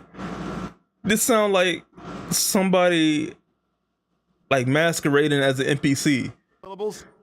No, 17. 17 for a haiku. Sergeant out. Yes, I have one blue eye and one green eye. Can we get on with it? But Arbiter friend? No, nobody like you. Except for Arbiter, he like me. Didn't want your ass kicked, you shouldn't have stuck it out so far. What? I believe more than that on a regular basis. Wait a minute. I bleed more than that on a regular basis? I believe more than that on a regular What? Idiot. Thank you. Oh, it's still warm. Me suck a lot less if have good gun, you know. You okay with this, Cortana? Oh! I've taken a grievous wound. Grievous. Let's see. Our colonies are blown to hell, the Covenant have found Earth, and our last best hope is a guy in green metal underoos with serious friendly fire issues. I'm great. That sucks. Thank you, sir. May I have another? Not! Make me a... The what skull? The I something WHBD skull get NPCs rare dialogue. Oh, you gotta like equip a skull. Okay. So I'm like, I never heard any of this stuff. Great. Thank you, sir. May I have another? Make me a sandwich. Make me a sandwich? Thanks. You might want to wash that first. I'm sorry, did you mean to suck? How's me glad you asked for weapon rather than waiting till me turn back and you whack me on head? But Arbiter friend! You have some brains on your mandible. Permission to speak! Sir, you suck! Show's over. Turn it back around. There's probably something more interesting over that way. You better hope Cortana's not the jealous type. Oh. As long as we standing here, oh, might as well write my old lady. Oh, here you go. This crap! Arbiter, you are my hero. I don't owe you money. What? She was one of the cute ones. Dang. Okay, let's see. Change your shoes. I will love you and pet you and call you George. Chief, you may be the dumbest, best man I've ever met. What? You had to be the hero, huh? Well, now you're dead. Now you're a dead hero. And you're actually forgotten. I can't even remember your name. Dang, RP Forgotten Man. Find out that you have X-ray vision. You're dead. That's right. He wanted my gun. If it were anybody else. If got issue with me performance, prefer we have rational adult conversation. You didn't have that helmet on that tissue. The whole staring and heavy breathing thing doesn't really work for me. Not the heavy breathing. Don't worry. He already resigned to early death. 3 has some good ones. Every game has great lines. That hurts real bad. Well, Arbiter, I think you're cute. Wait, whoa. Hold on, bro. Bad. All we did was... Well, Arbiter, I think you're cute, too. So, let me ask you something. When do you think we could get on with this mission? Never. Ideas? Okay, you got one more shot. I'm gonna break my foot off on your ass. Whoa! Huh! What is it good for? Absolutely nothing. Again now. Whoa! Huh! Yeah. What is it good for? Absolutely nothing. Come on, sing it, man. Whoa! It's nothing but a heartbreaker. What is it good? My boy out here getting it. Pause button. Press the pause button. He was out here getting it. Honor human for my sake. I know I'm pretty, but we need to get to work. Might as well shoot me. Get it over with. Sir, with respect, what the hell are you doing? You can't be that bad on purpose. Hey, you making a sandwich? Well, give me one too. Cheeky monkey. Okie dokie. I thought we were friends. Maybe I'll just use my hands. I am a sight to behold, but since we have killing to do, get on with it. I know you have feelings for me, but we need to work this out at some other time. Are you mentally handicapped, sir? Do you do foot massages, Arbiter? Foot massages? No. Why you order? Asshole! Sorry, grip's a little sweaty. Yeah, that's why they call it a breastplate. Yep. You lucky me not grudge-keeping type. Perhaps we shall have a chance to take on the demon together, eh, Arbiter? How are you still alive? What do you think? Me fodder? Yeah. Nice vacation there? I didn't get a card. Me minding own business. Your armor is quite impressive. Might I try your hat? Perhaps we should take a break. I could really use a nap. Sir, this is getting a little freaky. Me nipple? Me thirsty. A nipple? Need to change backpack. Don't worry, me awake. Come on, man, really? Our enemies are not going to kill themselves, you know. Take off your helmet. I want to see what you look like. I wonder who the sniper will shoot first. You or me? I The sniper? heard someone say let's camp here for the night. Wish me could sleep with eyes open. Zug zug. Don't ask, don't tell. Roger that. What are you? Cortana, you take dictation? Dear Mary, I miss you so much. Here he go. Stop. We'll be home soon. Stop. How was the dog? Stop. Have you learned to cook yet? Stop. Love. Have you learned to cook yet? P.S.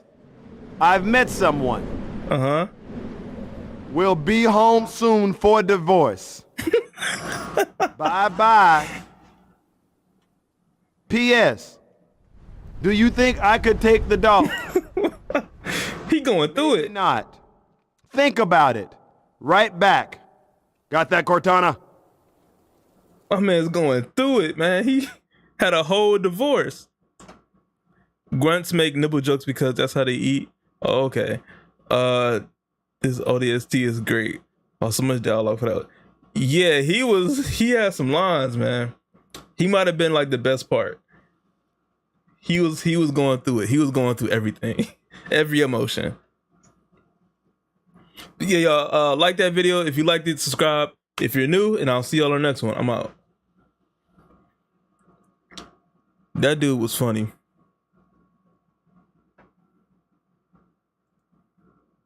Oh, let me double check in the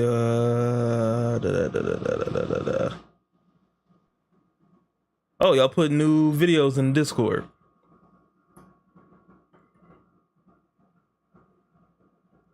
Why is Halo 2 campaigns so hard? Halo Evolutions. Yeah, I'm watching the Evolutions.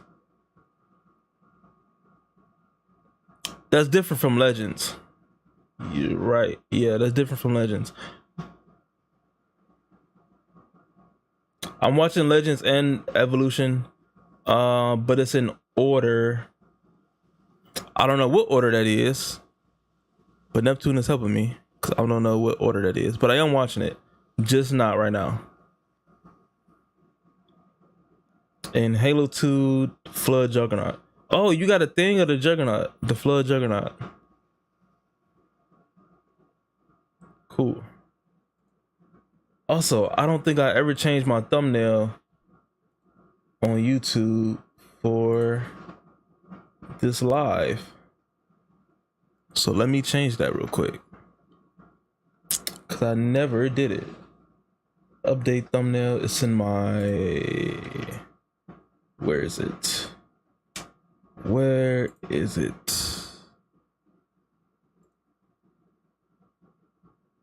It's in my downloads. Yeah, it's in my downloads. What the heck? Oh, I gotta use Chrome. No, I should be able to save it. Why does it look like that? That's not all right. Let me use Chrome. I forgot to update my thumbnail for this live. Evolution's first, as it's random stories throughout the war, and Legends is post 3. Oh, okay. So we're doing Evolutions first. Are they all on YouTube, or is it like not on YouTube? Cause I think Legends is like an actual show, right?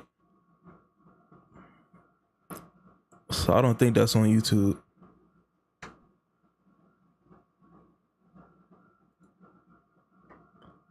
They all are. Oh, okay.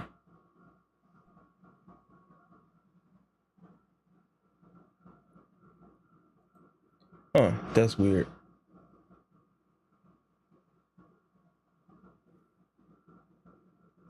I don't know what Firefox. I'm using Firefox and it sucks dealing with thumbnails. They get all like, what is this? But I did change the thumbnail eventually. I'll send the list again in Discord. Thank you. Yeah, I know you sent it once. I forgot where you sent it. I think you DM'd me, right?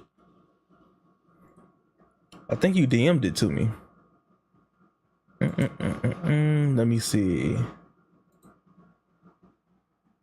Oh yeah, because you was talking about the terminals. Yeah, you did DM it to me. I see it.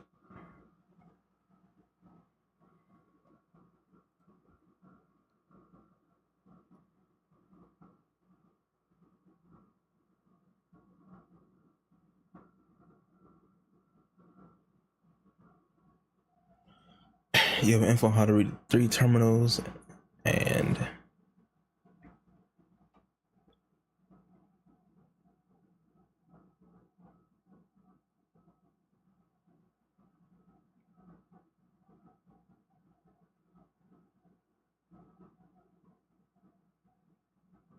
all right, cool. So we're gonna go in order. I updated the thumbnail, so that's cool. You know what I'm saying? I've gotten really good at thumbnails, man. Photoshop and stuff. I've been practicing with that. And Canva. I use Canva a lot. Because when I started, I had no idea how to do it. But now, I really like this thumbnail that I made. It's been looking great. Thanks. It took a lot of work. All right, let's do your reactions. You put the Ackman video. So let's grab that.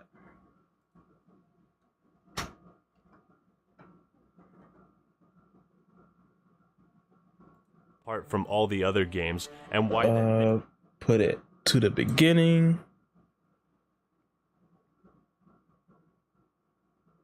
Oh, this is from 2017.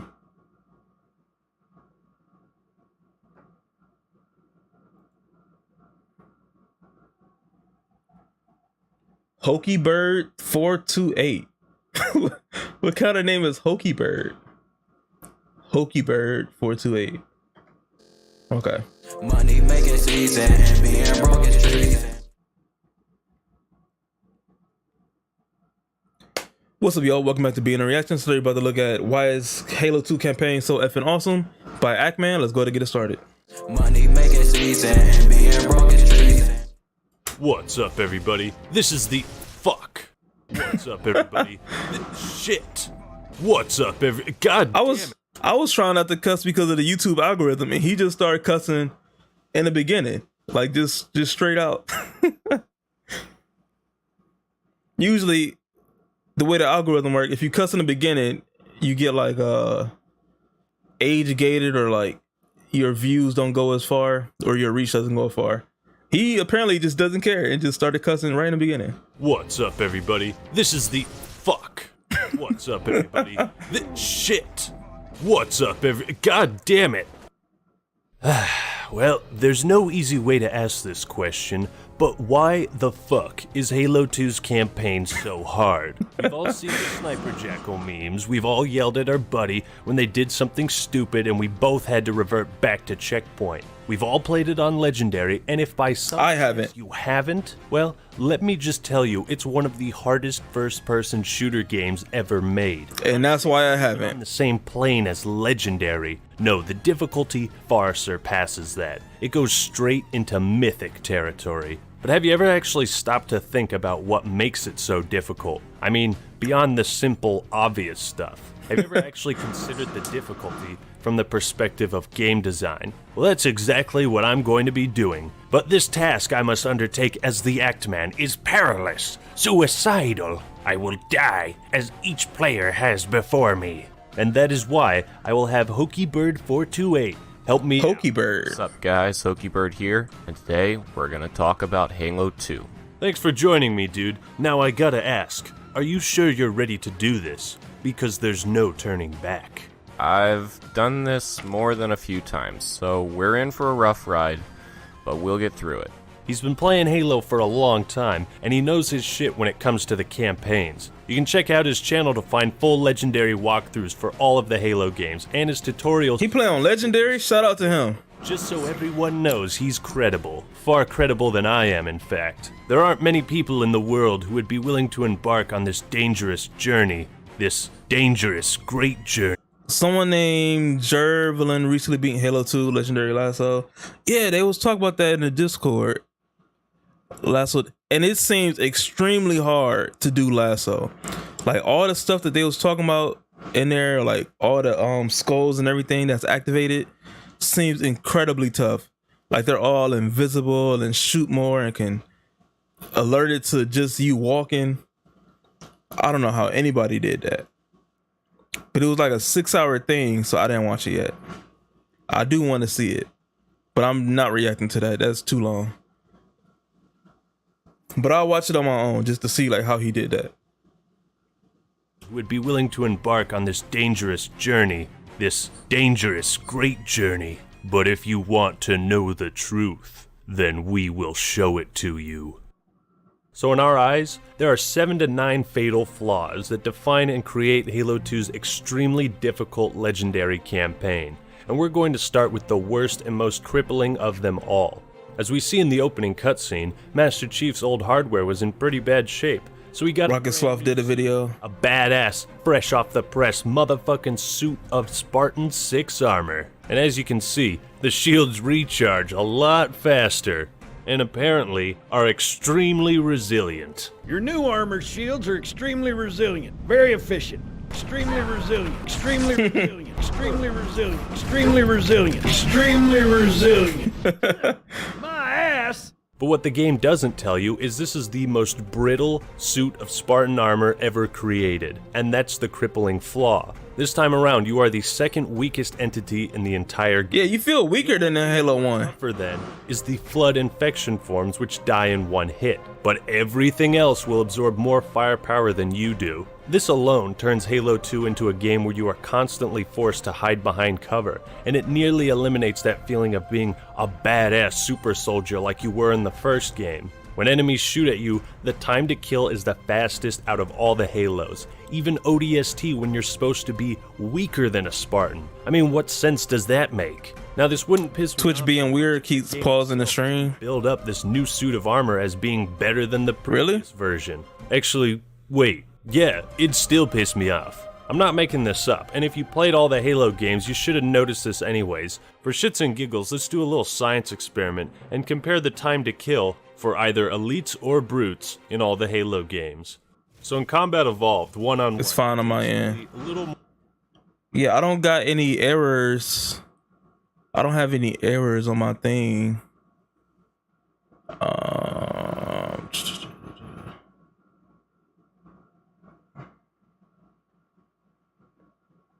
is good for me. Okay, cool. Yeah, it might just be targeting you, man. That's tough. This up, and if you played all the Halo games, you should have noticed this anyways. For shits and giggles, let's do a little science experiment and compare the time to kill for either elites or brutes in all the Halo games. So in Combat Evolved, one-on-one, it takes an elite little more than 10 seconds and 22 shots to kill you. Halo 2, 9 shots, within less than a second you are dead. Halo 3 takes 11 shots and 4 seconds, and it's important to note the enemies take longer pauses in between firing. ODST takes about 15 to 20 shots, but timing depends because oftentimes the brutes will try to melee you or throw grenades, so about 7 seconds or longer. Halo 4 takes 12 shots in about 7 seconds, but also has bigger pauses in between firing. Now Halo 5 comes surprisingly close at 7 shots in 2.5 seconds, so it's almost as bad as Halo 2, but you do have the squad mechanic.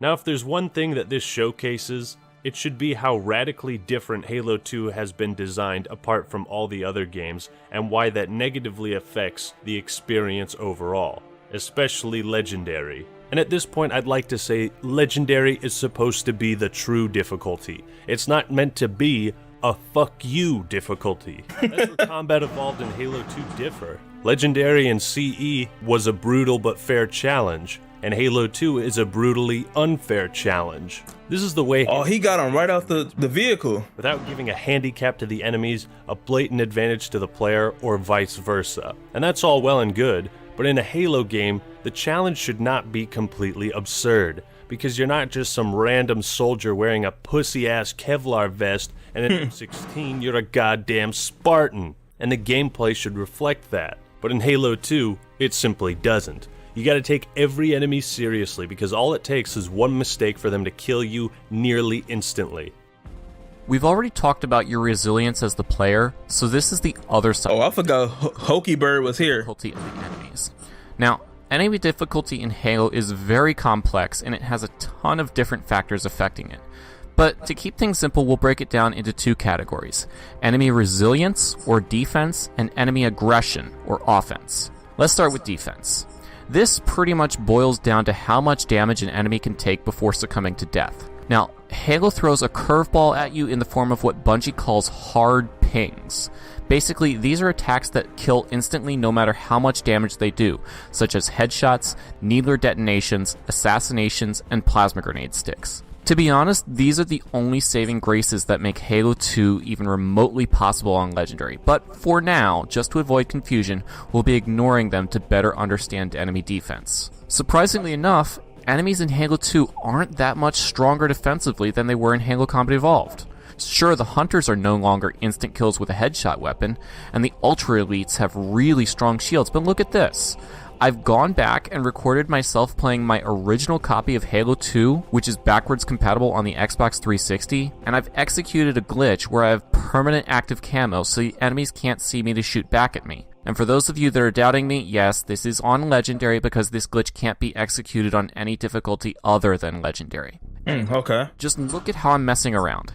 Yeah, I'm playing really stupidly and not using cover because I know the enemies can't see me to shoot back at me, but because I'm not dying in less than a second, do the enemies really look all that spongy compared to Halo CE? No, not really. The only real sponginess is when I try to kill a jackal with a battle rifle without aiming for its head, because the battle rifle isn't meant to be used like this. Now for offense. This is the kicker, or killer. I remember watching Hokey Bird see Legendary walkthrough back then. Has been ramped up to 11 for Legendary in Halo 2. Again, there are so he's been around for a while. Traits that get modified when you increase game difficulty. So here's a few of the most obvious ones. Enemy numbers increase. Enemies do more damage. Enemies notice you faster and take less time to start shooting when they see you. Enemy accuracy and shot tracking are increased. Plasma projectiles move through the air faster. Enemy fire rate increases.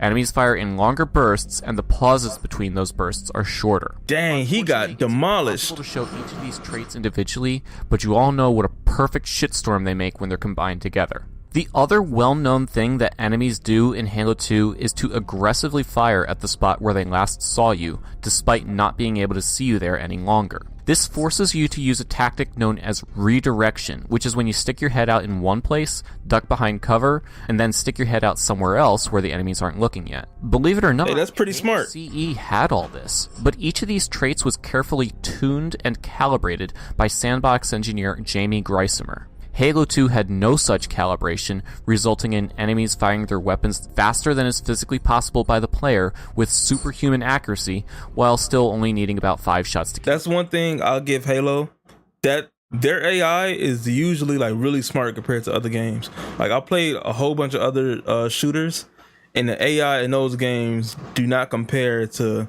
the smarts, the intelligence of the Halo AI. They're really above the other ones. Very true, yeah. Possible by the player with superhuman accuracy, while still only needing about 5 shots to kill you. Oh, and they start shooting in about 2/3 of a second after they've noticed you. The insanely short time to kill you combined with enemy aggression results in enemies that aren't total bullet sponges, but they take longer to kill without hard pings than you can possibly survive.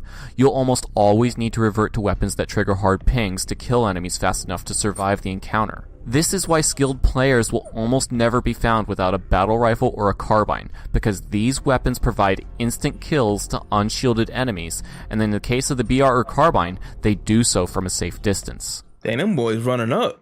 This reliance on hard ping weapons is what leads to our next point, the lack of options. Despite all the fantastic new weapons, vehicles, and sandbox elements in Halo 2, on Legendary, you will get your anus penetrated if you don't play the game a certain way, meaning you have to use headshot-capable or power weapons throughout most of the game. Since you are the second weakest entity, you don't have long to live, which means you don't have long to shoot. Which means anything that doesn't kill the enemies quickly is unviable. In Combat Evolved, you could afford to charge straight at the enemies with an assault rifle because you had stronger shields and that buffer of health. But in Halo 2, charging in with dual SMGs will hardly ever work against anything that isn't a grunt. And if you do survive, chances are there's a few sniper jackals around, so the simple act of leaving cover is risky too. This means for the majority of the game, you're using plasma pistol, BR, or carbine, and you're killing everything from range because you're so fucking weak, any other strategy that puts you in harm's way is likely to get you killed. Hell yeah. One-hit melee deaths. 2 from... Dang, how he jump up like that? Killed. Hell yeah.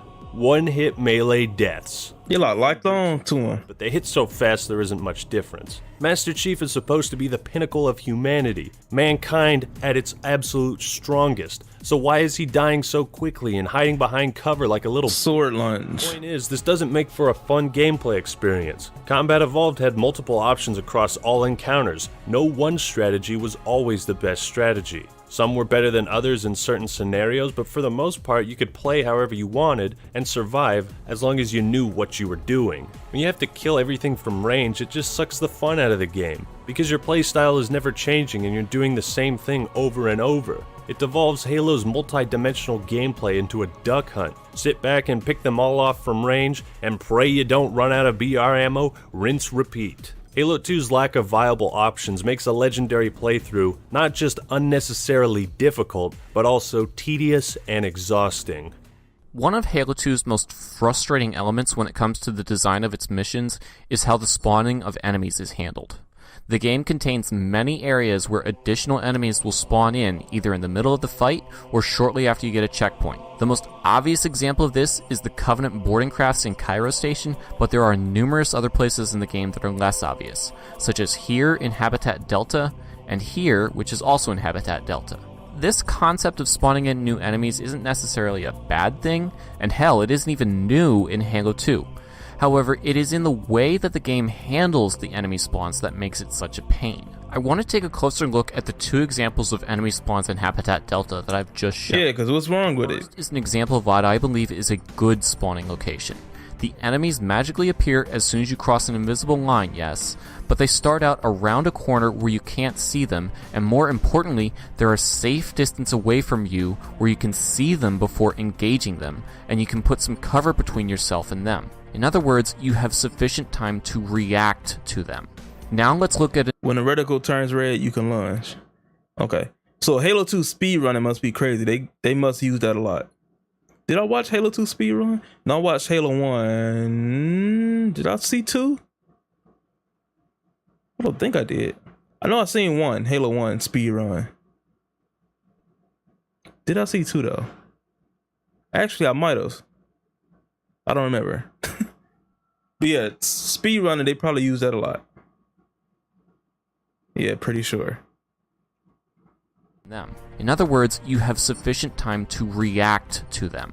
Now let's look at an example of a poor spawning location, which is, ironically enough, about 10 feet away before you even get your next checkpoint. In this case, the enemies appear at the doorway in front of me, but the line that I have to cross to get I watched One and Reach. Okay, that's what it was. The door that they start firing at me at the same time that I can first see them. As a result, I have to get them to spawn and then jump out the window and come back up the stairs.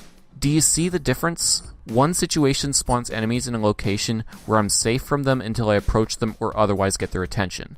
The other spawns them in a location that immediately puts me in a nearly unsurvivable situation.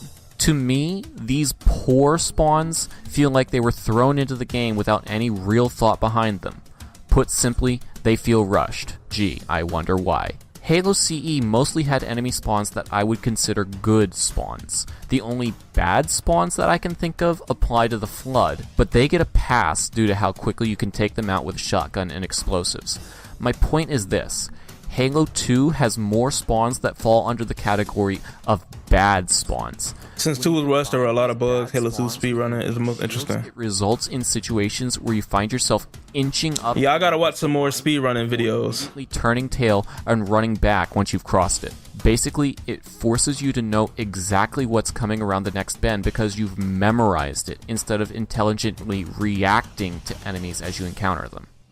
RNG plays a far greater role in whether you live or die than it did in CE. For example, before you go down the Gravelift and Gravemine, you have to clear this room out, but at some point reinforcements come in. Now if you're standing next to the wrong door at the wrong time, you're fucked. Do it again.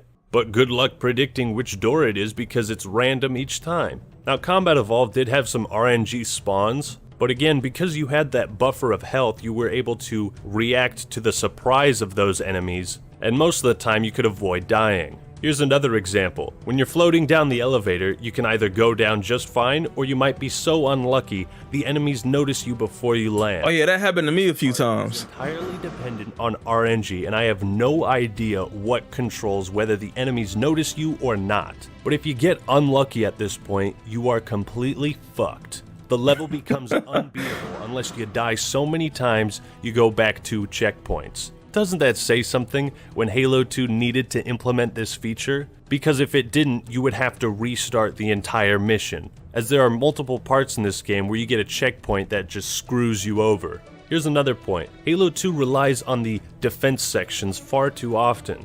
The first thing Outskirts does is put you into a small arena and sends like 12 waves of bad guys at you. After a while, fighting in the same location starts to wear on your mind, especially if you die and have to do it all over again. It's a deceptive way to increase the length of the levels and the interesting world and universe we could be exploring. It begins to feel much smaller because so frequently we're forced to defend a very small section. That part on Metropolis has about 20 sniper jackals that just keep spawning as you kill them. I mean, what in the fuck is that about? As a normal player, how many of these bastards am I supposed to kill before they stop spawning?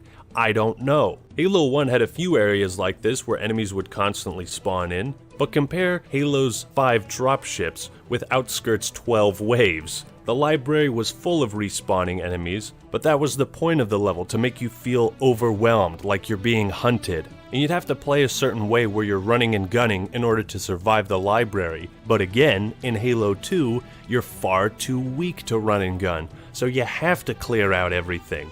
The difficulty of a first-person shooter should not be weighted towards RNG and knowing precisely how many waves will come out at any given part. That's cheap bullshit. FPS games should create challenge through forcing the player to think and react, rather than get lucky.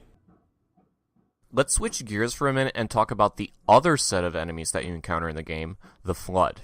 While not as challenging as the Covenant, there are still some things that make them harder than they were before. The Flood now take much more damage than they used to, which again makes headshot-capable weapons pretty much mandatory. Even if you shoot off their whip arm, combat forms can still melee you with their other arm. The idea that even after Halo 2 shotgun is so trash compared to 1. The Flood is a really cool concept. Actually, no, it's not. This is a horrible idea. The whole idea behind the Flood is to force the player to fight differently than they would against the Covenant. Combat forms come in larger hordes and tend to bum rush you because they're not nearly as intelligent as the Covenant and can be taken down quickly. So why in God's name would you give combat forms something that prevents you from taking them out quickly as they're bum rushing you? The worst part is, some of the Flood elites have a shield and some don't, and until you shoot them, you won't know which is which. This is a small problem when compared to everything else, however it adds an element of unpredictability. Due to your extremely short time to live like we've discussed before, sometimes whether a Flood elite has a shield or not decides whether you live or die. No longer can you go up against a horde of combat forms with a shotgun, pistol, and grenades. Well, for one, the shotgun's been nerfed to hell. And said combat forms have been super nerf, big nerf, such that they'll actively evade grenades. Combat forms are also much faster this time around, especially those goddamn human combat forms. And it seems that the combat forms aren't the only faction of the Flood that's been given an intelligence boost. Dang, he lane lunge from far away. Much tougher to shoot than they were before, which sounds ridiculous, but I'm not kidding here. Remember how you used to be able to clean up infection forms by just meleeing them as they jump at you? Yeah. Try that in Halo 2.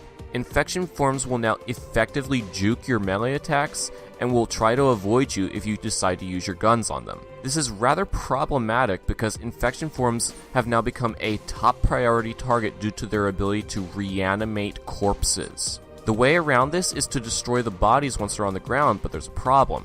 The shotgun is the only weapon besides the energy sword that's effective at doing this. And let's face it, you don't have enough shotgun ammo to put an extra shot or 3 into every single combat form that you face. So just melee them instead of shooting to conserve the ammo, you say?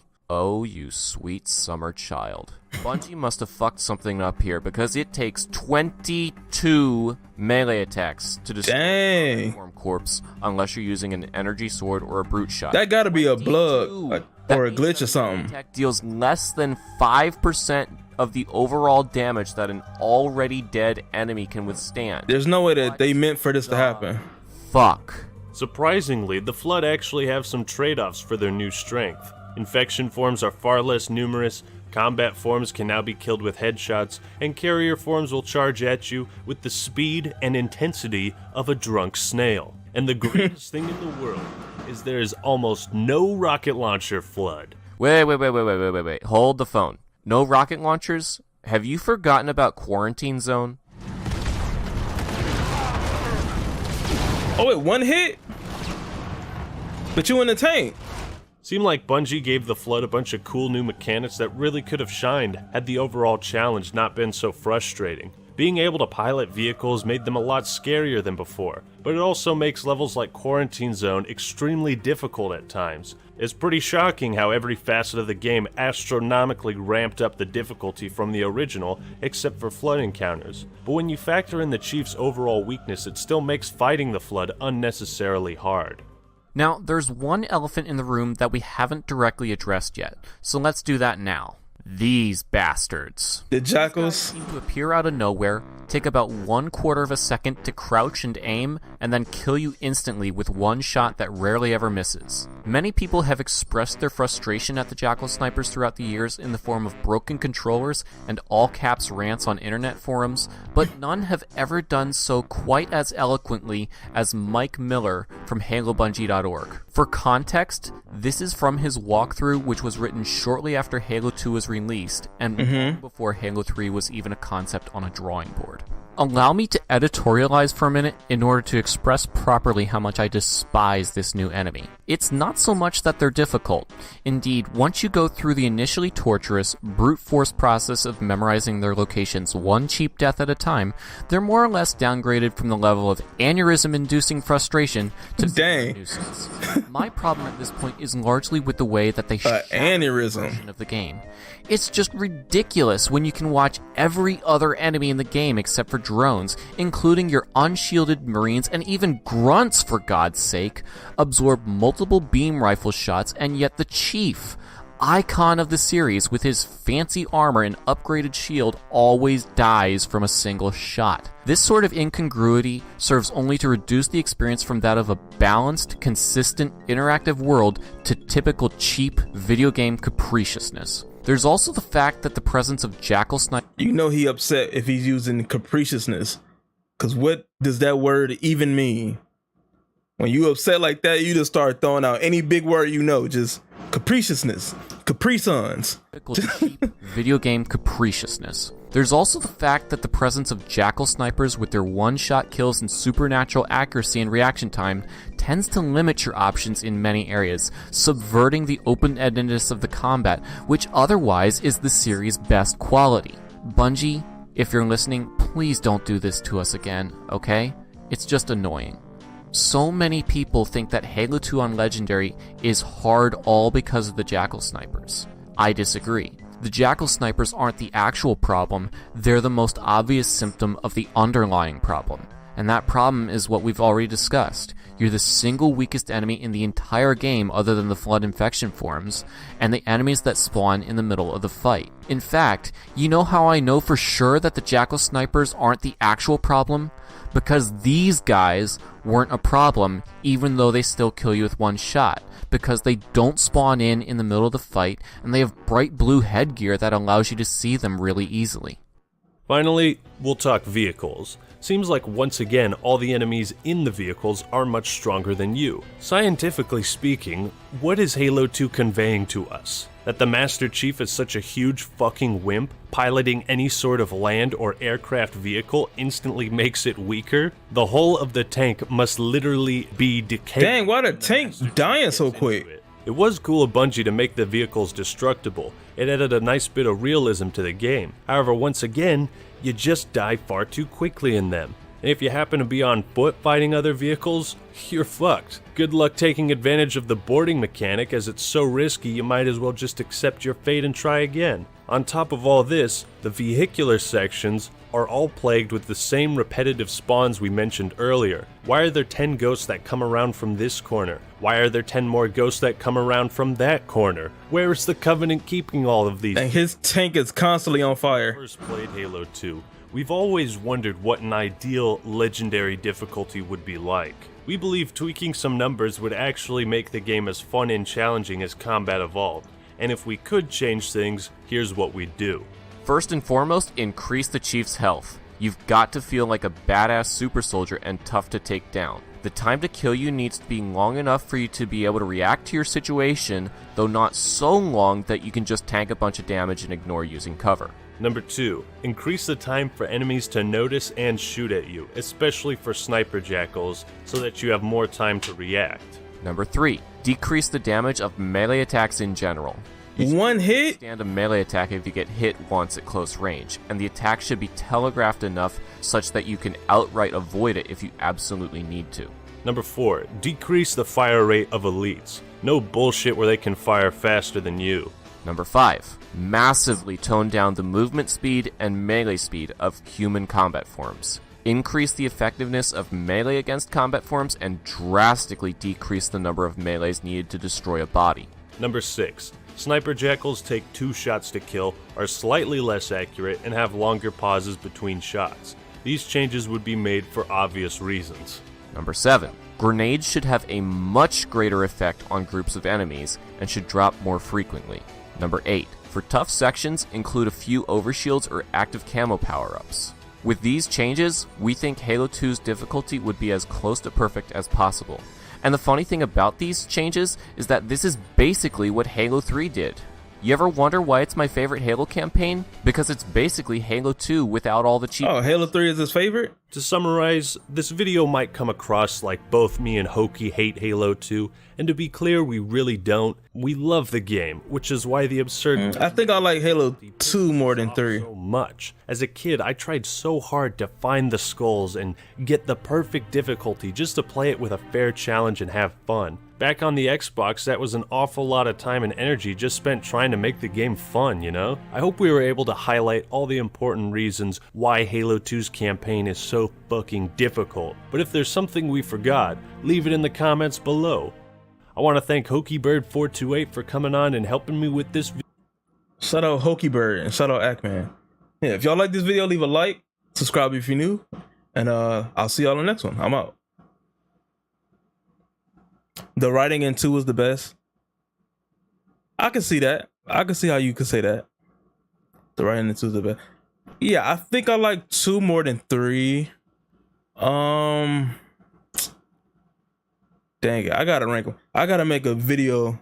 Once I play through all of them, I'm gonna make a video and like try to rank them. But I like 3 though. But I like 2 more than 3. Okay. Yo, it is 5:20 and I'm starting to get tired and I got things to do tomorrow. So this is probably gonna be the end of this is probably gonna be like the last video for this stream.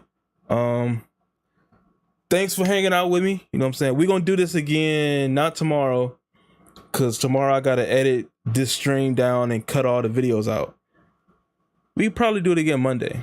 This was fun though. This was very fun. Again, if y'all want to join the Discord, it's !Discord. That'll give you the Discord link. You can hop up in there. Give me any recommended videos that you want. Talk to me in there. Everything will be cool. And yeah, we'll come back Monday night, probably around 12 again. Because tomorrow I gotta edit this stream and cut out the freaking 20 parts of it. Glad to be a part of it. Had a good time watching. Well, thank you. All right, y'all. That's it for me. I'll see y'all Monday. We'll be back again Monday at 12 o'clock. I'm Eastern time, if that make a difference. You know, New York time, Eastern time. So whatever time it is for you, you know, just set your alarm to that. All right, y'all. I'm out. I will see y'all in the next stream. I'm about to go.